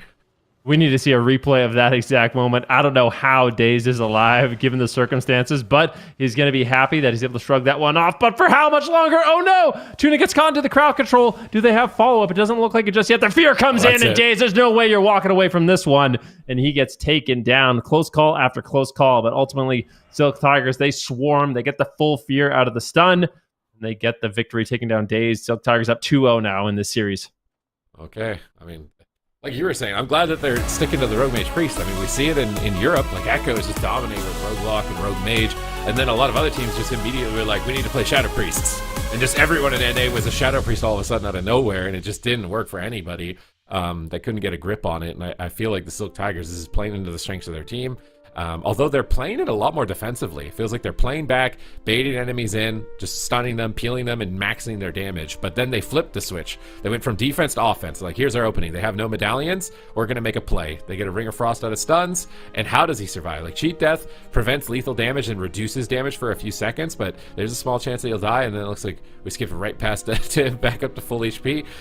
But in that moment, it's a miracle moment that he even survives. And then just almost immediately afterwards, they keep it going. He just gets in, gets a kidney shot.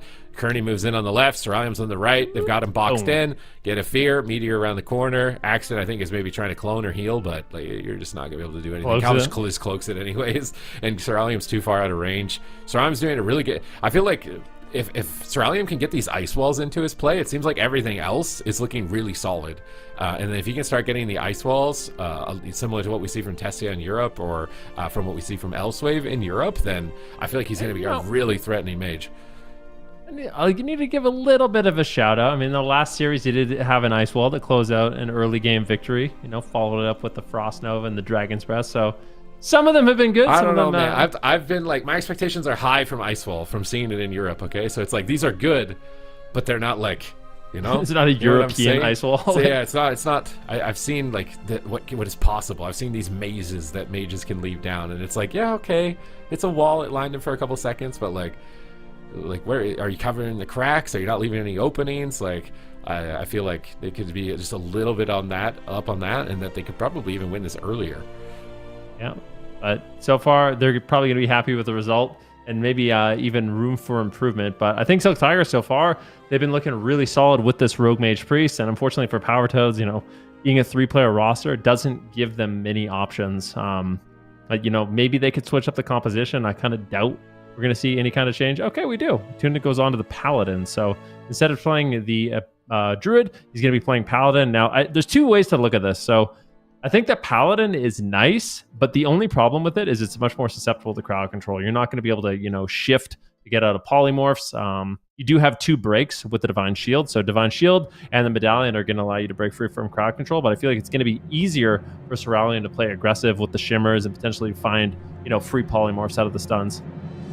All right, here we go. Tuna's coming in on the Paladin. Wanted to play the Druid. It's his main. He's been playing it all throughout Dragonflight. Rest of Druid not exactly in the best spot. And there are advantages that he's got the Tree of Life form. He's got healing that can keep rolling while he's in crowd control as well. He's less susceptible to Massive Spell and Purges in this type of matchup. So I could see on paper why he would want to utilize that. And they're kind of just trying to make the best of a bad situation on the side of the Power Toads. Can they manage to take a win off of the Silk Tigers here and potentially even reverse sweep? Somebody's teleporting to Orgrimmar, but there's absolutely no chance that is finishing. Cerulean's trying to meme it here on hook point. One more win, and they will face the final boss of the Gauntlet, which is Team Liquid.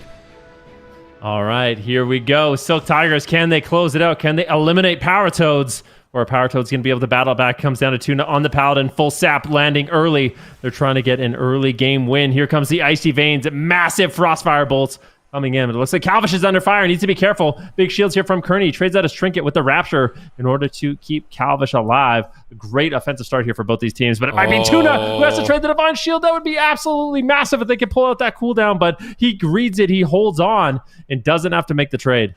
That was a really greedy move. Blessing of Protection here onto the Rogue, it looks like, as Tuna's trying to wrap around the corner. This Icy Veins from Cerulean got so much value. He fakes a kick. He's looking for polymorphs. Where are those going? Looks like it's onto the Rogue. Tuna dispels it instantly. Is he going to go for a repolymorph? No, he's just cleaving them with Ring of Fire. Cerulean's ramping up. Here comes an Ice Wall attempt. He gets Kidney Shot. Tuna knows he needs to reposition because that Ice Wall is going to line aside him from his team. Cerulean is getting destroyed right now by Dazed, though. He's getting soloed by the Rogue at the moment. He blinks away with the Shimmer, gets another polymorph. Axton's trying to look for a Cyclone. He can't get it. Now Calvish sets up the team with a cheap shot. They fear the Druid. Cerulean blinks in, but he can't get there for the polymorph. Blessing Protection comes through, but they purge it instantly, it looks like. Cerulean fakes another kick.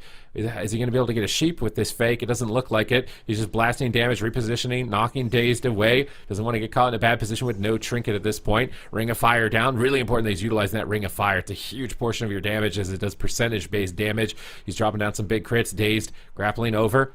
Waiting for crowd control, waiting for the opportunity. When's he going to pull the trigger? He's just waiting, just standing right there to get the full clone, but Calvish intercepts. Here comes down another Ice Wall killing spree, but Axton is there. Maim stun on Calvish. Dazed will survive as he vanishes away, but now there's a full polymorph, and Dazed decides to open up anyways. Ooh, Kearney gets cheap shot. He can't find the follow-up Fear. Great defense there by Dazed. Hammer of Justice now to Kearney. Tuna's trying to reposition and get away, but Dazed is getting low at the same time. Stunlock comes in. There comes the full Fear. Silk Tigers, they finally find it, and they pull out the Cloak of Shadows from Dazed, who is on the run. He's in trouble, harpooning across the map, trying to stay alive. Frostfire bolts coming in. Mind control on Tuna. He's greeting it, but ultimately, greed is good. Trades out the lay on hands, and Power Toad survive. Smoke Bomb. They got an ice block.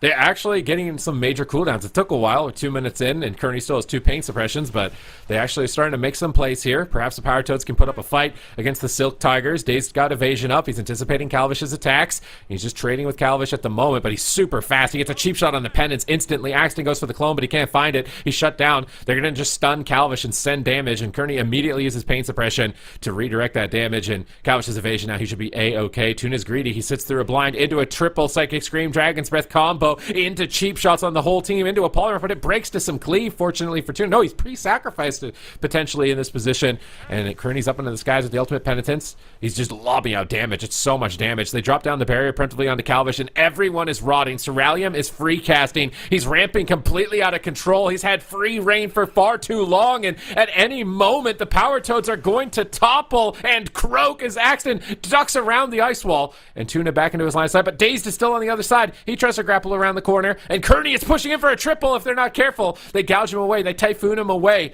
Oh my god, Death's Door is knocking right now, and Kearney is the Grim Reaper. Double Fear cheap shot. Axton pre-bears, but Dazed is isolated. He trinkets, he grapples back into midfield. Tuna Divine Shields, he instantly gets dispelled, and cheap shot immediately. And Silk Tigers, man, they have them by the throat. Power Toads need a miracle right now. Adrenaline rush and icy veins coming up in 10 short seconds. I don't know if DayZ is going to be able to survive that massive swell of damage. Silk Tigers have everything they need to close out this game. Can they pull the trigger? The full sheep lands. And DayZ, I don't think you're getting out of this one. Power Toads on the verge of elimination and might go down. He does go down. Silk Tigers 3-0 Power Toads. And they are going to that final match here. Can they do it? And they make it all the way into the grand final. So far, it's been a great start for them. You just had 2 seconds till he'd cloak. 2 seconds till he'd be fine. But it is not enough. The Power Toads are going to be toppled. Silk Tigers looking smooth here in the Gauntlet so far. Not letting the double Warlock catch them off guard. Not letting this kind of Feral Outlaw Rogue catch them off guard. And now they go up against the final boss. It's Liquid. They've been waiting in the wings. And Liquid, man, these guys are mad scientists, okay? Mez is sitting in his laboratory, cooking up some new add-ons and cooking up some new compositions, I think. Like, they've got really, really strange stuff, I think, possibly prepared for the final of this Gauntlet. But look at Dazed. 6 seconds on that little purple icon. 5, 4. If he presses that, he goes immune to all magic damage. 2 seconds away from it. 1 second away from it.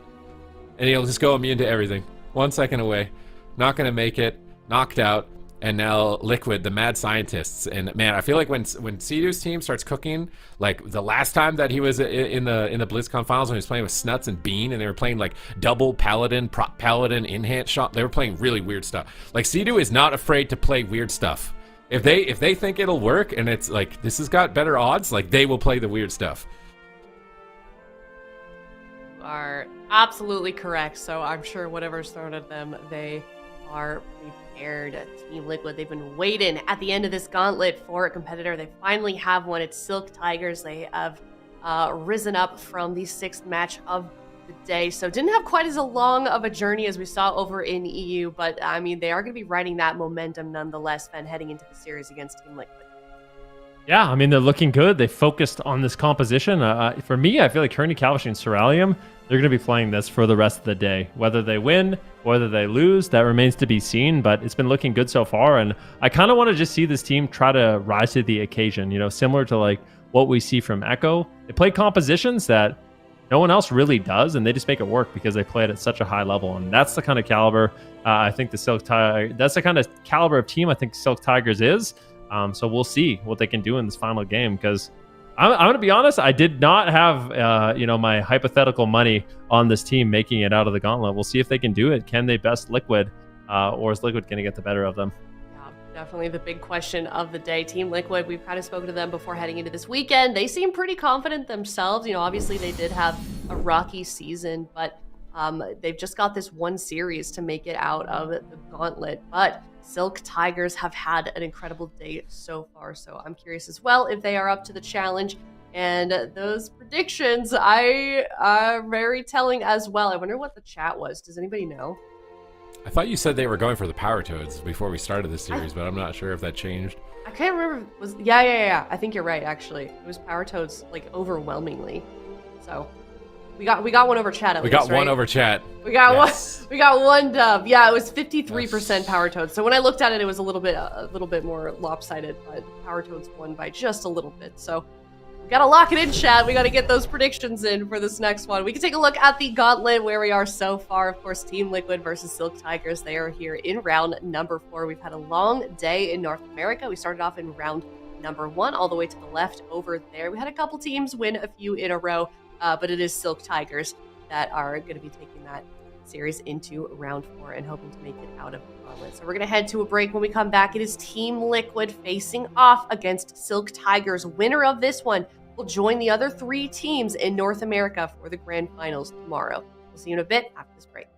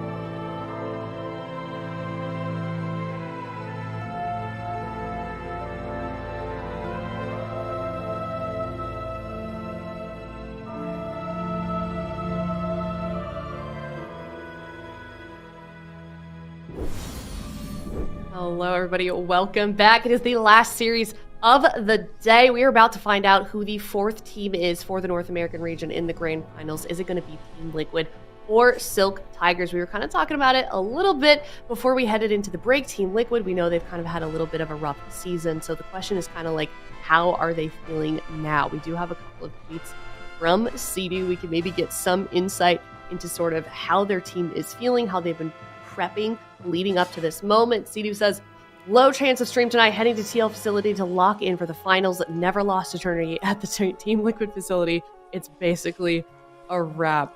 So it sounds like they're pretty confident, Azale. Yeah, I mean, absolutely. And I do think it says a lot about how good this team is when we're like, oh man, Liquid had such a bad season so far, and they're fourth best team in North America. Right? Like, yeah. So I think they're gonna be okay. I mean, they have an insane amount of experience, and it is always really nice when you are getting to do some of the kind of like in-person play. You know, like it's really good vibe usually. You're all together. There's no distractions. Like they can just grind and practice and prep as much as they possibly can. So definitely gives them, I think, an advantage in this tournament and gives them the best chance possible to perform at the level that they need to. Yeah, I think so as well. Here's another one. Losing sucks, but sucks a lot worse when you have regrets. We're moving on to the finals knowing we're prepared the best we could. So it sounds like they've really put a lot of work leading into this series. But I feel like that's the same for Silk Tigers. It seems like they've really put a lot of prep work heading into this. They've had some leeway as well once we were doing MDI before we headed into the Gauntlet. So both of these teams, Super Ts, I'm sure are ready to go. They're ready to fight because a lot is at stake here, Sid. Well, you want to know who I think needed to prepare more than any of the teams in the tournament? Oh, who? Sea-Doo's chair.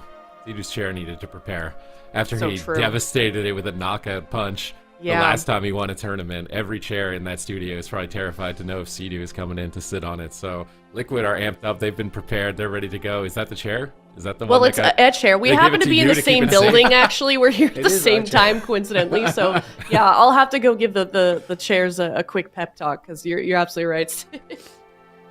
So, but yeah, this is it. The last round of the Gauntlet. Final chance for either team to make it through. The Silk Tigers have been battling it out pretty much all day. They've had to deal with some really strange things coming their way. So this is the final boss, and it might be the strangest. It might not be, because maybe Sea-Doo, they're fired up from watching Corki. And Sam I Am, man, he has won some of the biggest events on Boomkin. So after watching Corki's performance on that, Liquid might just decide to go that route. They certainly could. We'll find out in just a few moments here. Last series of the day. Winner determines who stays alive and moves on to the grand finals. Chat, 1.5 million points versus the 500K that went to Silk Tigers. Silk Tigers looking to defeat those odds and keep on this momentum swing here in the North American Gauntlet. It's game number 1, Liquid versus Silk Tigers. All right, so we have RMP versus the Warlock Priest Rogue here. It is going to be UA for Sam, so we'll see how well he can perform on this.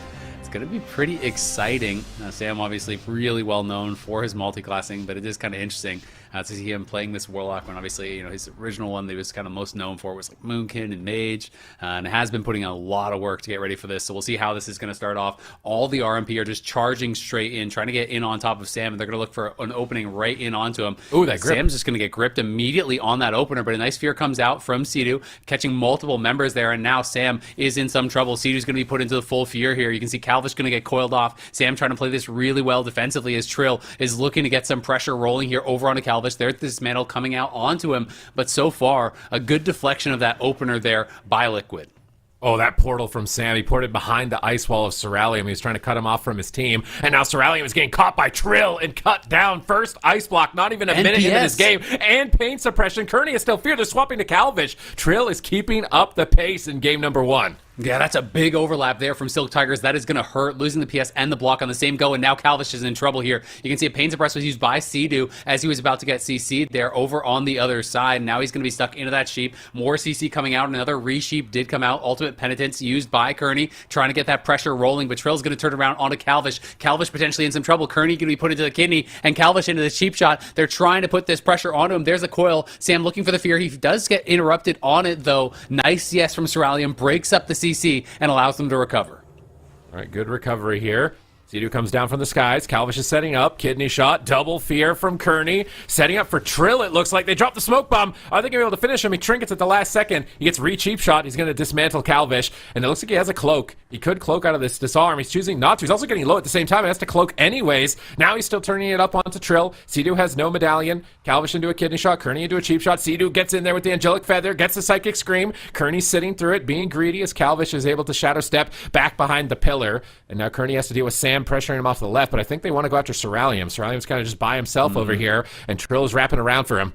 Yeah, this is really scary, though. There's no PS, no cloak remaining for the Silk Tigers. Sea-Doo still does have one charge of that pain suppression here. You can see that they want to try to get over onto Trill. There's a kidney shot onto him. Dragon's Breath over onto Sea-Doo. Full sheep onto him. He has no trinket, and Trill could be in a lot of trouble. There's the DR cheap shot to follow it back up. Trill has got to try to survive here. It's a defensive blind used on Calvish just to shut down the go. They feel that they can win it out in the long run. Dismantle to follow that back up. He steps over onto Ceralium right into the ring. It's going to be another block here for Ceralium, so Ceralium is fully out of cooldowns.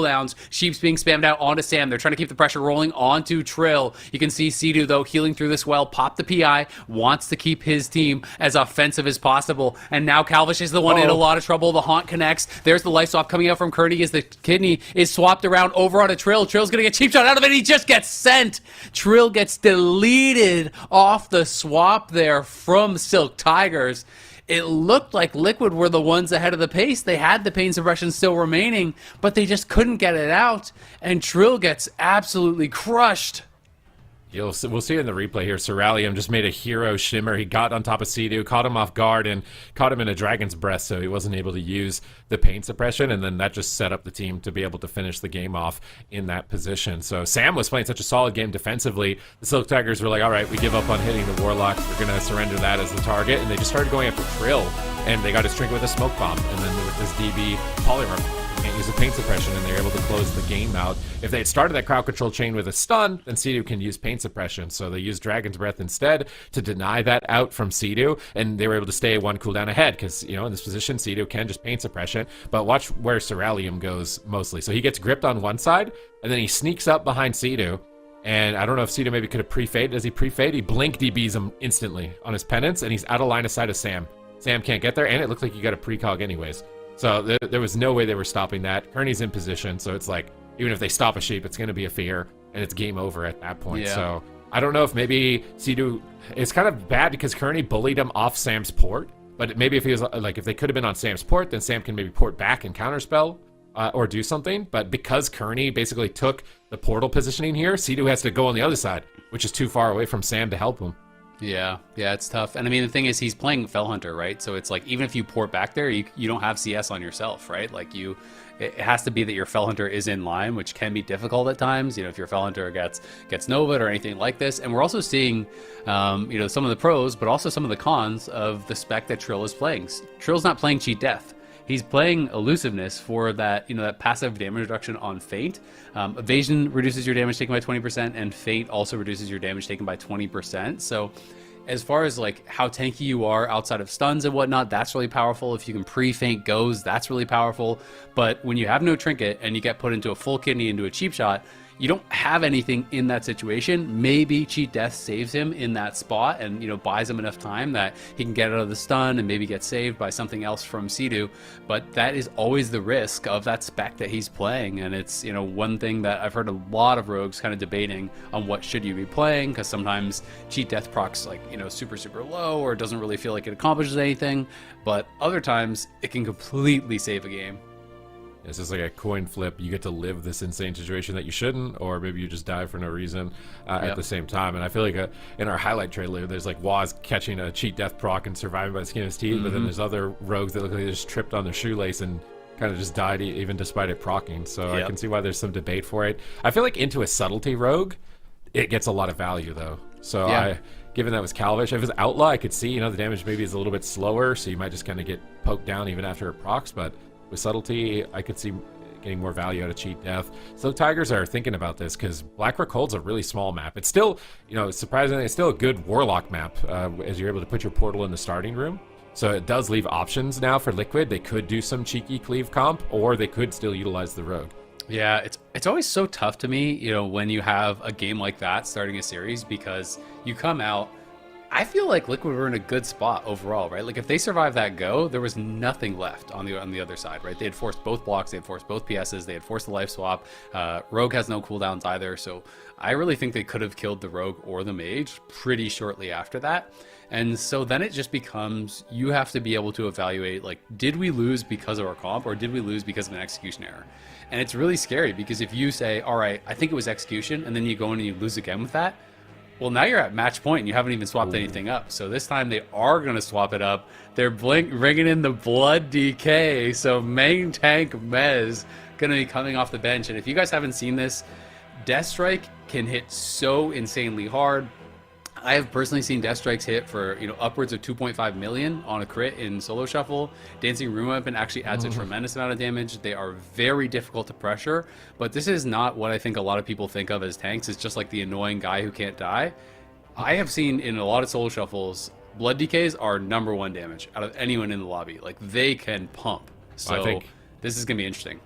I think it's the highest damage spec, oddly enough, in PvP at the moment between all the Death Knights, I think. Between Unholy and Frost, like, Mez, we were wondering, like, what is Mez going to be able to do for his team after all the Death Knight changes that came through? And there's just been these tank buffs every patch. There's a little more buffs on Heartstrike, a little bit buffs on Deathstrike, sprinkled in every patch once in a while.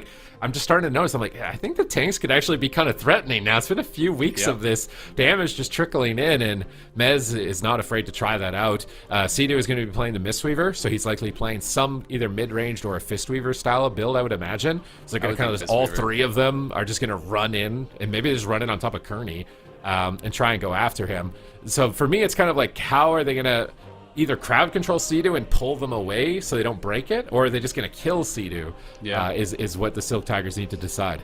Yeah, it'll be really interesting. I mean, if he is fist weaving, I always felt like the weakness of fist weaving is when you get heavily CC'd, right? Because, as long as you're able to stay free and keep that damage rolling, your healing is pretty crazy. Blood decays can also have quite a bit of utility to try to keep yourself safe, keep your team safe. Like, you can play the talents where when you AMS, it AMSs your teammates as well. So you can have, use that to kind of like immune CC for your team. You have AMZ, you have grips for interrupts. You obviously you can play like asphyxiate stun. You can play like all kinds of different talents to really help your teammates out. And he is playing, this standard style where he's just going to be running straight on in as the tank, just trying to absorb as much damage as possible. Basically, it's very difficult to knock him down through, all of the Death Strike healing, through Vamp Blood. And Dancing Rune Weapon does a tremendous amount of damage and also has quite a low cooldown if you're getting hit, because every time you're actually having those Bone Shield charges get eaten, it reduces the cooldown on it, which works in conjunction with Tombstone as well as Bone Storm, because those can eat up to 5 of your Bone Shield charges. So you can basically have Dancing Rune Weapon up almost all the time. I think the other big thing is just decomposing aura, which is just stacking health reduction. I think it goes up to 15%. So even if you're not critting hard, you just take 15% off the top. Basically, everyone on the side of Silk Tigers is playing at 85% health if Mez is able to stay in range. And Cerulean and Kearney, they want none of this engagement. They're like, yeah, that Blood Death Knight, you can stay over there. They want dampening, I think. So they're trying to just stall this out. Obviously, neither Rogue wants to give the opener either. So they're kind of playing a really slow start. Maybe they can wait for the Shadow Side Eyes and then try and pounce on Trill is also another maneuver that they could make. But look at these Chains of Ice. Like, they're so snared.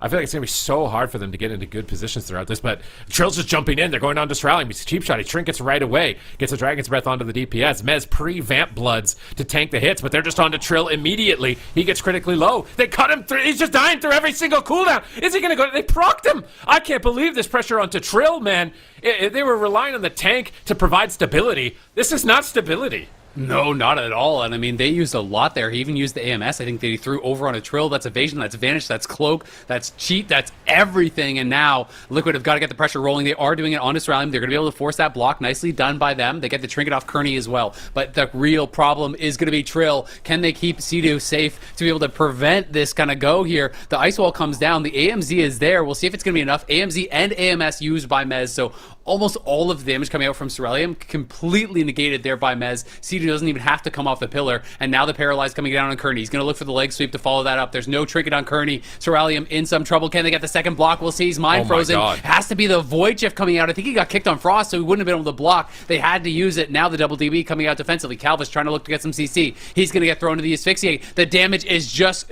continuing to roll here from Liquid. They're trying to keep this pressure going, but there's a kidney over on a Sea-Doo. Fear is going to come out, and now Trill could be in trouble. He's in the Sheep, and now comes the CC. The cheap shot's on him. The Fear is on Sea-Doo. Sea-Doo's sitting through this, so they're confident that he's going to be able to survive because he got the pre-cocoon. That's a massive play from Sea-Doo. Sea-Doo just played out of his mind. He pre-ports the Fear. That bought enough time to get in a position where Mez could buy him an opening, and he gets the Life Cocoon sneaking through there. But Trill is still a liability with no cooldowns for some time. They're trying to pressure Calvish away so he can't find stun locks, but Cerulean's open, and he finds a Polymorph. Can Calvish get to Trill? He steps over the Ring of Peace, but the Ring of Peace into a blinding sleet. Mez peels them, but Kearney's in position as well. Psychic Scream secured for 5 seconds. Can they drop Trill in a 1-second cheap shot? Doesn't look like it, as Calvish is going to get dismantled, denying all of his damage. They're pressuring Cerulean, looking to force that second ice block.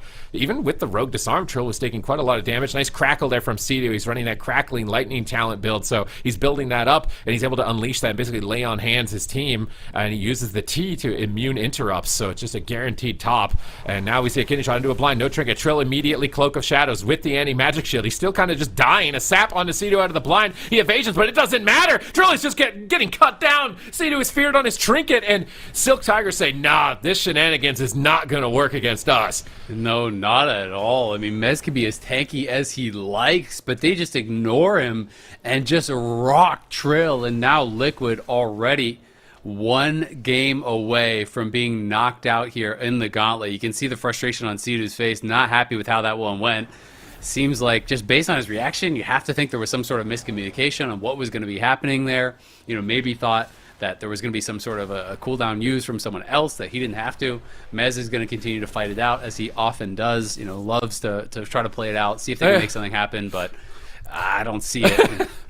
I mean, the last time I played with Mez as a Blood Death Knight, I think we're in a Mythic Plus dungeon in Legion, and we're doing Black Rook Hold, and he soloed the last boss for us, because I think Sidu was in the group with us. We were all so bad, we couldn't dodge the mechanics, so Mez had to solo the boss for us as a Blood DK. So he has done some great things on Blood DK. Like, there you go. He can solo M+ bosses. Maybe he can solo RMP, like, Sidu AFKs out of this, and Mez somehow does it, and turns it around, like...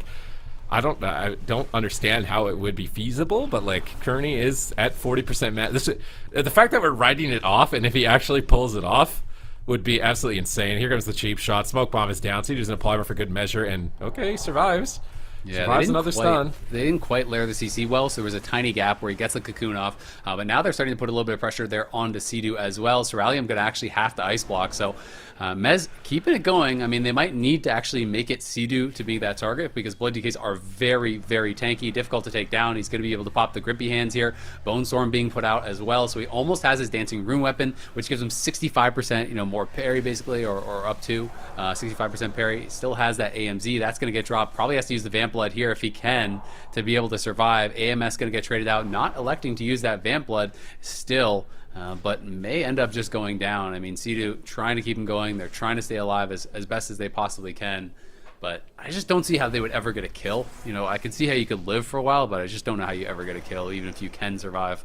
And he is spamming out those Death Strikes. That's IVF. That is his Vamp Blood as well, but he's got nothing left.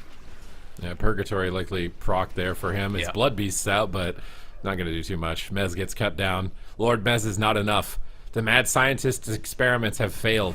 So now on match point, your entire season of play, all of your preparations, you flew out to the Liquid studio. Everything is on the line at this point. So which line do you take? Do you take the Warlock line that was looking honestly decent, like as far as a head-to-head, or do you try and do the strange Blood Death Knight route? I don't know, man. I think the Warlock game looked a lot better. I'm going to be honest. I feel like they had their moments here, but they lost every cooldown instantaneously at the start of this game, and it always felt like it was going to be a bit of a nightmare for Trill.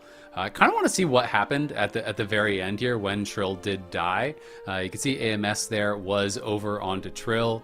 I wonder if it's a situation where Sidu was feeling frustrated because maybe he felt like the AMS needed to be saved for him to stop follow-up CC, but from this spot, I don't know. I mean, I guess he just shouldn't have sat through all that CC. I mean, Sidu trinketed so late. Was his trinket not up when the initial blind came in? Because it looked like he got blind sapped, then trinketed the end of the sap into a fear, and Trill died. Yeah, it was maybe just a slight miscalculation. Oh, I yeah, feel he just wasn't up, I think, until, or was it? I kind of want to see it one more time. I don't know if we're going to see one more replay of it. Back to the kill. Yeah, I feel like Kearney was there, though. He could have just... So it's not up right now, and his fear comes up at 16, so maybe it was... Maybe it literally just came off cooldown? Yeah, it might have just came off cooldown. I kind of want to see that kill one more time. Kidney, blind, still no trinket. And then you're sitting on the last second of blind. There's no way. He was sapped, so he could have probably trinketed it. He just didn't have it. Yeah. So his trinket is up in 2 seconds, so he just trinkets as soon as it's up, but... He didn't have Cocoon anyway, so I don't really think he would have been able to save Trill in that spot, and Trill had no cooldowns remaining. So, yeah, just unfortunate timing. Didn't have the trinket, came up, as he used it. But had they been able to survive a little bit more, maybe they get things going. But I just feel like Trill was always going to be in a lot of danger. Even with the AMS for your teammate and the AMZ and like all these things that Mez was doing, it just felt pretty hard for Trill to be safe. I also feel like we don't... Well, I guess that game went on for a really long time, 2 versus 3, so damage probably doesn't mean too much, but we usually expect Trill to be, like, really high on damage meters. He's like one of the highest DPSing rogues in the game. I think the main problem for Liquid, the reason they can't do what ILTU did, was that Prez Evokers are just hard countered by subtlety rogues. So, like, Liquid, I think they would love to do that, but they just can't. They're gonna just auto-lose to the rogue. So they have to play something with a Disc Priest, and it's like, I don't think the Disc Priest can keep a Boomkin alive. It's just... It's too fragile of a synergy between those, and it's like, okay, well then Sam has to play Warlock, and it's like that matchup looked good. It's just you're gonna have to win. You're not gonna really get a counter advantage, right? You just have to play better in this type of matchup, and they're gonna go back to the Warlock. just makes it so stressful, right? Because, you know, it's, you think back to game one, if Trill had cheat instead of the feint talent, like, does he live that go and do they win that game? You know, because then the entire series changes completely, right? But being down 2-0 that early on puts so much extra pressure on the players when they, you know, they have incredibly high expectations for themselves. You've been putting all this time into practicing and preparing. You literally flew somewhere, you know, to go prep and train in this, you know, tourney situation at the Liquid facility.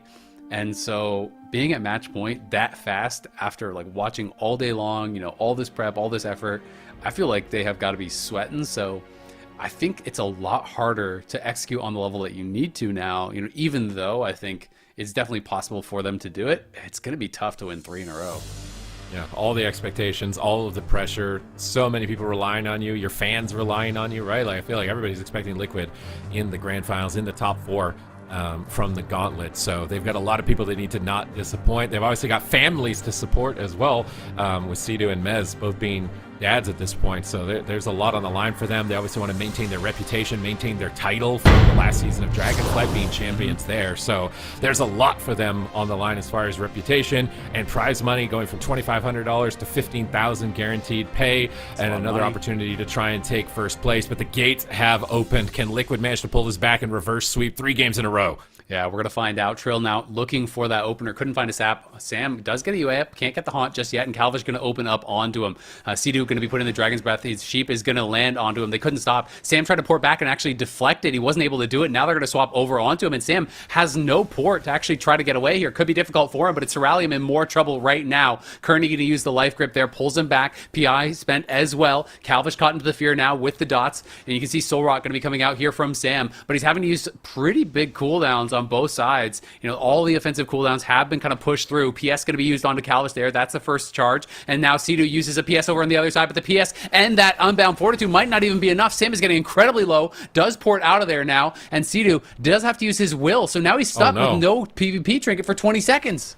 He's in a polymorph. He gets another one. Can he get 3? He doesn't get the second. Sam ports back to the pillar, but it's a shadowy duel. He's not in line of sight of Sidu. Sidu into another polymorph at the end of the shadowy duel. They force his Dark Pact. Cerulean blocks offensively. They go for the full blind with no trinket. Liquid on match point. Sam is standing in defiance, getting fears onto Kearney and trying to hold on to dear life. Paint suppression. Every single cooldown but the kitchen sink at this point. A double fear from Kearney. And Sam's tournament life is on the line here. Can Sidu save him in this final moment? Void Shift. Redirecting his health up. But he's used everything. That's ultimate penitence. He's still dying. He's thrown everything that he's got to keep them alive. They have nothing, Azael. Yeah, they've got absolutely nothing left. Sam and Trill played out of their minds, surviving that moment, and now Sidu is trying to get this offense rolling here. There's the gouge onto Kearney. Out of that blind, Calvish is in so much trouble, and Calvish might just go down. He does have the cloak remaining, but he's just dying through it. The kitty over to Kearney. They got him! And Liquid strike back in game number 3, surviving by the skin of their teeth. Sam and Trill had to live for what felt like an eternity while Sidu was locked down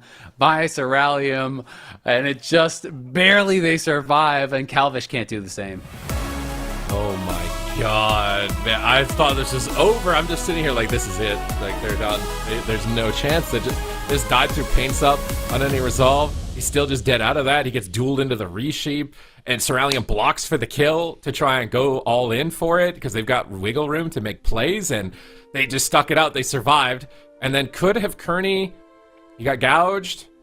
I'm just trying to see if could he have void shift. He got feared. He had trinket, so he didn't have trinket. Sorry, I was looking at it. Kidney shot. He couldn't do it. No. He actually just couldn't do it. Yeah, I mean, it's tough. They used so much offensively to try to actually finish off Sam that it's like, it looked really, really dicey for Liquid, obviously, and Sam kind of barely lived, but they committed everything, it felt like, to try to get that kill, and then when you don't get it, it is really, really tough, right? Like, all of a sudden the 1 minute defensives start coming back up for the Warlock. You know, Dark Pact and Hellstone are really strong as far as, you know, quick defensive cooldowns. Calvish even had the cloak and just died through. It's tough. I mean, Kearney used both charges of PS pretty early, couldn't get off the void swap. I don't really know what he could have done in that spot once the initial CC landed. Would have had to be something like earlier, right? Like maybe Calvish should have been cloaking earlier, you know, if we're being completely honest in this. Like, he could have maybe cloaked about 20% higher and then maybe he lives, but I don't know. It's tough. I think it was about stopping CC, but I don't... Like maybe they could. But it was all just Sam. it was all just little instants, right? It was like Yeah. gouge out of the blind, and then just like a just all little DRCCs. It felt like, so it's pretty tough to stop those. Oh man, dude, I'm sweating. I'm not even playing. There's nothing on the line for me here. Like you survived that. Like, oh my god, bro. It's like if you don't kill him there, it's over. It is completely over. You will not get a second chance in that game.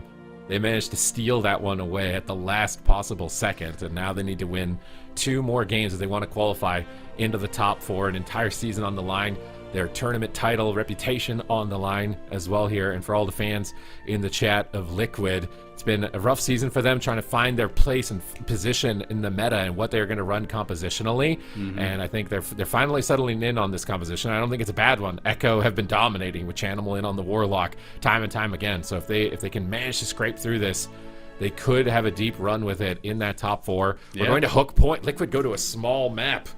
They really want to cook the pressure higher here. Yeah. I mean, it's gonna be interesting. Well, this is Silk Tiger's map choice, right? Because they just lost. Okay, Right. so it's Silk Tiger. Sorry, that want to cook up the pressure here. So Yeah. Liquid, do they get baited into playing a Blood DK because it's a small map? I don't think they're going back to that. I think that's one of those things where when it's like, I've played with Sudu for a long time, and I feel like you can maybe convince him to try to really try something that's kind of oddball once, but if it goes bad, I don't think he's going to want to play it again. So I think Mez is going to stay on the bench, and honestly, I like I said, after game 1, I felt like they could have won game 1. Trill obviously feeling confident in playing Feint, though. I did check. He didn't actually go back to cheat death, even after dying in game 1 in this exact matchup. So he's correct in his talent choices, or feels that he is correct in the talent choices, so didn't adjust that whatsoever. This one was really close, but it is interesting because, I know you said that you felt like that was the last moment for Liquid to kill, but even if they don't kill there, both teams are pretty tapped on cooldowns, so I feel like it still can be anyone's game. And like Sam, his 1 minute cooldowns do come back up, right? So it's like if you fully send it on a Warlock that early on, next time you go, if they have Dark Pact and they have Coil and they have Hellstone, like that's a lot of healing to get through. So the next go is definitely not a guaranteed kill, I don't think, on the Warlock. So I think Liquid, their comp does have some legs in this, especially if it is the Warlock that you're going for, because Warlocks are pretty good at surviving through some of these CC chains as long as they have those 1 minute defensives. Yeah, Liquid, they've locked in. They decided what their fate's going to be. It's going to be the Warlock, it's going to be the Rogue, it's going to be the Priest. So Tigers, I'm imagining, is going to be the same here, considering how dicey it was for Liquid throughout that first 2 minutes to stay alive. I don't imagine, at this point, really either team switching compositions, but Silk Tigers throughout the Cup stage, they kind of had a similar kind of identity crisis of like, what are we going to be? Are we a feral team now? Are we like... Are we going to stick to Rogue Mage? Like, what's our meta? We brought Gage onto the roster to play Shadow Priest. What's our identity going to be? And throughout the Gauntlet, they've been playing Rogue Mage Priest, but throughout the season, they've been playing other things. And do they start to question themselves? Are they going to try and bring in something that they've worked with in the past, or maybe if they lose 2 in a row? Yeah, that's what I'm thinking. That's what I'm wondering. Like, maybe it could spiral out of control for them. If they lose this here, it's tough. I mean, I think that their comp is strong though, but they did switch. They are going to swap it up. Interesting. So they are going to go over to the Feral. I don't know. It's really hard to know, right? If they just feel this is a superior comp, then more power to them. They're obviously going to know these matchups better than we are. But it is one of those things where it's like when I look at both of the 2 games that they played with their RMP versus Liquid's Warlock, Warlock Priest Rogue, they were insanely close games, and I feel like, just from spectator point of view, you have to think you would win 1 out of 3, right? Like, you wouldn't think that you would lose that matchup 3 straight games, right? And that's the situation that the Liquid would have had to kind of find themselves in. And when you have 2 games that are that insanely close, you already won 1 of them, and Sam survived by the skin of his teeth, I would not have minded them just running it back with the same comp. But we'll see if this one looks even stronger. Because if they come out with this and they lose and it doesn't look as good, then you're going to be like, oh god, we wasted a game. Like, now it's all tied up, and Liquid has momentum, and Liquid will feel a lot more confident. So we'll see what Calvish is able to get done on this Feral, because obviously FMP is super strong, but I do think Ferals can be kind of a lot more susceptible to the spam fears. It's kind of easier, I feel like, often to like catch them in CC than it is rogues who have gouge and like kidneys and cheap shots in so many ways, even without kick, to just like prevent you from getting very many fears. I think the best case study we have, though, is Echo and Streamer Zone in Europe, because they go head-to-head with these comps pretty much every tournament, and Streamer Zone has started to push Echo off of the Rogue Lock and onto Rogue Mage. Raikou had to come onto the front. So I think Silk Tigers are likely looking at that data and like, well, if they can force Chanimal, and Echo has been playing Roguelock forever, they've been mains on these classes, then we should be able to do very similar here against Liquid. So it's a proven track record for the Silk Tigers composition. But Liquid, when they're backed into a corner, sometimes the beast can come out when a wolf's backed into a corner. So I wouldn't be too comfortable if I was Silk Tigers. Yeah, absolutely. I mean, they're gonna have to really try to execute, close this one out here and now against Liquid. You 6x your minimum prize if you do win this and win that gauntlet. Trill got an early sap here on a Kearney. He does get a resap. Not going to be looking to open just yet. Calvish and Trill just walked right over top of each other. It doesn't look like they sounded until just now. Trill actually spots Calvish. Is going to get the full opener. They're going to get Haunt, Soul Rot, everything going up onto him. This is a fantastic start already here for Liquid. And now Sam looking for the fear. Does get Skull Bash on it. There's the stun coming out. Rake stun comes through. Kidney shot over on a Kearney. Trying to get some CC rolling onto him. And Cedu's just trying to stay LOS. You can see a Maim stun comes over onto him. Is there any CC coming out? Ceralium tries to go in for the sheep. He's going to get interrupted on it. Good job there by Liquid, shutting down the follow-up CC on a Cedu.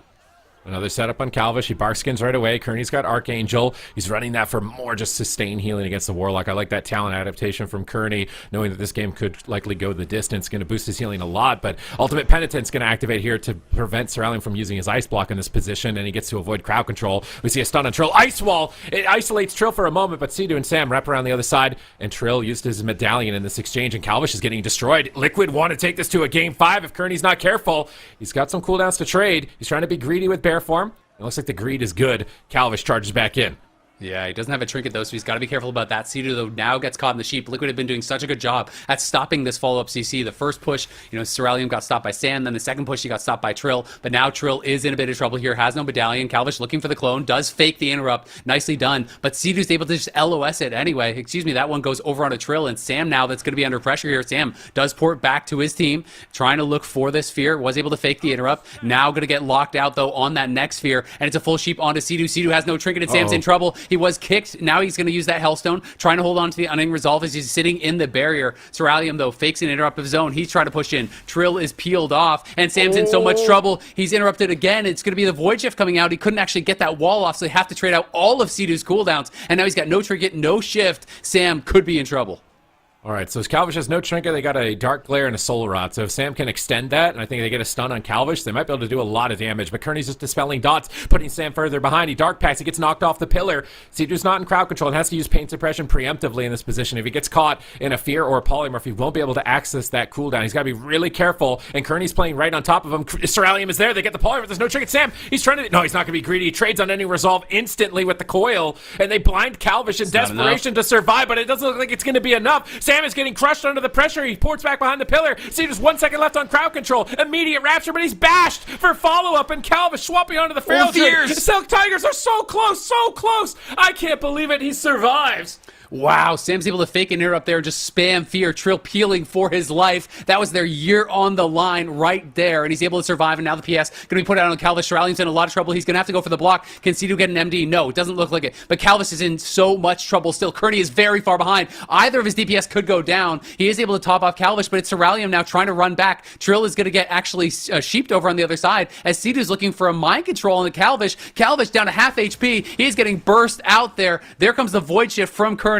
trying to top him off one more time, but here comes Trill, and here comes the damage. Ceralium looking for the sheep on a Cedu. He gets it, but it's Sam porting back to the pillar, trying to cut it out for his life here. Cedu cannot afford to get CC'd one more time. He's going to get stunned up there, though, by Calvish, but the sheep shot comes in from Trill. Trill is breaking up everything that they are trying to do. Silk Tigers are struggling to finish him off. Sam, though, sitting low again. Cedu, though, has his trinket now back, and it's Sam looking to try to fake the interrupt. Can't do it. The Skull Bash does land, but he's going to pour it out to safety. Cedu gets a big fear on multiple members, and you can see trinket available for Kearney, but I just don't know if he has the healing to survive another go.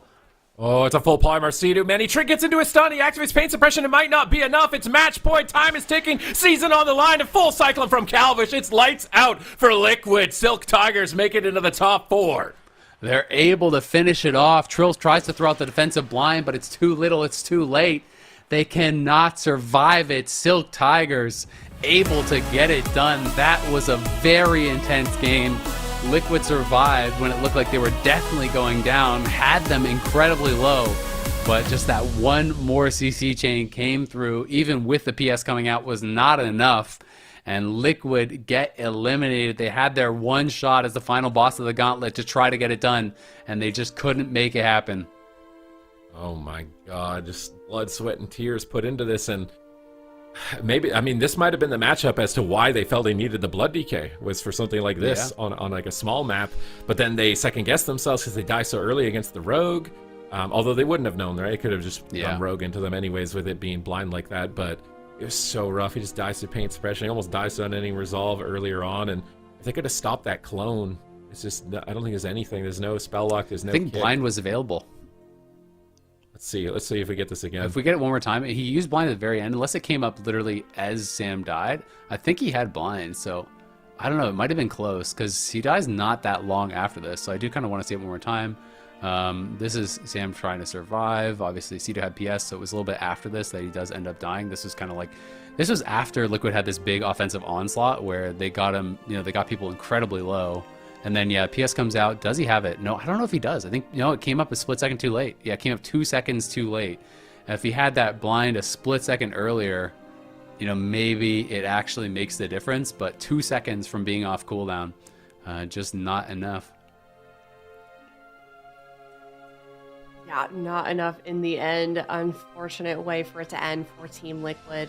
You know, we kind of thought they may have had a comeback there mid-series, but unfortunately they did fall and they will not be making it to the grand finals. But Silk Tigers, they are victorious. They are the 4th team in North America, and it looked pretty convincing for most of that. Of course, obviously there were quite a few tough moments there, but they were able to get that win, and that means that they're going to be joining the rest of the teams here in North America. And Super Keys, how do you feel like Silk Tigers is going to do against the other top 3 teams in North America?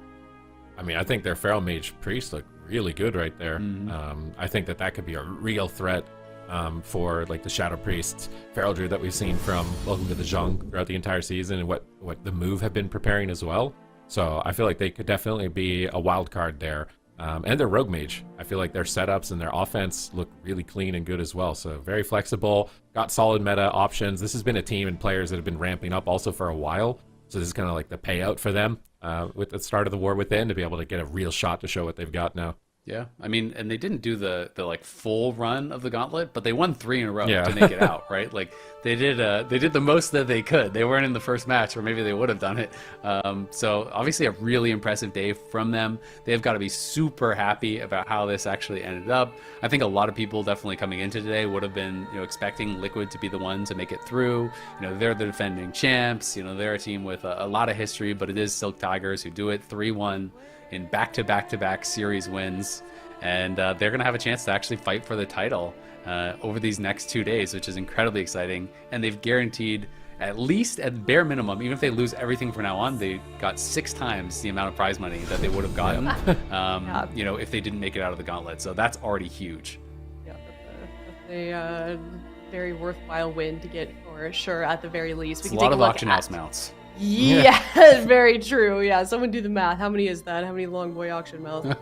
House mounts is that? All right, so we can take a look at the journey that Silk Tigers did take. They started from round 2, so they had a pretty good run here. They were able to beat the ABJURED. They were able to beat Power Toads, and then Team Liquid, of course, at the end of the day. Silk Tigers now, they're going to play in the full North American bracket, which we can now look at as well. 9-2 is crazy on the day. Ready they to only lost go. 2 games. What's that? Just that they actually went 9-2 today. Like that's crazy. You're playing against the best teams in the region, and you went 9-2. Yeah, we've had some long runs today. We've had some ups for sure. I cannot wait to see how these 2 teams, Silk Tigers, can do against the rest of these teams. We'll look at EU, of course, a little bit later. But here's Welcome to the Jung versus Silk Tigers, and then we've got F tier versus the Move as well, Sid, in North America. This is a really top tier bracket. I feel like this is like Welcome to the Zhong and the Move. They're kind of like these guys. We've seen them around the block like for a few years now. Silk Tigers and F tier have been teams that have been leveling up year over year. So newcomers versus old guard type of deal in the first round. Yep, cannot wait. So definitely stay tuned for that one. And of course, we did play out those EU games earlier today as well. It was ILTU that made it out, and they were another team that had quite a lot of victories today as well. Yeah, I mean, they made an incredible run, you know, from the very lowest position in the Gauntlet. Were able to make their way the entire way through. They're the first team in AWC history to do it. And when you have that kind of a run that ILTU had, as well as that Silk Tigers had, it really makes you wonder, like, how far can they go, right? Because obviously, you know, when you're starting low down in the Gauntlet, you didn't have as dominant of an AWC season as you want. But when you come into the final couple days here with that much momentum, you have to think that maybe the sky is the limit. They really did beat some very big teams. They are going up against Echo, though, which is so incredibly hard. I mean, Echo are the undisputed kings of Europe. I think very easy to make an argument that they're just the best team in the world. They have been absolutely running that region for quite a few years now. So I think, you know, they are the head and shoulders favorites. They only lost one series the entire AWC season, I believe, won all 4 cups. So, you know, like for anyone to even take a series against them is an incredible feat. And we'll see if ILTU can do that. Yeah, we will. Or if any of these other teams maybe are up for the challenge as well. Drive Overload and Streamer Zone GG are in that mix as well for EU. So you guys are going to have to stick around for those series for both NA and EU. Of course, we are doing EU tomorrow and then NA in the second half of the day on Saturday. And then Sunday, we'll be crowning our champion for both North America and Europe. So that is going to wrap everything up in terms of bracket. Let's take a look real quick before we sign off, though, at the predictions and where we did end up. Because Isaiah, what happened? You were gonna be like, oh yeah, I'm gonna go with Zico. We're gonna go down with the ship, and then you. Well, I think you got some dubs today. It was happening organically. You know, that's the thing. See, it's like there was some accusations being thrown around that it was collusion. We were just both naturally going 0-4. You know, it's just like. It's just kind of the people we are. We didn't have to plan it out. We just naturally ran it down. I mean, honestly, after I went 0-4, you know, predicting against the Moonkin team, I was going to try to go for the 0-8 Dream, but then I accidentally got the first prediction right in the NA bracket. So my hopes and dreams were smashed, unfortunately. Poor Zico. You left him down there all alone by himself. Well, maybe we can Zico. redeem ourselves tomorrow. But Ben and Sid, you're tied for first. So we'll see how that ends up at the end of the weekend. Let us know how your predictions went this week. But that is going to wrap everything up for us. Make sure you guys are tuning in tomorrow. Same time, same place, twitch.tv/Warcraft. Head over to WoW Esports on Twitter if you'd like updates. And we are on YouTube as well. Thank you guys so much for watching. We'll see you tomorrow at 10 a.m. Pacific or 7 p.m. CET. Goodbye. Bye.